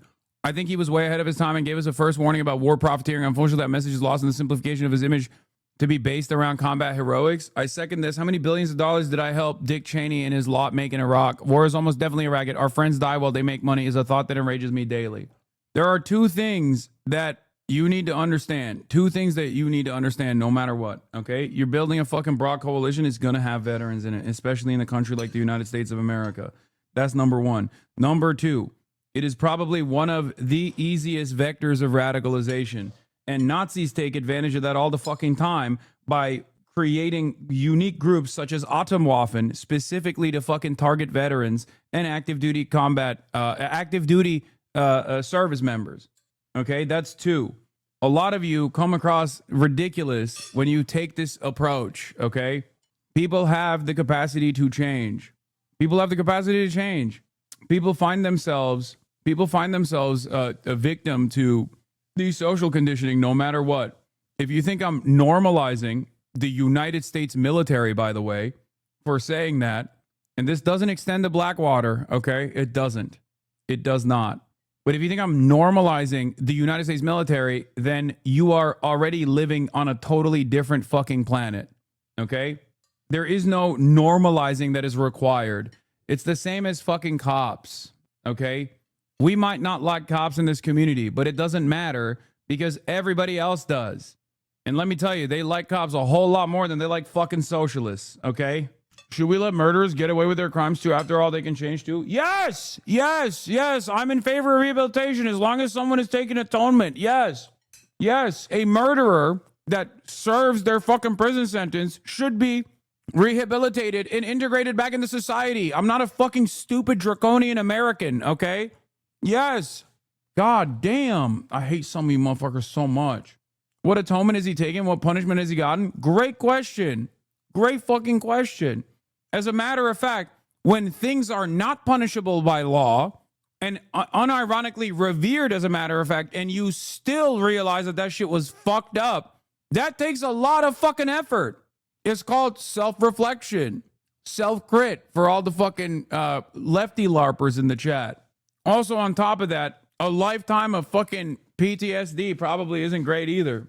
Anyway, let's watch what he had to say as well. Oh, one of the funniest aspects of this argument and criticism that people are leaning on, these smooth-brained morons in the chat want him slicing off his pinkies like a fucking Yakuza member to atone. Yeah, no, there are a variety of different left flank opinions here, some of which go, you're a baby killer if you're a veteran, you did active duty, you saw combat, you went and you engaged in an illegal war where you fucking killed people, okay? Where you killed people, possibly even children. That is completely unacceptable. And I understand where they're coming from in terms of like their moral posture, but a more pragmatic approach in this situation requires you to look at what a person has done, what they have personally experienced in the process, and who they are now, okay? Like, people are like, oh, you have to be publicly flogged in this situation. And it's ironic, or people do the cynical thing, the cynical reframing of the conversation. I love my Blackwater mercenary, okay? They make it seem as though, I love my Blackwater mercenary, vote blue no matter who. I need you all to understand something, okay? I need you all to understand something. This is going to come across as hurtful for many of you because I know a lot of like long-term community members are the ones who get the most mad when I say stuff like this. But your opinion is literally worthless in the grand scheme of things. And so is mine, for the record. But like, we don't matter. I need you to understand that, okay? We don't fucking matter. We don't matter in the grand scheme of things at all, okay? We don't. Many of us do not understand, myself included, for the record, do not understand what kind of lived experiences that people have that cause them to do heinous shit, okay? But that heinous shit that we think is heinous, every fucking American thinks is awesome, for the record. Like the overwhelming majority. So pick your fucking battles, please, for once. Please stop getting in your fucking way, okay? And it's additionally funny because please point to, if you are a LARPer, right? Because many of you are. Many of you love LARPing about Marxist-Leninism and the vanguard. Please point to one historic instance where there was a militant left movement that did not almost entirely comprise of veterans as well. Just one. Please find one. I really hope you can find one. I have never seen one. There has never been a single fucking instance where there has ever been a successful revolutionary action that took place without any fucking military experience whatsoever. Okay? We need a Haas news, but for when we're discussing electoral politics from a descriptive, not normative perspective. I know. Your chat needs to read a book for once. The engine of the KPD was basically soldiers in the Navy that were so disillusioned with the Kaiserreich that they almost successfully had a revolution if they weren't betrayed by the SPD. Exactly.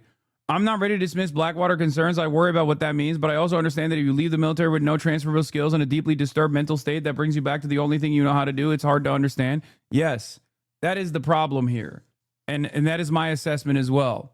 I think you have a fucked up guy who straight up looks at the situation in hand, tries to go to college, fails in the same job market, and goes, maybe this is my only option to get a fucking check. And also on top of that, I get to continue my adventurism, which is a heinous approach. I understand that. Okay? It's a heinous approach. It's fucked up. It's also ironically one that he doesn't even need to address. This is the only community on the internet where he does need to address something like that, for the record. But that's why I keep repeating to all of you that this is like the constant hangups that I have in my own community about someone's veteran status or even fucking joining Blackwater is completely non-existent. That is not the reason why they're criticizing him. Okay? A lot of you want to criticize him on that aspect, which is understandable. That is worthy of scrutiny. But most people don't give a shit about that. If anything, that probably is seen as a fucking benefit. They're like, oh, wow, he's awesome at war. That's awesome. Revolutionary liberal. Maybe my only option is to kill a bunch of children. Our society is so fucked up that this is an option. Yes, I know. You know Plattner's racist too, right? No, he used to fucking be racist. Yes, he was a fucking, he was a six-time jarhead, dude. He went back time and time again. You're talking about a Reddit post from 2013. Jesus Christ. Yeah. Meanwhile, people are canceling him for his much more recent posts, which is when he was saying Trump supporters are fucking racist hicks and white supremacists and that all cops are fucking bastards. Jesus Christ. Anyway, we'll get to his older racist takes as well. Where's the fucking video of him apologizing? Apparently he had a video about this as well. I can't find it now. Where the heck is it? Oh, here it is. With the most dog shit camera of all time. Jesus Christ. As you've probably seen, there's a story that's broken about comments I made on Reddit in an earlier part of my life. As I read through them, I read things that I absolutely do not agree with. I read through and I see things that, words and statements that I abhor. I also see the trajectory of my life. When I got back from Afghanistan in 2011, I stayed in the Army for another year. I got out in 2012. Some of the worst comments I made, the things that I think are least defensible, that I wouldn't even try to defend, come from that time. I had spent the bulk of my 20s in the infantry, deploying overseas, fighting in Iraq and Afghanistan. The infantry was a very male-dominated place. It's a very masculine world. So is he a communist now? If he was racist once but not now, why should we believe that he was a communist and still is? First of all, you have to understand, if he's saying racist shit on the same account in 2013, as opposed to saying anti-racist shit in 2020, what do you think is more relevant in this equation? And secondly, things that he said in 2020 about being a communist or socialist, but now being like, I'm a small business owner, that type of shit, inherently is him trying to posture that he's more moderate than he actually is, most likely. Okay? But like, to me, when I look at this, he is the fucking median voter, okay? He is the most, like, people go, that's insane. How is this possible? You literally do multiple fucking tours, and then you even join a mercenary force. You leave earlier before your mission is over, but it doesn't matter. You leave disillusioned, but you still fucking chose to work for Blackwater. That's crazy. And then all of a sudden you're running around on the internet on the same fucking account saying you're a socialist communist and all this other shit, okay? And it's kind of funny because there are people, maybe not with the Blackwater exception, because that is literally the most insane aspect of this entire story. But if you were to section off his opinion going from being racist to anti-racist, then yeah, that's normal. If you talk about him being a combat veteran and then actually being disillusioned and being anti-war, that's normal. You don't understand this, chatters, but there are thousands of them in this fucking community right now. Because I'm not a fucking dickhead like you are. Because I'm not a stupid fucking unrealistic, idealistic, LARPing ass dickhead like you are. Because I understand that people are products of their environment. So they are going to have racist starting positions. They're going to engage in heinous acts. Okay? Ultimately, what matters to me is who they are now. Okay? Anyway, let's continue. Women weren't allowed in the infantry. It's changed now, and that's a good thing. But when I got out, I still had the crude humor, the dark feelings, the offensive language that really was a hallmark of the infantry when I was in it. I made comments that I'm not happy about, that I do not agree with, but they came from a time and place in my life. And as I watch, or as I read through the comments that were released, I can see myself changing. My language gets less crude, my thoughts and my feelings get a lot less kind of rough around the edges. I do get almost more disillusioned though, and it's important to know that this was a time in my life where I was struggling deeply. I got out of the Army in 2012. I had PTSD. I had depression. I had all of the things that come with serving in a war, in 2 wars, that I eventually began to not believe in at all. It left me feeling very unmoored. It left me feeling very disillusioned, very alienated, and very isolated. And I think like a lot of people, I went on the internet to post stupid things and get in fights and find some form of community in some way, some outlet for my feelings, for my rage, for my isolation. It wasn't until I found actual community that all went away. And the reason that I stopped posting on Reddit around 2020 and 2021 is because that was the point in my life where I had found this. I had moved back to my hometown. I'd found community. I'd started a business. I'd met someone to fall in love with. I'd been able to really begin to feel connected again. And not only did it let me feel connected, it also gave me a lot of hope. I had spent years being entirely isolated and feeling very, very angry about the system that had made me go through that experience. Coming back to Maine, moving back to my hometown, reconnecting with the community that I'm from, building real friendships, building real networks, real relationships with people, that helped cut my disillusion. I went from thinking that people were bad to knowing that people are good. I went from thinking that there was no hope to having nothing but hope. A hope that is rooted in the fact. My honest opinion is that as a vet, that the strange thing is that he hasn't been around any lefty vet orgs. That's not that crazy. He's in fucking Maine. I don't know how many lefty orgs exist in Maine for veterans. Not every fucking lefty vet, including the tens of thousands in this chat, are working with like, you know, About Face or numerous other like left flank veterans or any of these other organizations anyway. This is the least PR crafted statement. I believe this is sincere. Yeah, the only PR element of all of this is like when outed about like saying he was a socialist or a communist or cops or bastards or whatever, he immediately backed away. Judging by the people that have profiled him so far, that I've talked to, and my own assessment on it, it does seem like he's trying to communicate a more moderate position than he actually is. I like that he's being truthful here, it seems. Like I said, my issues with him are not the fact that he was saying racist shit or sexist shit about victim blaming women in 2013 as a fucking jarhead. Like, yeah, dude, he was a fucking moron. He was a Marine. What are you talking about? Like, what are you talking about? Of course. Wow, I can't believe in 2013 a Marine that just came out of active duty was saying fuck shit. He was probably the most woke Marine of all time. Meanwhile, half of you dumb fucks got to that same position of racism because you watched the wrong YouTube video. And you don't believe that any longer. So why the fuck are you chirping in the chat? You didn't actually go and do fuck shit and get PTSD and brick your goddamn brain.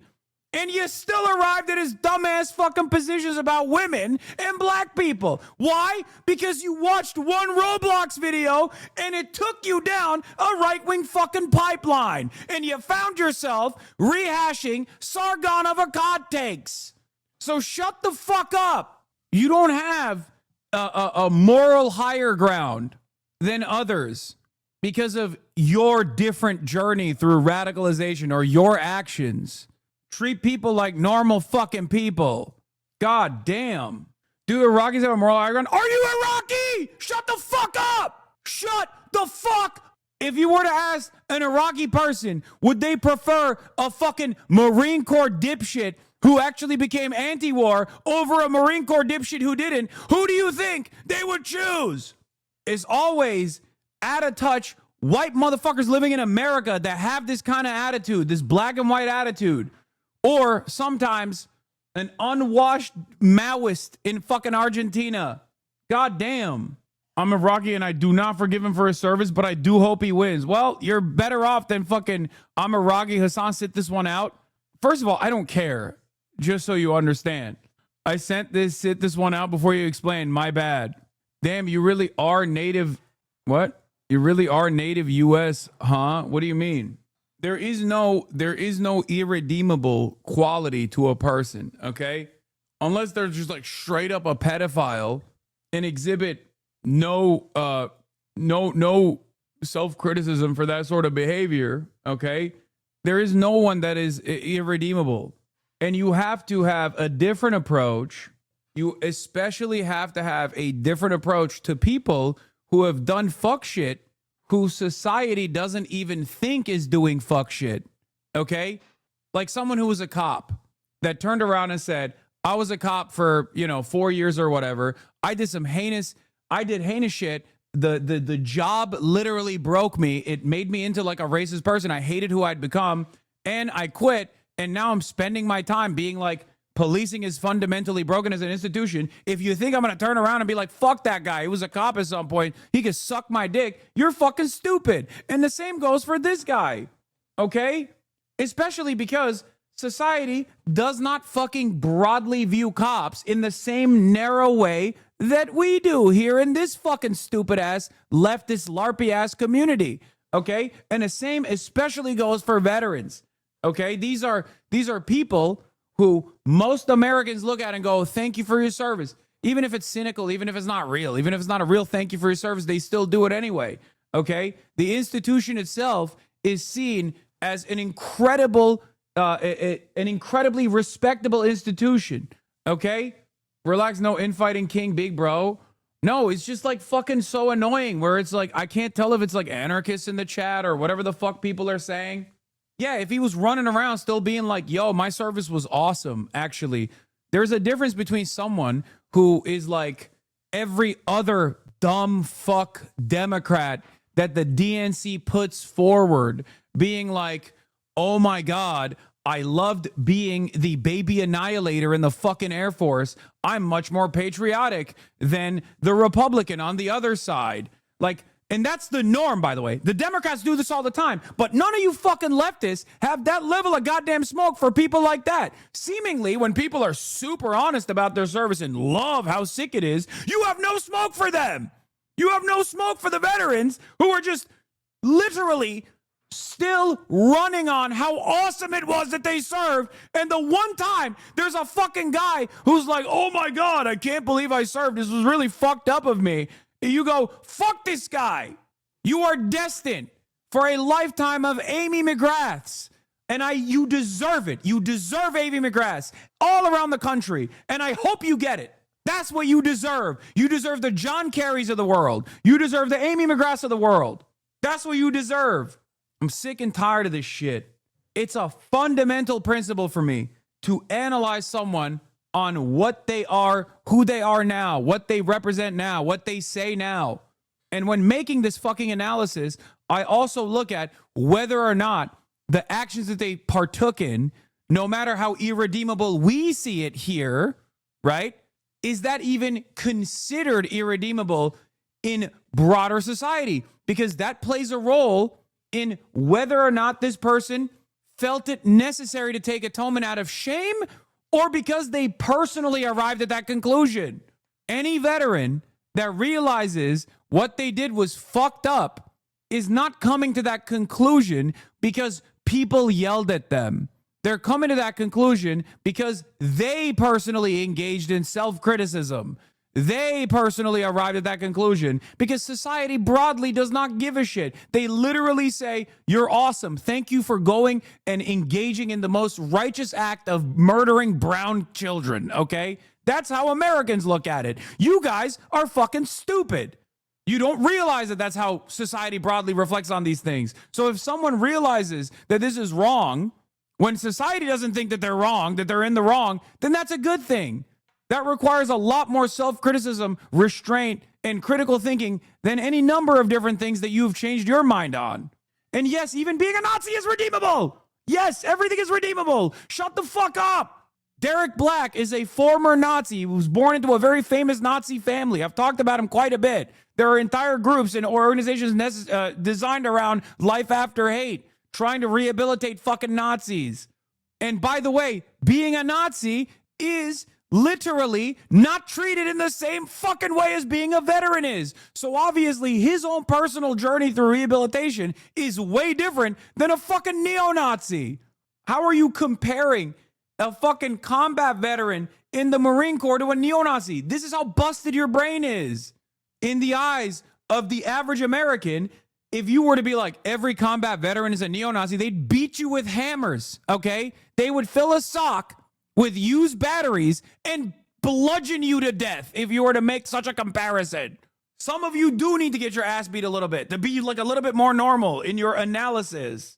Anyway, the worst aspect of his commentary, especially when it comes to militarism, is not that he's full-blown anti-imperialist, but because he says like, oh, we got to work on our shipbuilding capacity to make up for the gap between China, okay? So he's not even the best candidate regardless on that front. But you guys are so hyper-focused on like the most indefensible aspects of the commentary here that I can't even move beyond it to make reasonable criticism about some of his fucking positions. Oh. That it was in my community here in Sullivan, Maine, that I got to come home and build a nice life.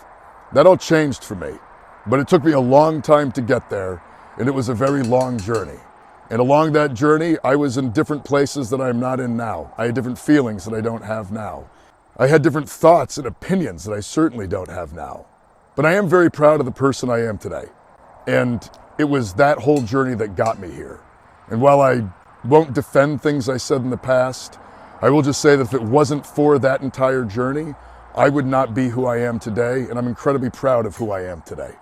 And so for those of you who have read these things and been offended, have read these things and seen someone that you don't recognize, I am deeply sorry.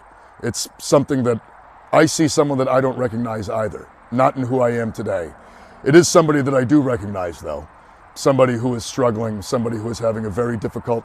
Like, what is the lesson that we're teaching everybody if by and large, people look to this and go, okay, this person is demonstrating growth, and that's a good thing.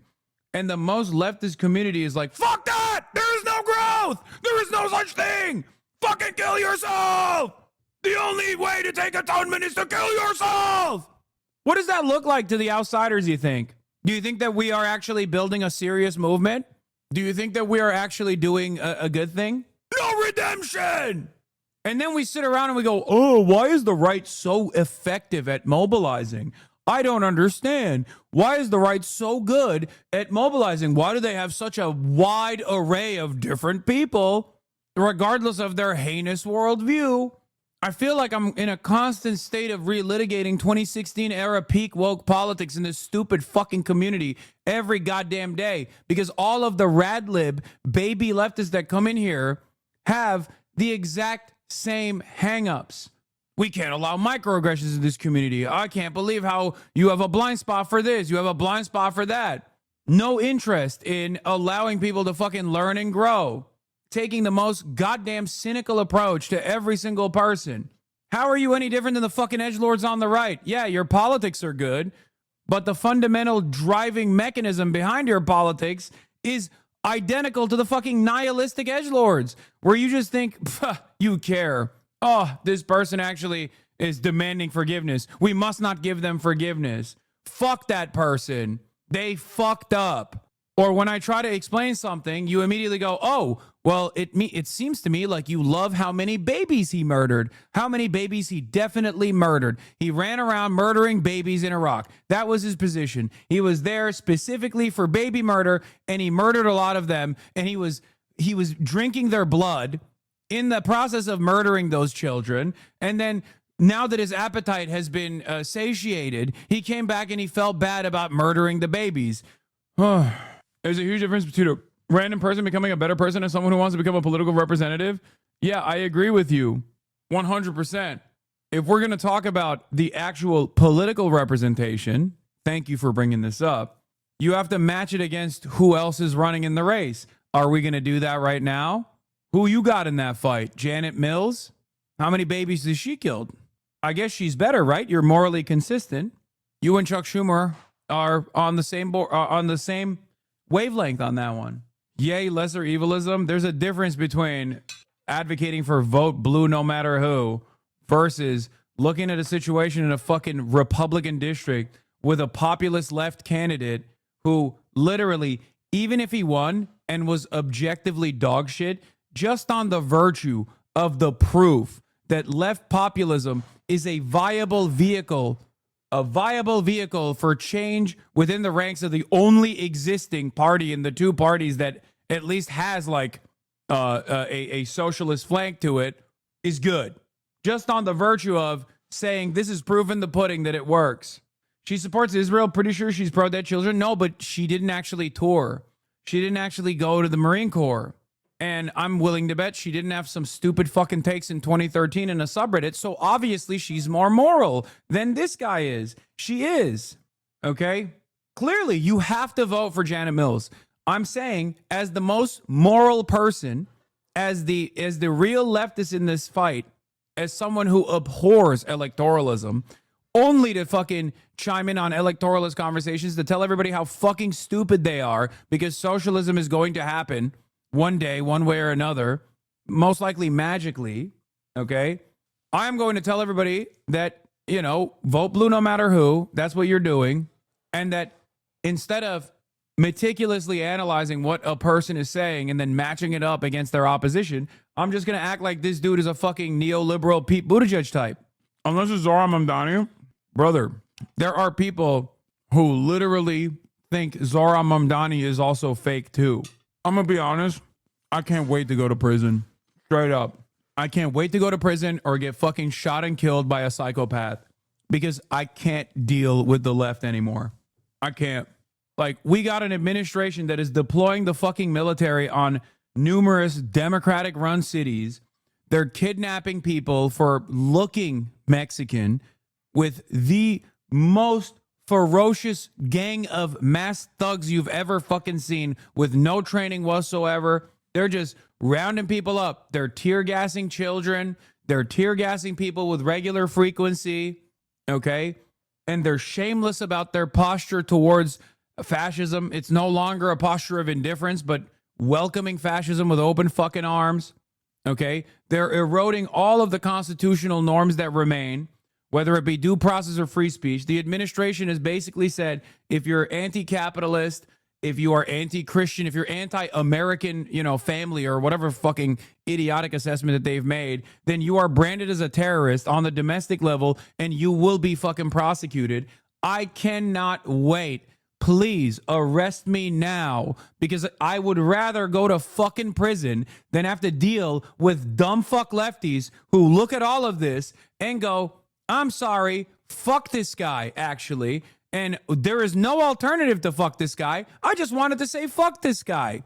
I just wanted to say fuck this guy. There's no alternative to him. I will not be presenting an alternative to him. I actually don't have an alternative for change either. I just wanted to say fuck this guy, but leftistly. Okay? That's it. You have no pragmatism. You have no sincere approach to change.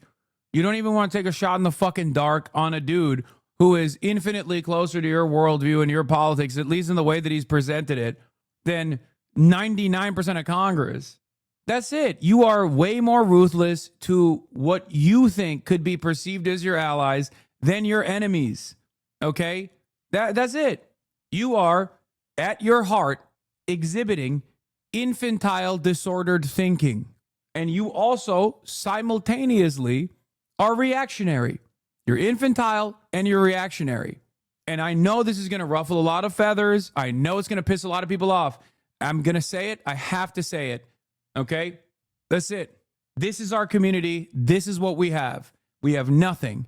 And it's crazy because I will never, ever in a fucking million years turn heel and turn into one of those like annoying fucking neoliberals who constantly goes, oh, I'm scolding the left because I'm actually explaining to you that better things are not possible and sometimes someone has to be an adult in a room. I will never fucking become one of those like disgusting fascist little gremlins.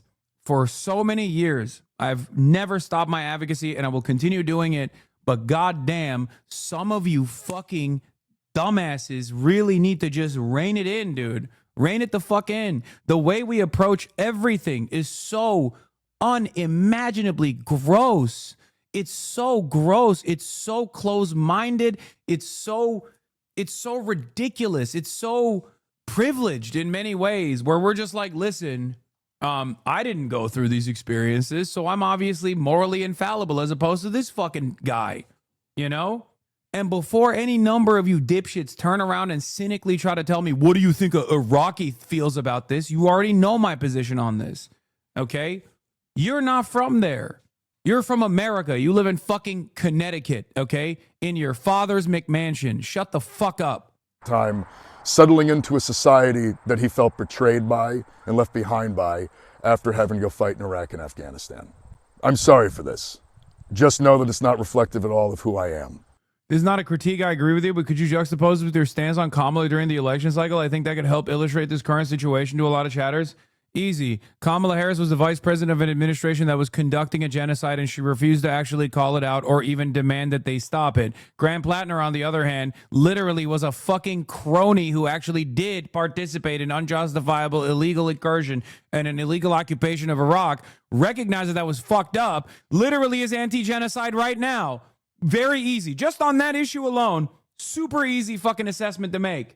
I cannot wait for the next cycle when everyone's on that fuck Israel tip and now and left is going to be even more schizophrenic. They're going to be even more schizophrenic. They're going to be like, well, everyone is for anti-Israel now, so this guy obviously is a fucking psyop. Everyone that says fuck Israel is actually psyoping us. You are not worthy of a psyop. You are nothing. I am nothing. We are nothing. We are lower than dirt. Okay? We are the dog shit that every fucking Ivy League graduate steps on their way to their fucking $200,000 job as they dominate all of us at the behest of capital. You have no movement. You have nothing. And you will never be anything if you keep up this fucking attitude. I realize I'm being a little heavy-handed here. Not even because of Graham Plattner. I couldn't give a shit about Graham Plattner in the grand scheme of things. But because this is a fundamental anger that I have for a principle that I abide by, that leftists constantly wear on their fucking sleeves as though they are doing something, as though they're doing purity politics. And then they simultaneously explain that, like, you know, purity politics are actually cancerous, but just for other stuff. Not for the stuff I care about, obviously. Not for the stuff I engage in purity politics over. God damn. My brother-in-law fought in Afghanistan. I wanted to join the military, but the way America treated him showed that they don't care about the average person. I used to be a Trump supporter. Now I can't stand the American government from either side. The military contract their companies sell away our people. So what you're saying is Graham Plattner will be accepted by middle management, CEO, and C-suite class? He probably is not even going to fucking win, dumbass. But even if he did, okay? Even if he did, the question is, we exist under capitalism. We understand, on the left at least some who are read enough or well-read enough, understand that this is a bourgeois democracy, a dictatorship of the bourgeoisie. And both of the parties under this current duopoly, obviously, first and foremost, serve the interests of capital. All of our institutions serve the interests of capital and capitalism, and our two-party system also reflects that reality. So unless you have some kind of viable alternative, see yourself out of the conversation of electoralism. Because at least within the confines of what is permissible, I think expanding the boundary of permission with candidates that have at least in the past said that they were socialist communists, or candidates that at least say Israel's doing a genocide at a time when seemingly 99% of fucking politicians still refuse to do so, I'm going to take a guy who does say those things. I'm going to be skeptical. I'm going to be scrutinizing their background. But if you're going to make a blanket statement about someone across the board and be like, well, every veteran's a baby murderer, then you are an unserious person. You should not have a conversation about this stuff. You just shouldn't. You shouldn't be a part of this conversation. I've never been a fucking troop exploder style leftist, and I never will be. Okay? This is not because the military industrial complex is good or permissible. This is not because the military actually does any good whatsoever. It doesn't. I see it as a fucking jobs program. Okay? That's what it is.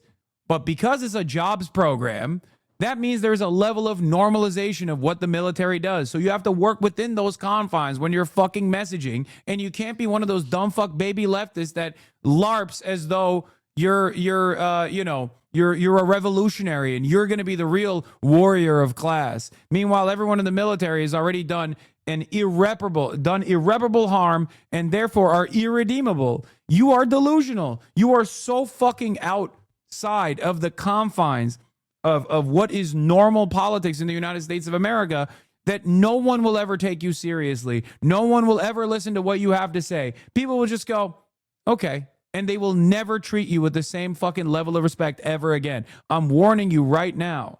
It saddens me how your ego, your inability to take accountability is actively hurting the left's image. Don't be pirate software. What? What are you talking about? What are you talking about? I'm literally covering a dude who's taking accountability right now about things that they have said in the past. What? Please explain to me what you're talking about. I'm talking about you. Okay, what do I have to take accountability for? What have I done? Explain to me what I have to take accountability for.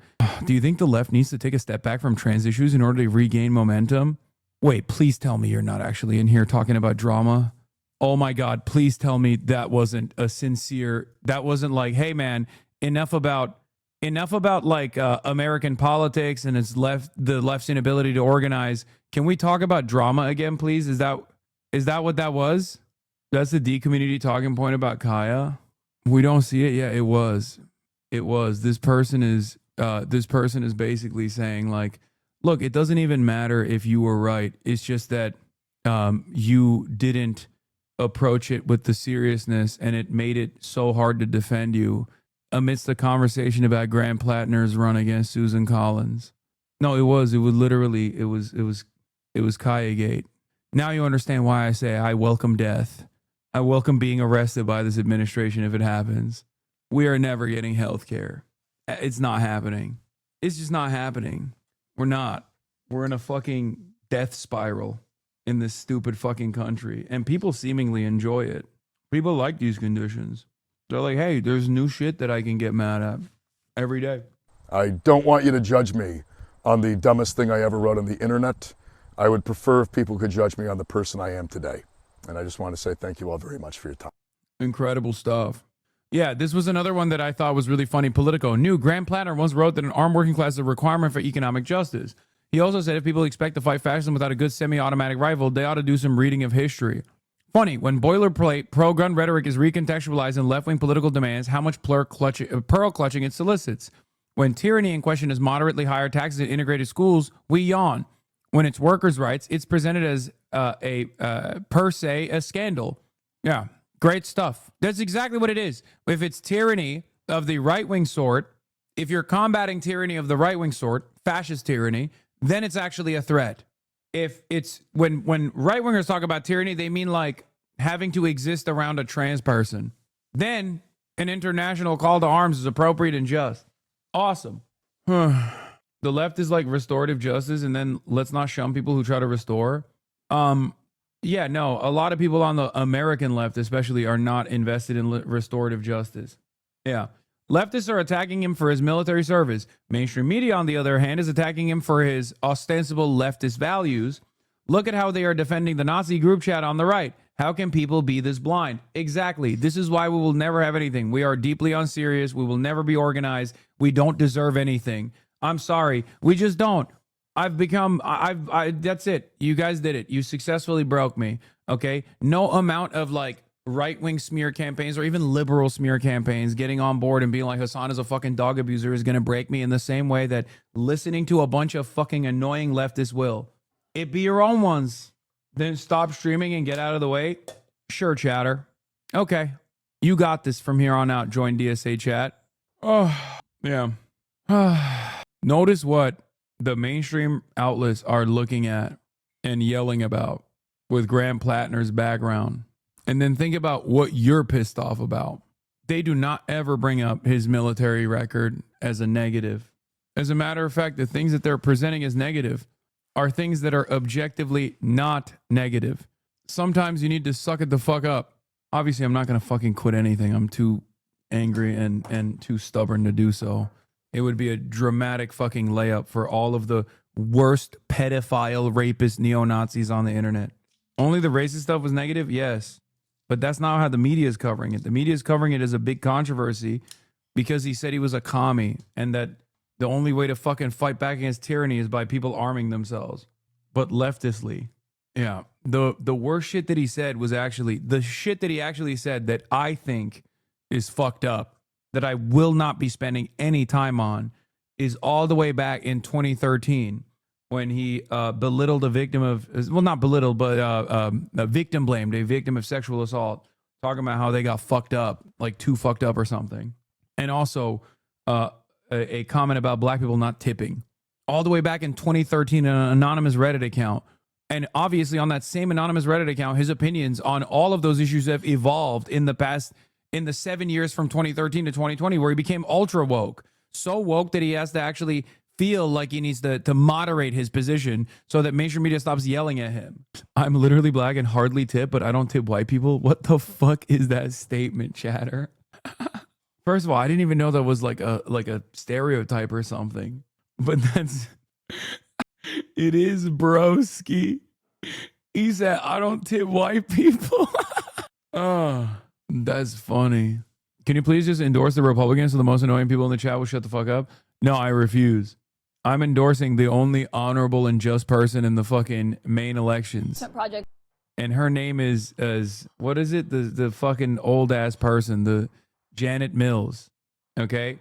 I am endorsing Janet Mills in the race. Okay? She is obviously the most honorable and the most just. I wish you got this angry at Ethan Klein. Why the fuck would I get this angry at Ethan Klein? Ethan Klein is irrelevant. Of course I'm going to get this angry at people who present themselves as leftists in my fucking community and use every waking moment being annoying. I expect better from long-term community members. Yeah, Ethan Klein is washed and irrelevant. Who gives a fuck about Ethan Klein? He has lit his own goddamn career on fire because he wanted to defend a genocide for 2 fucking years, and now is actively trying to change that image to the best of his ability by being like, I actually didn't spend the last 2 years defending genocide. Everyone was lying about it. Who gives a fuck what that lunatic has to say? Obviously, there are investment projects happening in Indonesia. First off, have you heard from the president? Has he called you? No, not about that, but I'm glad he acknowledges that I'm a good boy. I am a good boy. This is the country, man. That's awesome. Country's sick. I'd say, you said I'd never been to a mosque. You've never been to a gym.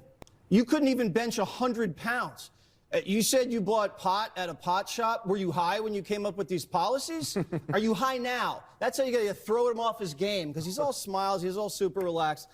I mean, yeah, Andrew Cuomo should do that. Like, he's demanding. Oh, Gavin Newsom actually went to TwitchCon. He's in the partner lounge for A-listers. Gavin Newsom is in the TwitchCon partner lounge right now. He's at the event holding meetings with Twitch streamers about how to reach young voters. Some streamers declined to meet with him because they weren't letting the creators stream the one-on-one meetings, apparently. To clarify, he's in the purple lounge where all the A-list creators are, not the main creator lounge that's open to all partners. People are debating whether the streamers are clout chasing Newsom or if Newsom is clout chasing the streamers.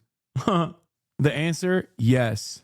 Yeah, also, yes. The best possible way to approach this is, and you did a great job of this, Shady Tales, how the fuck do leftists expect other people to become leftists if there's no way to redeem yourself once you do some stupid shit? You cannot have the approach that someone is irredeemable. New orbiters entered the arena. Oh, it's Gavin Newsom is my new orbiter. Yeah.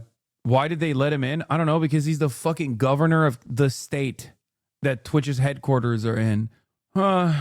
Anyway, Donald Trump is showing his LGBTQ plus bona fides by offering clemency to the gay criminal George Santos. George Santos was somewhat of a rogue, but there are many rogues throughout our country that aren't forced to serve 7 years in prison. I started to think about George when the subject of Democrat Senator Richard Danang Dick Blumenthal came up again. As everyone remembers, Danang stated for almost 20 years that he was a proud Vietnam veteran, having endured the worst of the war, watching the wounded and the dead as he raced up the hills and down the valleys, blood streaming from his face. He was a great hero. He would leak to any and all who would listen, and then it happened. He was a complete and total fraud. He never went to Vietnam. He never saw Vietnam. He never experienced the battles there or anywhere else. His war hero status and even minimal service in our military was totally and completely made up. This is far worse than what George Santos did. And at least Santos had the courage, conviction, and intelligence to always vote Republican. George has been in solitary confinement for long stretches of time and by all accounts has been horribly mistreated. Therefore, I just signed commutation releasing George Santos from prison immediately. Good luck, George. Have a great life. I mean, this is, first of all, diva recognized diva. Okay? That's number one. Number two, I, of course, have always voted Republican. So, Mr. President, please do not arrest me, because it seems like that is the easiest way to get out of that situation, or any situation, as a matter of fact. If you want to do a crime, any crime, it's very obvious that you should first run for office as a Republican and say you love Donald Trump and say you love the Republican Party and you always vote Republican, and then do whatever crime you want to do, and Trump will at least take a look at your sentencing. It is crazy. I don't fucking give a shit about George Santos being in prison, for the record. I don't. And I don't think he's this like rugged criminal. I think he's going to be extra annoying out of prison now. But I think what's more consequential about this story is that Donald Trump is basically signaling that if you do crimes as a Republican, he will let you go. I do feel like campaign finance laws should be upheld. It was good that he was convicted. 7 years a bit harsh, though. Yeah, that's true. This guy hates Columbus. This guy hates cops. I'd look him square in the eye and say, you want to lead the financial capital of the world? You can't even do math. I'd actually ask him a math equation. I'd say, what's 17 divided by... He couldn't do it. And I just watched the clock tick and sweat. Then I'd say, who's your favorite player on the Knicks? I like that he said 17 divided by, because it's a prime number. And the worst, like one of the worst, like as it was coming out of his mouth, he realized like, okay, if I actually divide 17 by anything, I'm not going to be able to do it. So we should just move on quickly from this. Because like, what is he going to say? 17 divided by 1?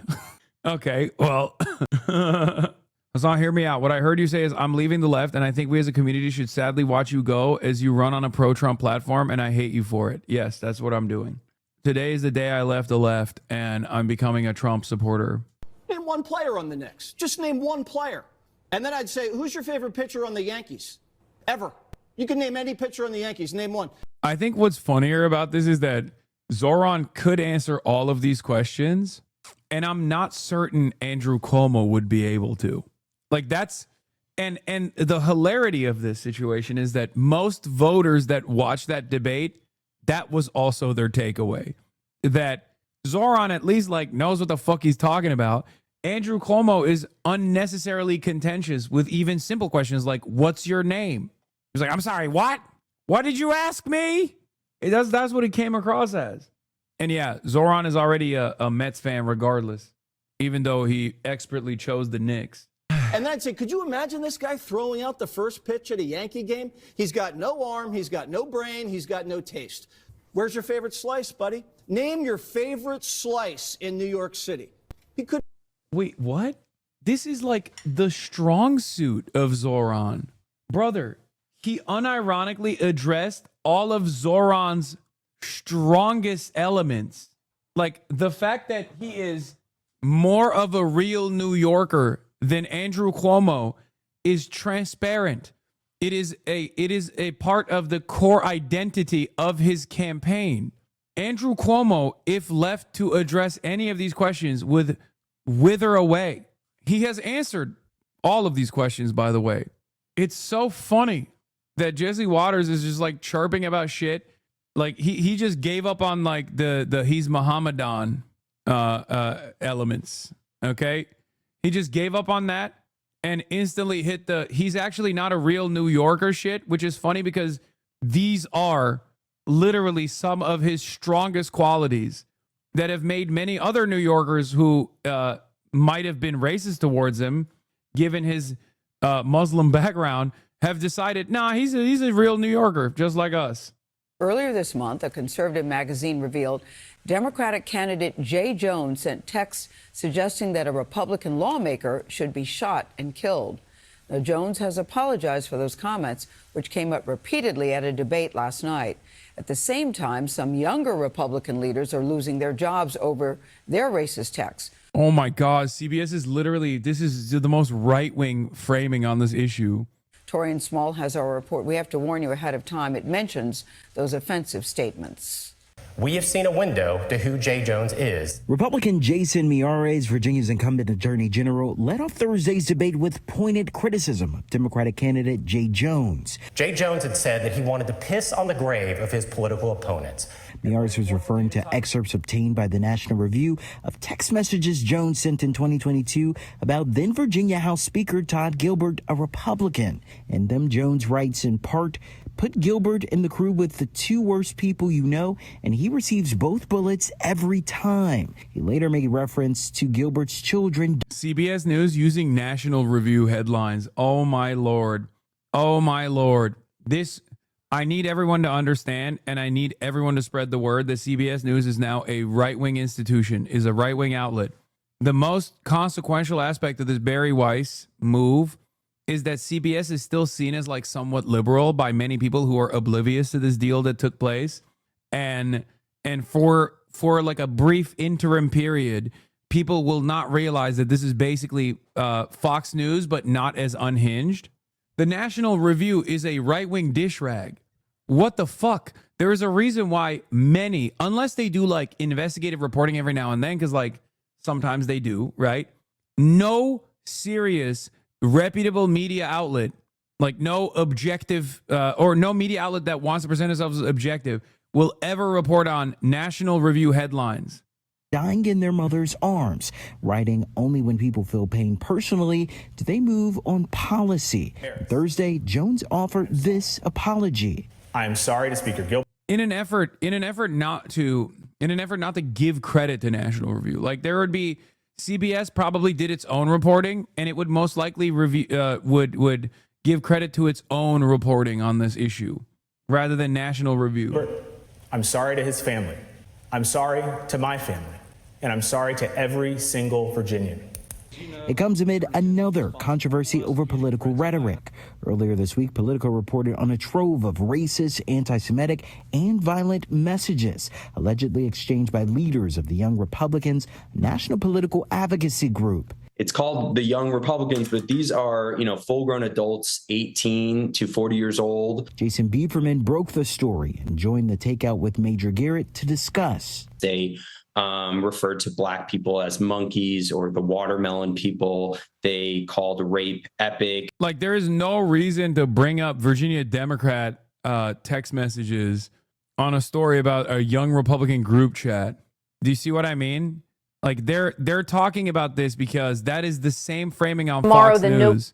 That is the exact same framing that you hear on Fox News. Those are separate stories. The only reason why they're being packaged as the same story is to do a whataboutism and to bring these two stories together. It's basically trying to show no favor to either party while simultaneously doing so, giving Republicans a protective cover, which is what Republicans did. That is basically a reflection of what J.D. Vance said. No Democrat has been like J. Jonah Jameson's text messages were awesome. No Democrat. They should not say that he's awesome for saying those things, but they should maybe not outwardly condemn him as aggressively as they have. But J.D. Vance, the vice president, did quite literally defend the group chat by bringing up Jay Johnson's fucking text messages. Okay? J. Jonah Jameson. Yeah. Spider-Man. He's now, after failing to capture a photo of Spider-Man's true identity, he's decided to run for attorney general. Yeah. That's why he was mad in the text messages. He was like, oh, get me photos of that menace Spider-Man. Oh, I'm going to shoot the children of Spider-Man. I'm going to run for attorney general of Virginia. That's what he said. That's the real story. King's movement is holding a second day of rallies nationwide to protest President Trump and the administration's policies. The No Kings Coalition says there are 2,600 events scheduled. Millions are expected to participate. This week, Republicans looking to get ahead of the events with their own messaging about Saturday. We call it the Hate America rally because you'll see the hate for America all over this thing when they show up. It's all the pro-Hamas wing and the Antifa people. They're all coming out. There's considerable evidence that George Soros and his network is behind funding these rallies. Who's running the show in the Senate? Chuck Schumer's not running the show. The No Kings protesters or organizers are running the show. The farthest left, the hardest core, the most unhinged in the Democratic Party, which is, a big title. And, no kings equal no paychecks. In response to those comments, one of the organizers of the No Kings event had this to say. The question is there any truth to their claims about this? Obviously, these are peaceful protests at enormous historic scales. The question is, why now? Why are they coming at us now? And it's because they are worried that they are losing their grip on power. They are worried that other people in blue states, red states, and purple states, in rural communities, in Trump country, are going to see the public doesn't support this, and that makes them scared. Rob, is this about fear? I do think that we're in a different moment than we were during the first No Kings protest. I mean, we've had the assassination of Charlie Kirk. We saw a peaceful response. It's so funny because it's like No Kings protest is the most libbed up version of expressing discontent. It straight the fuck up is overtly refusing to address like Israel in any capacity. And even then, these guys are talking about how unacceptable this is. Here's what Caroline Leavitt had to say about the No Kings protest. Proved that the Democrat Party's main constituency are made up of Hamas terrorists, illegal Oh, wait, not the No Kings protest. This was about Mamdani. aliens, and violent criminals. That is who the Democrat Party is catering to, not the Trump administration and not the White House and not the Republican Party. Yeah, wait, why would the Democratic Party cater to the White House or the Trump administration or the Republicans? The Trump administration and not the White House and not the Republican Party, who is standing up for law-abiding Americans, not just across the country, but around the world. And that proved that... Wait, what? That doesn't even make... God, they're so stupid. They're so dumb. Oh my God, I hate how stupid the Republicans are. Yusuf Munayer says, we have been saying for so long the repression against Palestine activism, which Democrats have for too long been supportive of, will ultimately be a gateway for the right to use against all critics. How are we losing? We're losing because we're disorganized. We're losing because we're unserious. We're losing because there is a metric ton of evil that this administration is capable of dishing out at any given fucking moment. And we don't have a united front. The last No Kings had a ton of pro-Palestine stuff. PSL was involved, so there were a ton of orgs. There were tons of Palestinian flags and signs everywhere. No, I know. I'm saying that participants in local No Kings rallies abso-fucking-lutely brought their, Palestine merch and stuff like that. But the organization did a lot of weird things. And if left up to their own organizational capacity, it would have been a very libbed up, like Walmart funded ass protest where they gave really silly directives to people where they were like, oh, if cops like decide to rush you, just like sit down or something. Like it was crazy. Or they demanded that in some of the protests that you RSVP. The fuck? Yeah, there is no sign-up sheets for a fucking rally. What are you, crazy? Yeah, the main org behind it, I think, did some weird stuff. But obviously, any kind of initiative to bring people out in the streets to protest against the administration is going to bring crowds from all walks of life, and it's going to bring people with different opinions together. But that's a good thing. It's not a bad thing. A lot of people returning to church for the first time or going for the first time. So a largely peaceful response in response to what was a horrific moment. Now, I think you also have a situation with No Kings happening at the same time where there is a crackdown in many of these major cities, which has animated the left in this country. And I would just point out that despite all of the criticism they have for President Trump, they are allowed to organize and demonstrate their freedoms. A king would not allow a No Kings protest, let's face it. We should also point out these were all largely peaceful as well. In June, when they happened, all these events, in terms of looking at how it went the first time. What's your response to what we've been seeing? Well, John Lewis would call this good trouble, unnecessary trouble. The late, great Byron Rustin would say we need angelic troublemakers, good troublemakers in every community. This patriotic act is very consistent with the First Amendment right to express yourself and also to petition your government for change. We've seen this before. I'm a 40-year-old black man, proud son of the South. Peaceful, nonviolent protesting is in my DNA.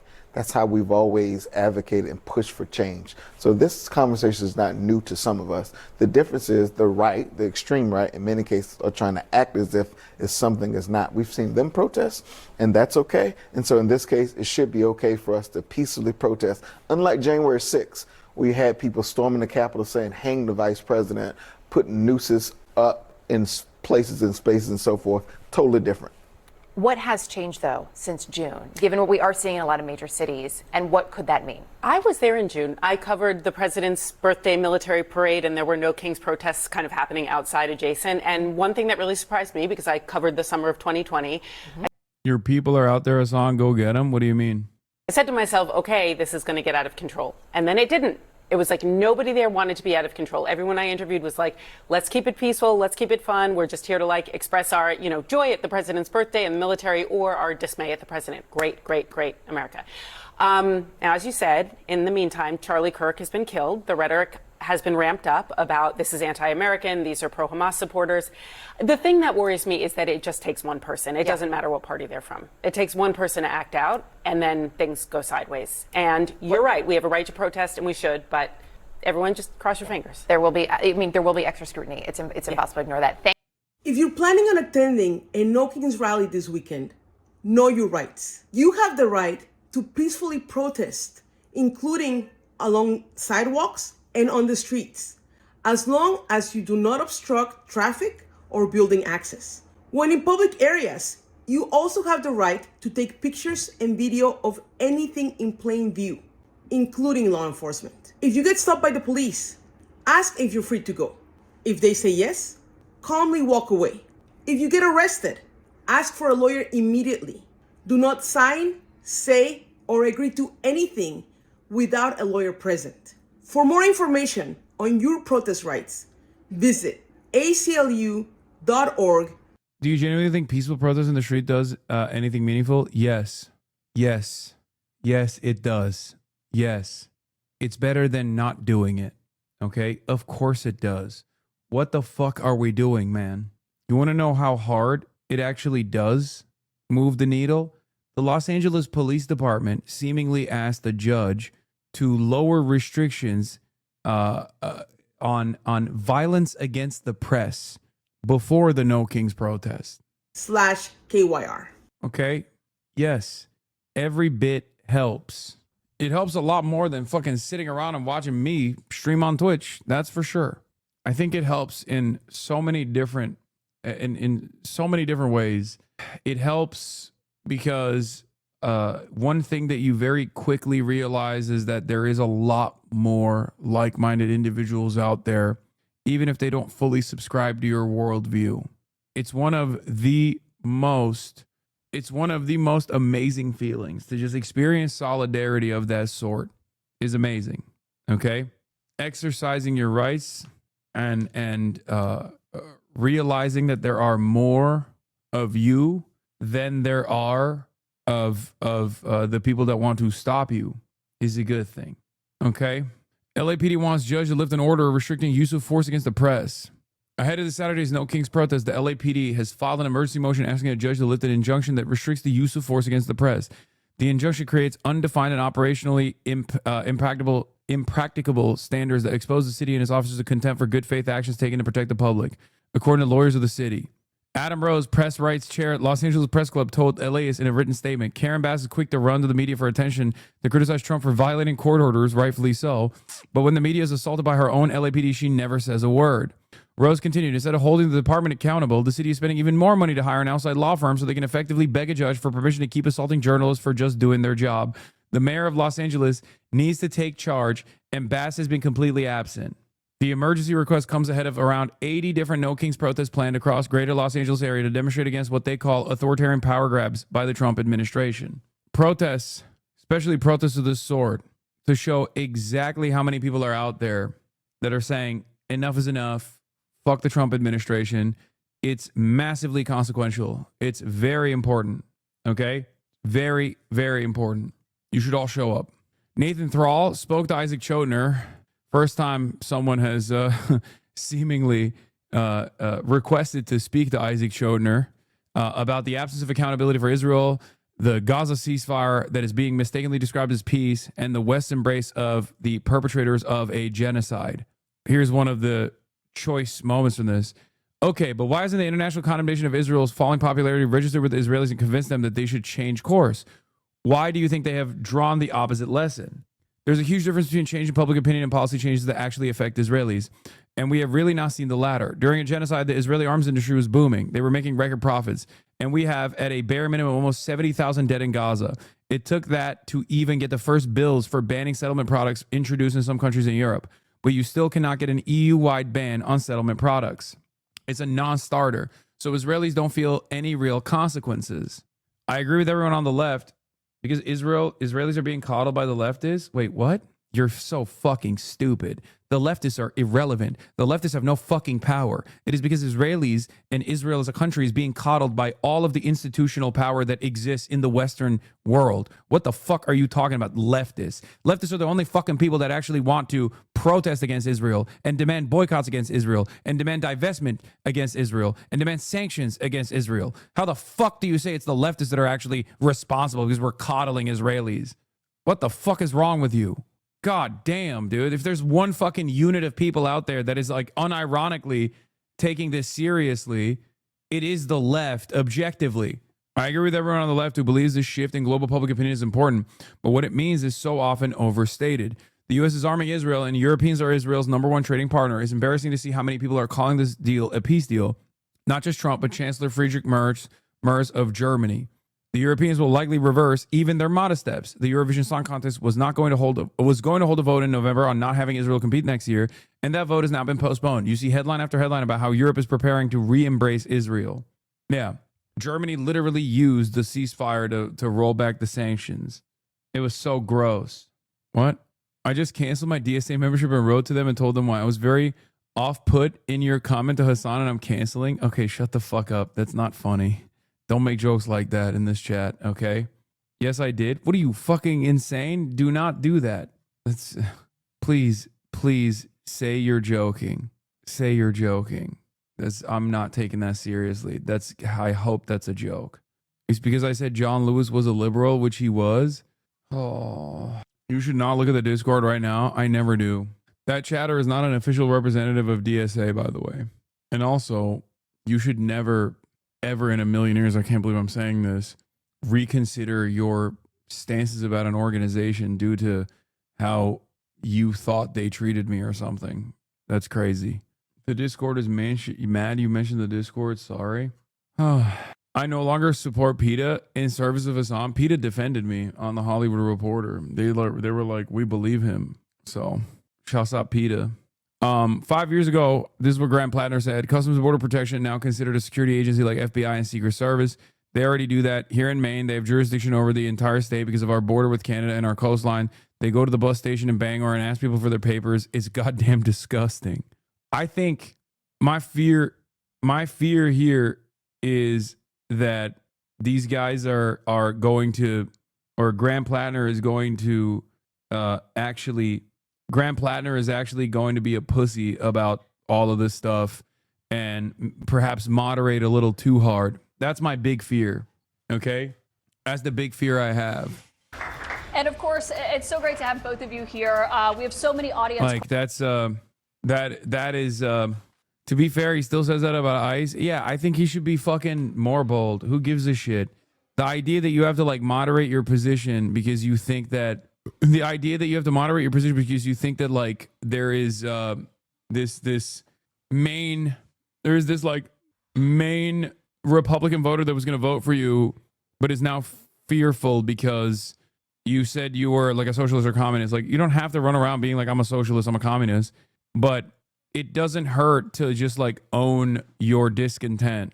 Also, yeah, Trump approval lowest of the second term. His approval rating is at 37, -2 only, and his disapproval is at 61, which is up +1 from the last poll. New lows on key issue net approvals. On immigration is -14, underwater. On the economy, -26, and on healthcare, -36. Please tell me you saw this insane footage of the ICE agent being arrested. I did see this. Here's an ICE agent who is being arrested for drunk driving and nearly killing his little kid and others. He tries to stop the arrest by racially profiling the officers arresting him. Amazing watch the courtesy given to him as he is belligerent and uncooperative. That's the colonel. Colonel, don't mean shit to me. Okay, well. I'm federal. Okay. I'm trying to get home. I got my boys with me. Who do you work for? DHS. Do you have your ID with you? No, I don't. Okay. But if I called them, they'd verify that you're a 100%, bro. Okay. You don't have any type of credentials or anything that say you're DHS? Not on me, no. Okay. All right. I only bring my weapon with me if I'm. Okay. But you don't have any weapons on you right now? No, I don't. Okay. So what I want to do, I want to talk to you away from the kids. So I'm going to ask you to step out of the car, and we're going to walk back to the back of your car, okay? Are you fucking serious right now? Yes, sir, I am. You know what? Call my supervisor. Okay. Do you want to do the exercises or no? He's like, after a long day of wearing a mask and beating the fuck out of random Mexican teenagers, yeah, I have to knock a couple back before I drive my shit ass kids to school. Okay. And sure, I'm on the Baby Annihilator Chevrolet pickup heavy cab train. Okay. Which means I could kill more children if I choose to do so. But it's my it's my God-given right to do so. Let me at him. He's combative. He's unpredictable. He doesn't have his documentation. Oh my God, you're right. Interesting. Interesting. I'll do it. But you know what? What's homeboy doing down there? You know, guys, come on. Make sure we all sit because we're inside of the water. We don't want to get hit. We don't want you to get hit. That's why we're trying to do the exercise. That way we can move on. Are you Haitian? That's nothing to do with my wrist, buddy. Oh my God. No. Oh my God. He said, are you Haitian? Are you, brother, is he about to do a plainclothes arrest? Is he just on autopilot? Is that what it is? He thought this would be helpful for him. He went, are you Haitian, to a cop on a DUI stop. My question was, are you Haitian? It doesn't matter. It doesn't matter where he's from. Look, man, I really need you to do the exercise. If you don't do it, then I'm going to say that you're refusing to do the exercise. I get it. You need a minute. I gave you a few minutes, okay? But let me talk to your supervisor. Not right now, sir. Yeah? If you're a cop, whatever. Yeah, I'm fucking law enforcement, okay, dude. Then stop talking and sit in the back of the car and stop. Stop this. Come on, let's go. Stop this. What about my kids? We're gonna take care of it. No, but I'm first not going in there. Let me talk to your supervisor. Again, you can talk to him in a second. Nope. Not going in there without my supervisor. Okay, let's go to the other side. Come here. Come on, man. Don't pull against me. Why won't they beat his ass? I don't understand. You do this level of pushback, you're getting your ass beat. What the fuck? Is that the magic words when you just automatically, there's just like an unimaginable amount of restraint demonstrated by cops all of a sudden when an entitled dude is, no, it's not because he's white, bruh. It's literally because he's white and a cop, okay? It's because he's DHS. That's why they're doing it. Have you never watched on this broadcast where we watch like police chiefs that are drunk driving get arrested by other cops? They are practically begging the police chief to get in the fucking squad car. They're like, please, sir, I'm so sorry. I'm so sorry to do this to you. I know you have a long life ahead of you. I know you have children. If you say something racist enough, they respect you. It's a game of dominance. Yeah, that's why when he said, "Are you Haitian, homeboy?" They were like, "Oh shit, this is a real one. This is a real cop. Oh no, this is a high-ranking grand wizard type of police." Okay? It's the same principle as the Klan. They're like, "Damn, you just out." You know how leftists outwoke one another? Cops are out racisting one another. Okay? That's what it is. They're like, "Damn, is this guy, are we sure this guy's not the police chief?" It's like, yeah, it's like a secret password. Oh shit, this is 34 minutes. I gotta watch the fuck out of this. This got 500,000 views, bro. Sir, I'm just asking you a simple question. You don't have to answer if you don't want to. But you said you're going to Islamorada, so I'm just asking what you're going. Just doing your job. Okay, Crime Watch is back on the menu. This is good. Localpedia apparently identified him as ICE specifically. So can you just walk like right over here? Guys, come over here. Can you just come over here for me? Okay. So you said you're coming from Miami, going to Islamorada, and going back to Miami. What are you going to Islamorada for? Guys, seriously, are we really doing this right now? I'm just asking you a question. You said you're going to Islamorada. What are you going to Islamorada for? Lane. Yeah. Are we really doing this right now? Sir, I'm just asking you a simple question. You don't have to answer if you don't want to. But you said you're going to Islamorada, so I'm just asking what you're going for. Guys. Zach, how much have you had to drink today? About 4. 4 what? 4 drinks. Like water, alcohol, beer. What'd you drink? Kool-Aid? Are you guys really trying to fuck me right now? I'm just asking what you look like you're impaired. I smell alcohol coming from you, so I'm just asking how much you had to drink to make sure you're not too impaired to drive that vehicle. Okay, how about this, Scott? So, again, I think that you might be impaired. You look, your eyes are bloodshot, they're kind of glassy. Are they really? Yes, sir, they are. Show me. I don't know how you want me to Show me my eyes. do that. Take a picture. Okay, we could do that in a minute. But the other reason why I think you're impaired is just the way you're walking. You're kind of stumbling a little bit. I'm not walking anywhere. Okay, and then also the way that you were seen driving, you're like kind of swerving and stuff, and then the colonel tried to pull you over and you didn't immediately stop. You stopped here on the bridge. He tried to stop you at a safer spot a little bit back there. Okay, we're doing this. Okay. Okay, so again, I believe that you may be impaired by The answer is yes. They are really doing this, my man. alcohol and or some type of chemical substance which may inhibit your ability to operate a motor vehicle safely. So I'm going to ask that you voluntarily participate in standardized field sobriety exercises to dispel my belief you may be impaired. Are you willing to do those exercises? Yeah. You'll do them? Yeah. Okay, so what I'll have you do, you can just sit on the bumper of your car right there. You're a little bit taller, I just need to look at your eyes. Guys, look. I'm SFST certified. Okay, so am I. I'm a drug recognition expert. You know what that is? Okay, anyway, so what I'm going to have you do, if you can, uncross your feet and just put them like side by side. Perfect. And then your arms, if you could, just try to put them down by your side like that. Okay, so what I'm going to have you do is just keep your head straight, and you're just going to keep your head like aimed straight at me, basically, and then I'm going to look at your eyes, okay? You understand? Yep. Are you diabetic? No. Are you epileptic? No. Okay. Do you have any brain injuries? I'm a disabled veteran. Okay. Have you ever had a traumatic brain injury? Yes, I have. Okay, does it affect your ability to operate a vehicle? Guys, come on. Okay, well, I'm just asking what your brain injury is. Does it affect you in your everyday life? Do you know what nystagmus is? Onset of nystagmus, yes. Okay, but do you know what nystagmus is? Yes, I do. Okay, do you have nystagmus?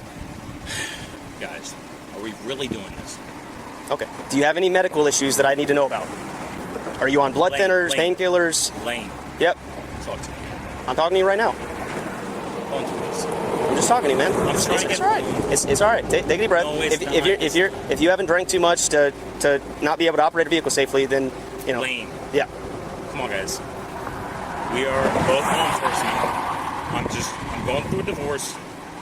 I'm taking my... Of course, dude. Of course he is. Come on. Oh my God. You were doing me like family court. You're doing me like the woke judges on family court. How dare you? How dare you do me? I'm not taking your kids from you, man. I'm just making sure that you're safe to drive the car. Okay? You kind of have to feel bad for him. I do not. I don't even have an ounce of bad feelings. I have a lot of negative feelings about him. I do not feel bad for him. Not even a little bit. Okay? Not even a little bit. And this is before it is established that he is drunk driving. I feel bad for his kids because they have a fuck ass dad who is a fucking Nazi, but I do not feel bad for him at all. Oh my God. Yeah, divorced ICE Gestapo agent. Come on. Are we really doing this? Doing what? Doing what? You're supposed to feel sorry for a dude who knocked a couple brewskis on his fucking child annihilator vehicle after a long day? Oh, you're just quoting the guy. Come on, guys. Are we really doing this? Are we really doing this? Are we doing this? Yeah. The funniest part about that is that this guy isn't even being treated a fraction as bad as he has treated other people who have not put others' lives at risk, by the way. Because remember, by definition, his job is going to fucking court hearings and brutalizing random migrants at their court hearings in front of their crying family members. Okay? Sometimes even beating the fuck out of the family members as well. Like that's his job. Okay? Zip tying children and shit. For not drunk driving, mind you, but for literally just existing. Because that's what it is. He's drunk driving his kids. Do you have any other medical issues that I need to know about? I don't know. Just any medical issues that might... I've had shit blow up around me. I've been shot at. Okay. Sorry, man. Take a deep breath. Don't tell my kids. I'm not. You're all right. Take a deep breath. You're okay. I've been shot at. People have tried to kill me. I just want to go home, guys. Come on, man. I got you, man. Come on. We know what's up. Come on. We've been down this road before. Problem is that we're at this point right now. I understand that. And you know that I have to do what I have to do. I understand that, but my boys are everything. Okay. Where's their mom at? By the way, his felony child neglect charge has since been dropped, and he now has 2 misdemeanor charges, DUI and resisting arrest without violence. Also, cops are still so fucking ruthless. Resisting arrest without violence is such a crazy charge. And the only reason why he got resisting arrest without violence is because he was resisting arrest without violence and the cops weren't being violent to him. Under different circumstances, if he wasn't some fucking ICE dickhead, they would have beat the fuck out of him and hit the goddamn kitchen. They would have hit him with the kitchen sink. Okay, they would have slapped him with every fucking charge known to man. Do they have anyone down here that would be able to take care of them? I'm not saying you're going with me, man, but you're all worried about this stuff. I'm just trying to figure out, if there's someone else around here that... The license plate starts with DV for divorce. No, it's for domestic violence. The license plate is DV for what he likes to do. Maybe they could come drive the car if you think maybe you drink too much to drive. What's wrong with the mods? Why? No? They're my everything. Okay, so no medical problems that are going to affect your ability to follow my finger? Nope. Okay, so again, what I'm going to have you do... My kids mean everything to me, which is why I put their lives at grave risk by drunk driving them in the middle of the day. They mean everything to me. If we're dying, we're going out together. My bitch ass ex-wife Brenda is not taking them away from me. They mean everything to me. We're going out in a fiery fury together, okay? Just keep your head straight, and I'm just gonna have you follow the tip of my finger with your eyes, and I'm just gonna go side to side, and then I'm gonna go up and down, and I'm gonna do a circle around your head, and I'm gonna tell you what I'm doing before I do it, okay? I'm not gonna touch you or anything, but again, I just want you to follow my finger with your eyes and don't move your head. You understand? Yep. Okay, ready? Yep. In his mind, I know he's like, nailed it. Why don't cops carry a breathalyzer? Is it a cost thing? No, they do. In order to bring out the field breathalyzer test, you first have to do a field test, field sobriety test. So the field sobriety is like unlocking it, okay? You use the field sobriety test first. There's reasonable suspicion that person failed it. Then they do the breathalyzer. And the field breathalyzer test is not accurate.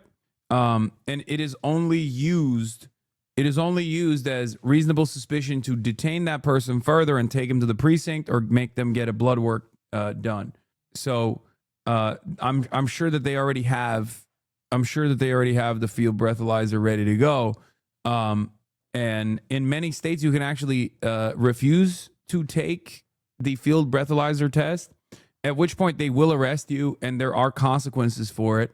But you will eventually, at some point, get a breathalyzer test at the precinct or blood work done at the hospital. Yeah, field test is bullshit. I did a sober and still failed. It's just a rubber stamp. Yeah, and the breathalyzer is also not consistent either. If you refuse to test in Louisiana, it's an automatic 2-year license suspension. You get an extra charge since October 1st in Florida for refusing, huh? Yeah, sorry, not reasonable suspicion. If you fail a breathalyzer test, it's probable cause for an arrest, not just detainment. You're right. Yes, but because the field breathalyzer test is so inconsistent, you can literally blow over a 0.08 without actually being even remotely impaired. Like it's not even like the field breathalyzer test is not. There's a reason why it's inadmissible in court to prove that you are drunk, and it is enough for them to arrest you to then make you take the real test that will prove your blood alcohol content. Okay, if you can you just like make your head straight? You're kind of leaning your head to the side a little bit. There you go. So what I'm gonna do now is vertical, so I'm just gonna go up and down, okay? Ready? Same thing. Just follow with your eyes, don't move your head. Ready? Yeah, if you use mouthwash, you'll fail the breath test. There are field tests are not pass fail other than breathalyzer. It's just evidence. Yeah, it's just evidence to be able to arrest you. Okay. And now I'm going to do just 2 small circles around your head. Here, I'll show you what it looks like. So I'm going to go like this around your head, and I'm going to bring it in between your eyes to your nose, but I'm not going to touch you, okay? So don't flinch or anything. I'm not going to touch you, okay? All right, ready? All right, one more time. Ready? Okay, so this time, try to just look at my finger. Don't anticipate where it's going to go, okay? You're kind of looking ahead of my finger. Just try to follow it, okay? I'll go a little bit slower. Just look at my finger.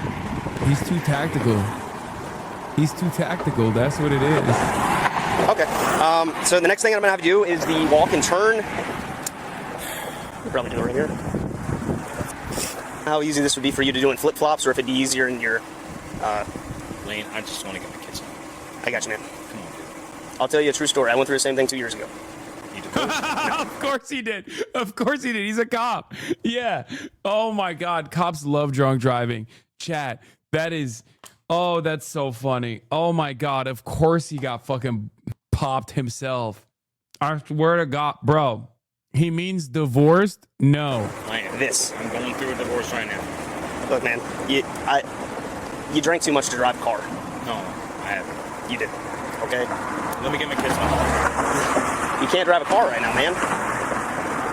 Based on what I'm seeing so far, unless, if you do good on this, maybe I'm wrong. Okay? That's why we're doing these, so that you can dispel my belief that you're impaired. Okay? Because right now, what I'm seeing, the stumbling and stuff, I want to see if you can do this stumbling, stuff. I'm not doing anything. I'm sitting right here. Well, no, when you walked out of the truck at first, you kind of, it looked like it. Maybe I'm wrong. Okay? But that's what this stuff is for, so that we can dispel that belief that I have that you're impaired. Okay?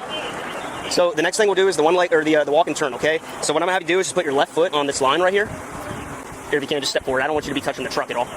Just a little bit forward, just so you're not next to the truck. There you go. And now you're going to put your right foot in front of your left foot, touching heel to toe. Your right foot in front of your left foot, touching heel to toe. Perfect. All right, and if you can, put your arms back down by your side. Or can try to stand there just in case. All right, so again, just put your right foot back in front, and then your arms straight down by your side. There you go. Now just stay like that. If you have to put your hand up, just put it right back down, okay? Okay, so just stay like that. Don't do anything else until I tell you to. Do you understand? Yep. Okay, so if you can, just try to get back into that position. Well, I want to know the directions. Well, that part of the directions is that you're supposed to be standing like that while I give the directions. That's okay. All right. So the position that you're supposed to be in right now. He's even letting him fail right now. I'm failing that shit 100%. I've done all that shit. I thought I aced it too. It's hard. It's like this. Left foot on the line, right foot in front, touching heel to toe. What I'm going to have you do in just a second is I'm going to have you take 9 heel to toe steps down the line. I'm going to have you touch every time, heel to toe, heel to toe. So, heel to toe, heel to toe. You're going to keep your feet on the line, okay? If you stop walking or if you step off the line for any reason, I want you to just put your foot back on the line and keep walking. And I want you to count your steps out loud. Do you understand so far? Yep. So again, just to recap where we're at right now, your left foot is on the line with your right foot in front, your arm straight down by your side. You're going to take 9 heel to toe steps. 1, 2. It's pretty funny that this is happening because he refused to stop at a safe area. It's happening next to a highway where people are speeding. So he could just fall into traffic. 3, 5, 6, 7, 8, 9. Once you get to that 9th step, you're going to keep the front foot on the line.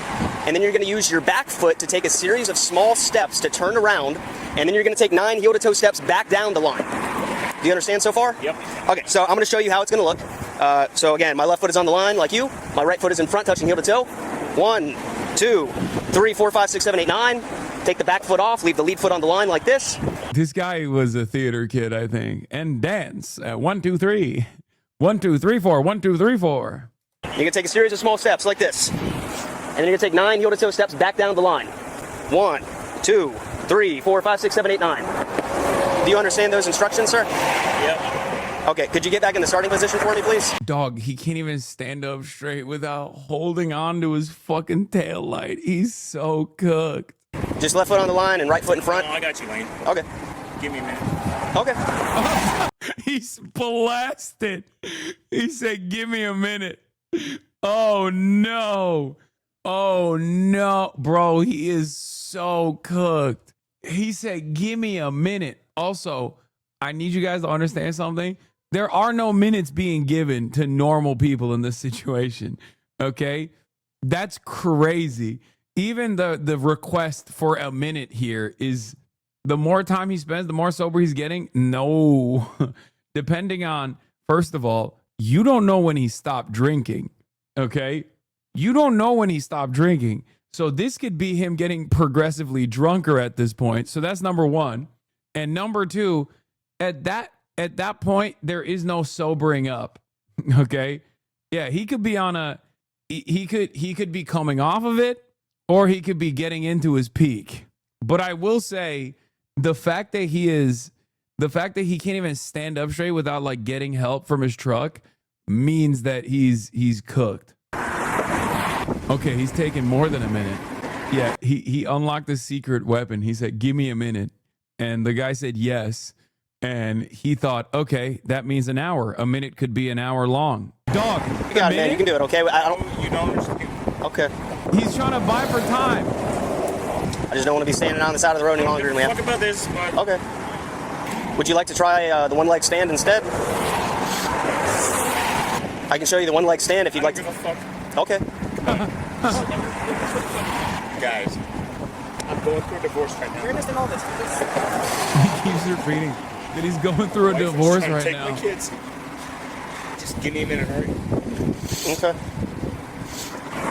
Okay, man. It's either a yes or a no. Just give me a minute, all right, deputy? I did give you a minute, sir, but we can't stand here for this long, okay? Lane. Yes, sir. He's trying to cry out the alcohol. Going through a divorce. You only get one timeout for DUIs. There should be a flag on the play for delay of game. Bro, he's trying to run out the clock, but you cannot filibuster this, buddy. Buddy, you are cooked. My bitch ass wife is trying to take my kids. And He's a bitch ass wife. Yes, sir. I'm federal law enforcement. I'm going through a divorce. My bitch ass wife is trying to take my kids. I'm just. Give me a minute, all right? Okay. If he says Deborah, I'm ending it. I'm ending the stream. I can't hold it. If he says my bitch wife, Deborah, I will lose my fucking mind. The amount of times I've jokingly said my bitch ass wife is taking the kids, and he just fucking revealed it. Like that's my bit. You're ripping my shit right now, dude. You are taking my bits by living it. That's crazy. This is fucked up. You know what it's like. You know what it's like to be law enforcement. How long do you need, buddy? Just give me a minute, all right? Guys. How long do you need, buddy? If we give you a minute, are you going to do the exercise? I will do it. Just, fuck, man. Okay. Like I said, I just don't like us standing here in the road. And I don't either, but you don't want my kids in my life. I got you. No, you don't. Do you got kids? Exactly. Do you have kids? No. Exactly. So you don't know what it's like. You know what it's like. You don't know what it's like to fucking drive drunk with the children in the back of my pickup. You know what? Call my supervisor. Okay. Do you want to do the exercises or no? I'll do it. But you know what? What's homeboy doing down there? You know, guys, come on. Make sure we all sit because we're not selling the water. You don't want to get hit. You don't want you to get hit. That's why we're trying to do the exercise. That way we can move on. Are you Haitian? That's nothing to do with my wrist, buddy. My question was, are you Haitian? He unlocked the special charge that shows without his proper federal license that he is, as a matter of fact, a member of the Department of Homeland Security. Are you Haitian, homeboy? It doesn't matter. It doesn't matter where he's from. Okay. Look, man, I really need you to do the exercise. If you don't do it, then I'm going to say that you're refusing to do the exercise. I get it. You need a minute. I gave you a few minutes, okay? But Let me talk to your supervisor. not right now, sir. Yeah.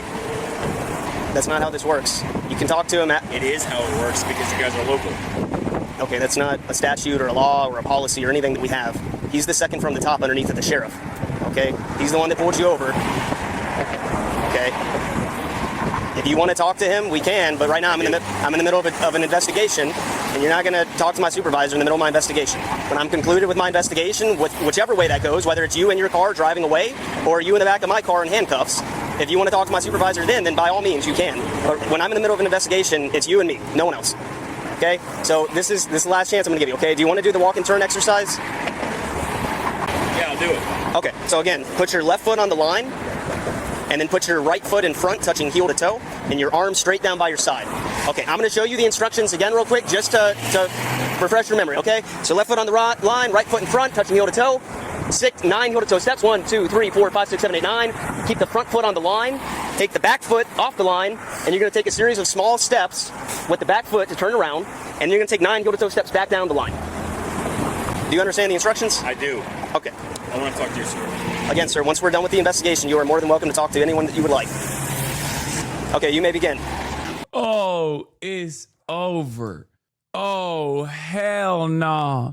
Bro looks like a penguin, dude. Oh, no. Oh, brother, he is so cooked. He is fucked up, bro. That is crazy that he was driving his children in the middle of the day. Oh, that's so good. Oh, that's fucking awesome. Oh my God, your bitch ass wife is gonna be fucking watching this video. Oh, Deborah's taking the kids so hard after this. Oh my Lord. Oh my Lord, your bitch ex-wife Deborah. Oh my God. He can't even put the fucking foot. He can't even put his foot in front of the next. I like the fucking defeat. Like, he just sometimes gives up and he's like, oh, fucking. Like, I think in his mind right now, he knows. Like, when he was doing the eye test, he was like, I'm nailing this shit, right? But right now, in his mind, he's like, oh, fuck, it's over. Okay, awesome. So for the next one, the one leg stand, we can come over here just so we're not in the road Come anymore. on, man. Just fucking give him the breathalyzer, bro. This is embarrassing. Dude, just arrest him. This is worse. Just arrest the guy, brother. Holy shit. He's making him go through it. Okay. Scott, can you walk over to me, please? These must be them woke cops from the Biden era that they were talking about that release Guatemalans back into the streets after they do heinous crimes. You know what I mean? Do you want to do the one leg stand exercise? Why are you fucking me, man? All right, so just take a couple steps forward, like right here. Tell me what it is first. Okay, well, in order for me to instruct you on how to do the exercise, I need you to stand over here. Awesome, thank you so much, Scott. So if you can, just put your feet together with your heels touching. Okay, and now put your arms straight down by your side. Oh, he can't even stand up straight. That's crazy. Okay, that is like definitely 100% above 0.08 for sure. Okay, he is. I don't know what kind of 4 drinks he had, but it might have been 4 Locos. Okay. And your arms straight down by your side like this, Scott. Thank you. All right, there you go. So heels touching, arms straight down by your side. Just stay like that. Don't do anything else until I tell you to. Do you understand so far? Yep. So when I tell you to, I'm going to tell you to raise one foot. You can choose the right or the left. You're going to raise it approximately 6 inches off the ground. You're going to keep your foot parallel to the ground, and you're going to look at the elevated foot while you count out loud in the following manner: 1001, 1002, 1003, 1004, and so on and so forth until I tell you to stop.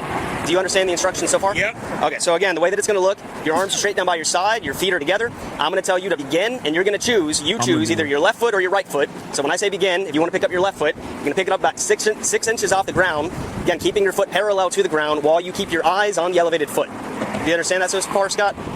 Do you understand the instructions, sir? I do. Okay, so again, the way that it's going to look, I'm going to show you one more time. I'm going to do it with my right foot this time. I'm going to say begin. You're going to raise your foot about 6 inches off the ground. It's about the size of a soda can, okay? 6 inches parallel to the ground, and your feet on the elevated foot, and you're going to count out loud: 1001, 1002, 1003, and so on and so forth until I tell you to stop. Do you understand all the instructions, Scott? Yep. Okay, you may begin. 1001, 1002, 1003, 1004, 1005, 1006. Guys, What the fuck are we doing right now? Seriously. Okay, Scott, can you be honest with me? How much did you drink today? I had about 4. 4 what? Drinks. Okay, a drink to me is alcohol, or is water. I have not drank in several weeks.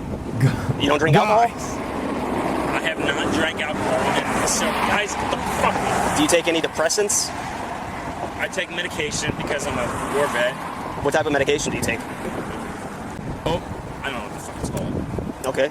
Does it say not to drive a vehicle when you're No, lane. What the fuck? Do you take Xanax or anything like that? No. Do you take any other type of drugs? He ain't drunk, I'm calling it. Are you insane? Brother, he's not drunk. He's on a different level, okay? He's not like he's not so drunk that he has to throw up right now, but he is absolutely fucking obliterated, brother. Because if this is just his normal status, he should not be allowed to own a gun, let alone operate a fucking vehicle.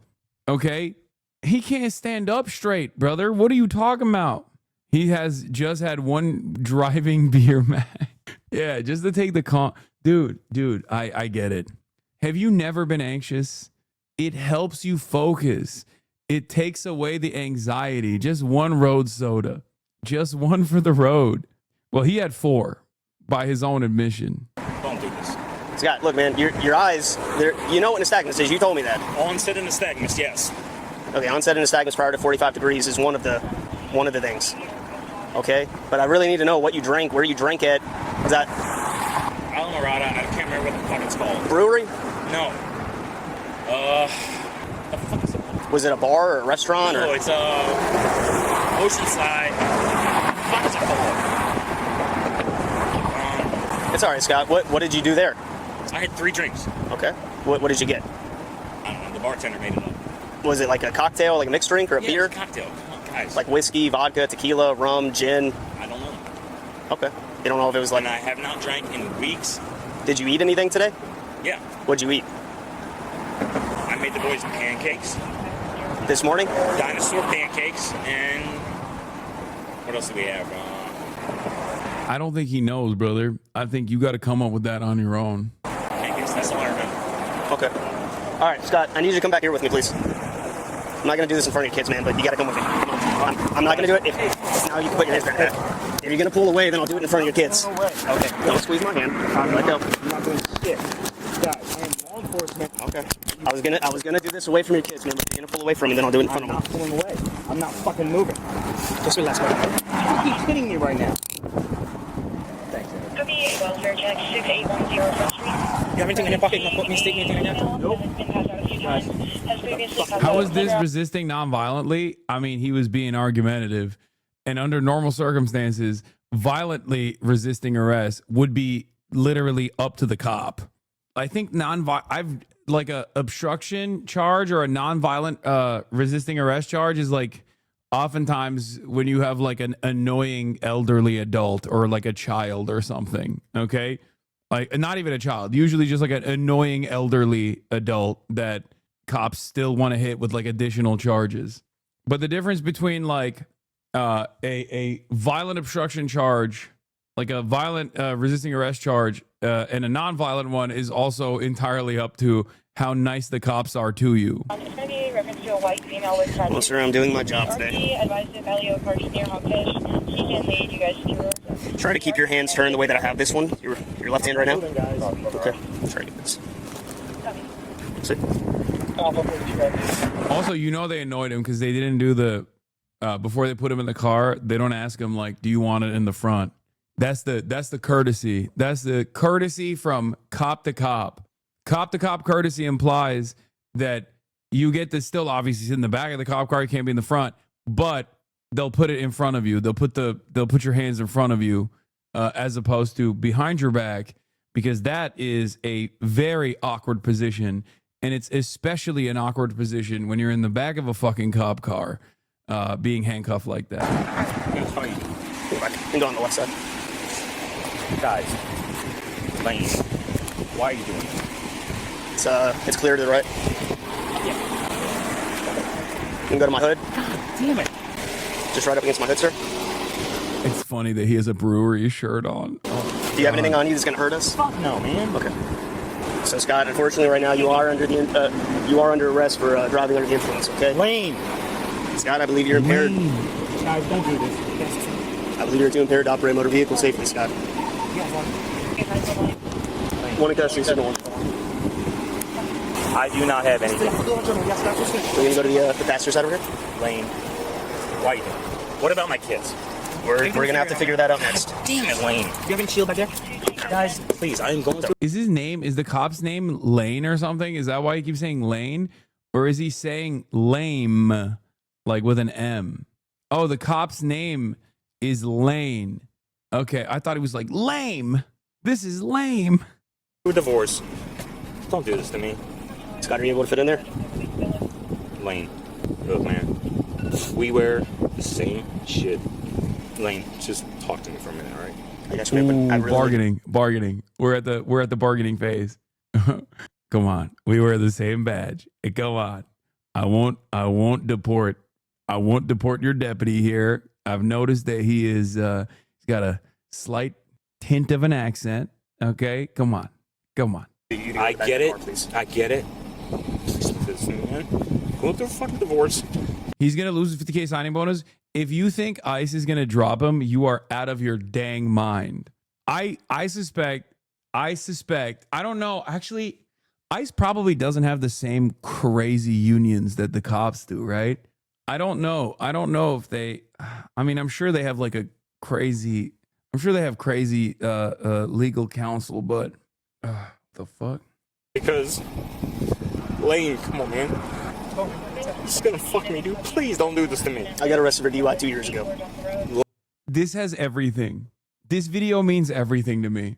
This has everything that I want in a video. Okay? This is like, this video is proof that I am an anthropologist of the hog. Okay? Every single thing that I have joked about, down to my bitch ass wife is taking the kids, has taken place in these 30 minutes and 29 seconds. Okay? From the police officer who had also been previously arrested for a DUI, down to him talking about his bitch ass wife. Lane, I get it. Do you have kids? Own up to your mistakes, man. You're a grown adult. I cried my ass off too. Own up to it. You're gonna sit in jail tonight. It's gonna suck. Are you serious? Yeah. You're gonna. Lane! It's gonna suck, man. It sucked for me. It's gonna suck for you too. It is what it is. Be a man. Suck it up.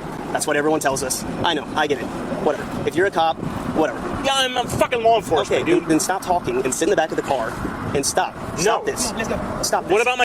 God, he is so understanding. He is so... When I watch videos like this, I'm reminded that, like, cops do have the capacity to be human beings. It's just that you have to be the same species. It's a different species. You have to be a cop, it seems. They are only capable of de-escalation to other cops, okay? No, not even the military, by the way, chatters. No, are you kidding me? They fucking shoot the shit out of veterans all the time. Especially if, like, a veteran is, like, experiencing a mental health episode, they fucking riddle them with bullets. They don't give a fuck. No, you have to be a cop. You just straight up have to be another cop. When a cop arrests another cop in the wild, this is the only time where you actually see them behave like a fucking human. Active military, they do the same thing? No, first of all, this goes back to what I was talking about with the Grand Plattner stuff, but, like, the military is a robust institution. It is very large, okay? It's very large, and therefore, there are a fuck ton of libtards in the military as well. I know it sounds stupid. It sounds crazy. It's a very diverse institution, and it has a lot of fucking libtards in it too. So no, the fuck they do not. Most cops do not automatically show you respect if you're a veteran. Okay? They do not automatically show you respect if you're a veteran. I've seen so many fucking vets. I have seen so many fucking vets get absolutely destroyed, like fucking tased, shot, killed. Jeffrey Epstein had dinners with a top Florida prosecutor on his case docs show. What the fuck? Julie K. Brown is back, dude. A fair critique of the situation. So annoying that this man cannot stop mentioning about how he's an Iraq and Afghanistan war veteran when Janet Mills literally fought in World War I, but is too humble to ever talk about it. True. That's true. Kids. We're gonna take care of it. No, But I'm first not I need- going in there. Let me talk to your supervisor. Again, you can talk to him in a second. Nope. Not going in there without my supervisor. Okay, let's go to the other side. Come on. Come on, man. Don't pull against me. Let's go over I'm here. not moving. Bro, don't fucking do this. Lane. Hey, come on, buddy. We're not doing this. Listen. So you guys are fucking shut up. Come on, put your feet in. Stand up. Stand up. Come on. Stand up. Put your feet in. No. Man, don't be a kid. Come on. Stop. Where are my kids? Stand up. Put your feet in. What? Put your feet in. Put your feet in. You don't want to make this worse already. Come on. Come on, man. Let's go. You got to sit in the car, man. You're going to jail for DUI, which is a misdemeanor. If you don't cooperate, you go to jail for resisting. It only makes it worse. Come on. Put your feet in, buddy. All right, your kids will be fine. This will pass. Listen to me. No, sir, not on the side of the road. Let's go, man. We got to sit down, Scott. God damn you guys. Thank you. Fuck you. Okay. Lane, you really fucked me, man. I didn't fuck you, man. I'm not the one that drank today and drove. Two. I thought it was 4, big dog. Yeah. What are you doing, man? Don't fuck with my kids, man. I'm not messing with your kids. They're gonna go with their mother for tonight. Oh no. Oh no. Oh, that's the defeat. They're just gonna go sit. That's the look. It's over. It's over. You brought up the fucking ex-wife, his bitch ass ex-wife, dude. Ain't no way Deborah's got the kids. Deborah's got the kids. The station. Bro. Their mom's driving down to pick them up. God damn it. Look, get your mad, man, but don't take it out on me. I ain't taking shit out on you, Lane. Okay, well, you told me a few times you hate me and to go fuck myself. I didn't. Yeah, you did. No, I didn't. Look, man, I'm not trying to be hard on you. I'm not trying to be a dick to you. You said it when I first pulled you over. I'm just doing my job. This pays the bills. This is my job. It is what it is, man. I can't say no to it. Oh yeah, literally one of the only reasonable things that cops do. Once again, I like that he's apologetic for the one good use of policing. And not just because he's a fucking ICE guy, like in general. Like, you don't have to be defensive over your job. This is the one time where you're doing something appropriate.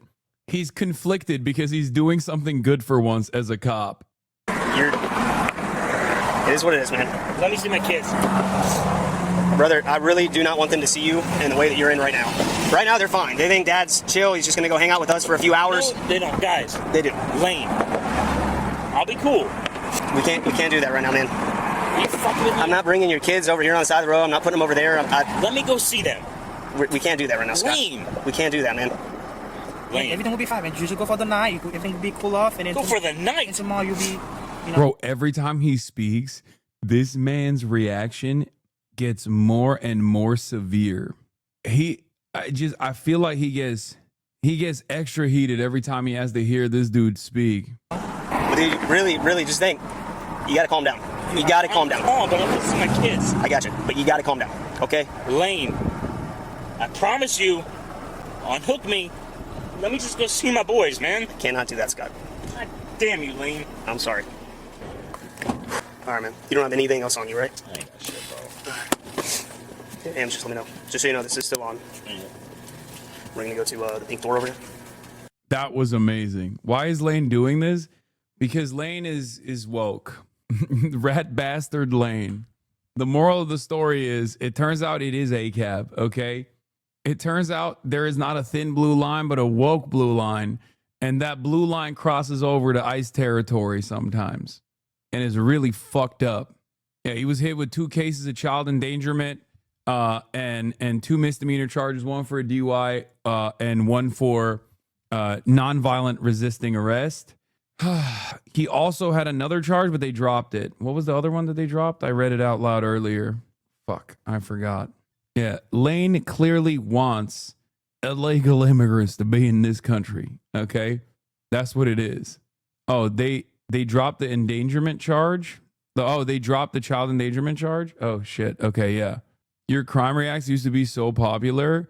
This one got 1.8 million views. In the year 19... Oh, yeah, dude, I know. True Crime Reacts used to be the meta. Yeah. I can't believe they charged our boy like that. That was awesome. That was fucking awesome. Every part of that was awesome. Holy shit. what an incredible sequence of events. I mean, only made better by the fact that he's like an ICE guy. Oh, he didn't have his papers on him. The absolute irony. An ICE agent scared to get in a police car and can be held accountable. Must be awful getting arrested and not being separated from your kids, right? A drunk driving alcoholic going through a divorce is exactly who I'd expect an ICE agent to be. It really pisses me off. He's saying his kids are his everything, and he's drunk driving with the kids in the car. If this guy treats his fellow law enforcement like this, imagine how he treats civilians. Don't separate from my family. I bet that's one phrase he deals with every day. This time he's in the other side. Oh my God, they're fucking ethering him. Oh my God, and he deserves it. He deserves every bit of this, by the way. Wow. It seems like the public is not exactly in support of this brave, patriotic fellow. If you were to listen to the media, you would think that everybody loves ICE. I don't understand. If you were to listen to the Democratic Party's politicians, they barely are coming around to even not letting them wear masks, let alone defunding ICE. I mean, God forbid.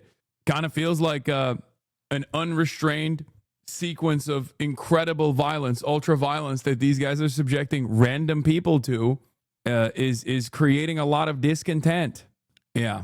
Don't worry. Some Trump staffer will get this in front of someone in the admin and he will be pardoned. Oh, for sure. Of course. That'll be all for today, though. That's almost 8 hours for me. We had a lot of ups and downs. This was not a chill, immaculate vibe stream in the way that I predicted it would be. But it's okay. Tomorrow is another day. Maybe no King's protest. Who knows? Not saying nothing.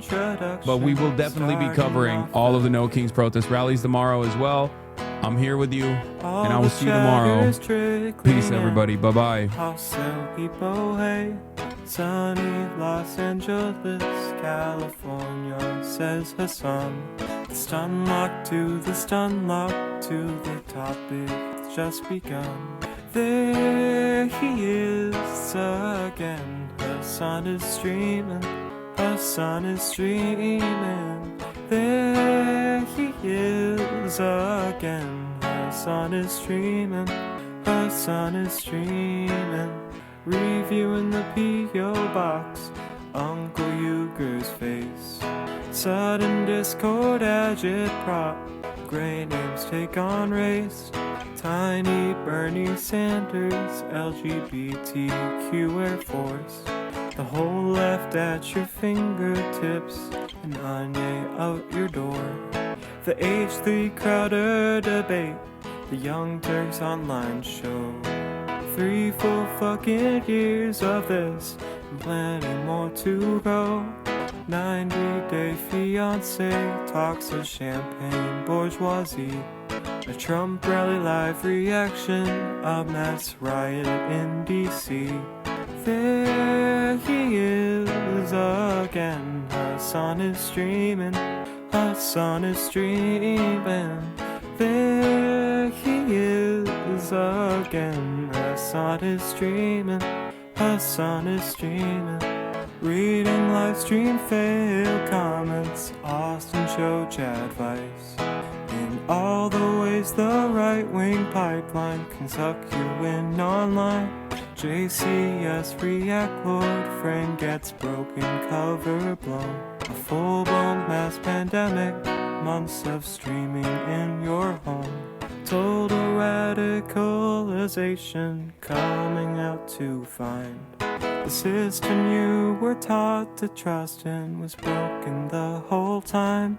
All these daily streams, whether big or whether small, have helped me and so many find some meaning through it all. So there he is again. Hasan is streaming. Hasan is streaming.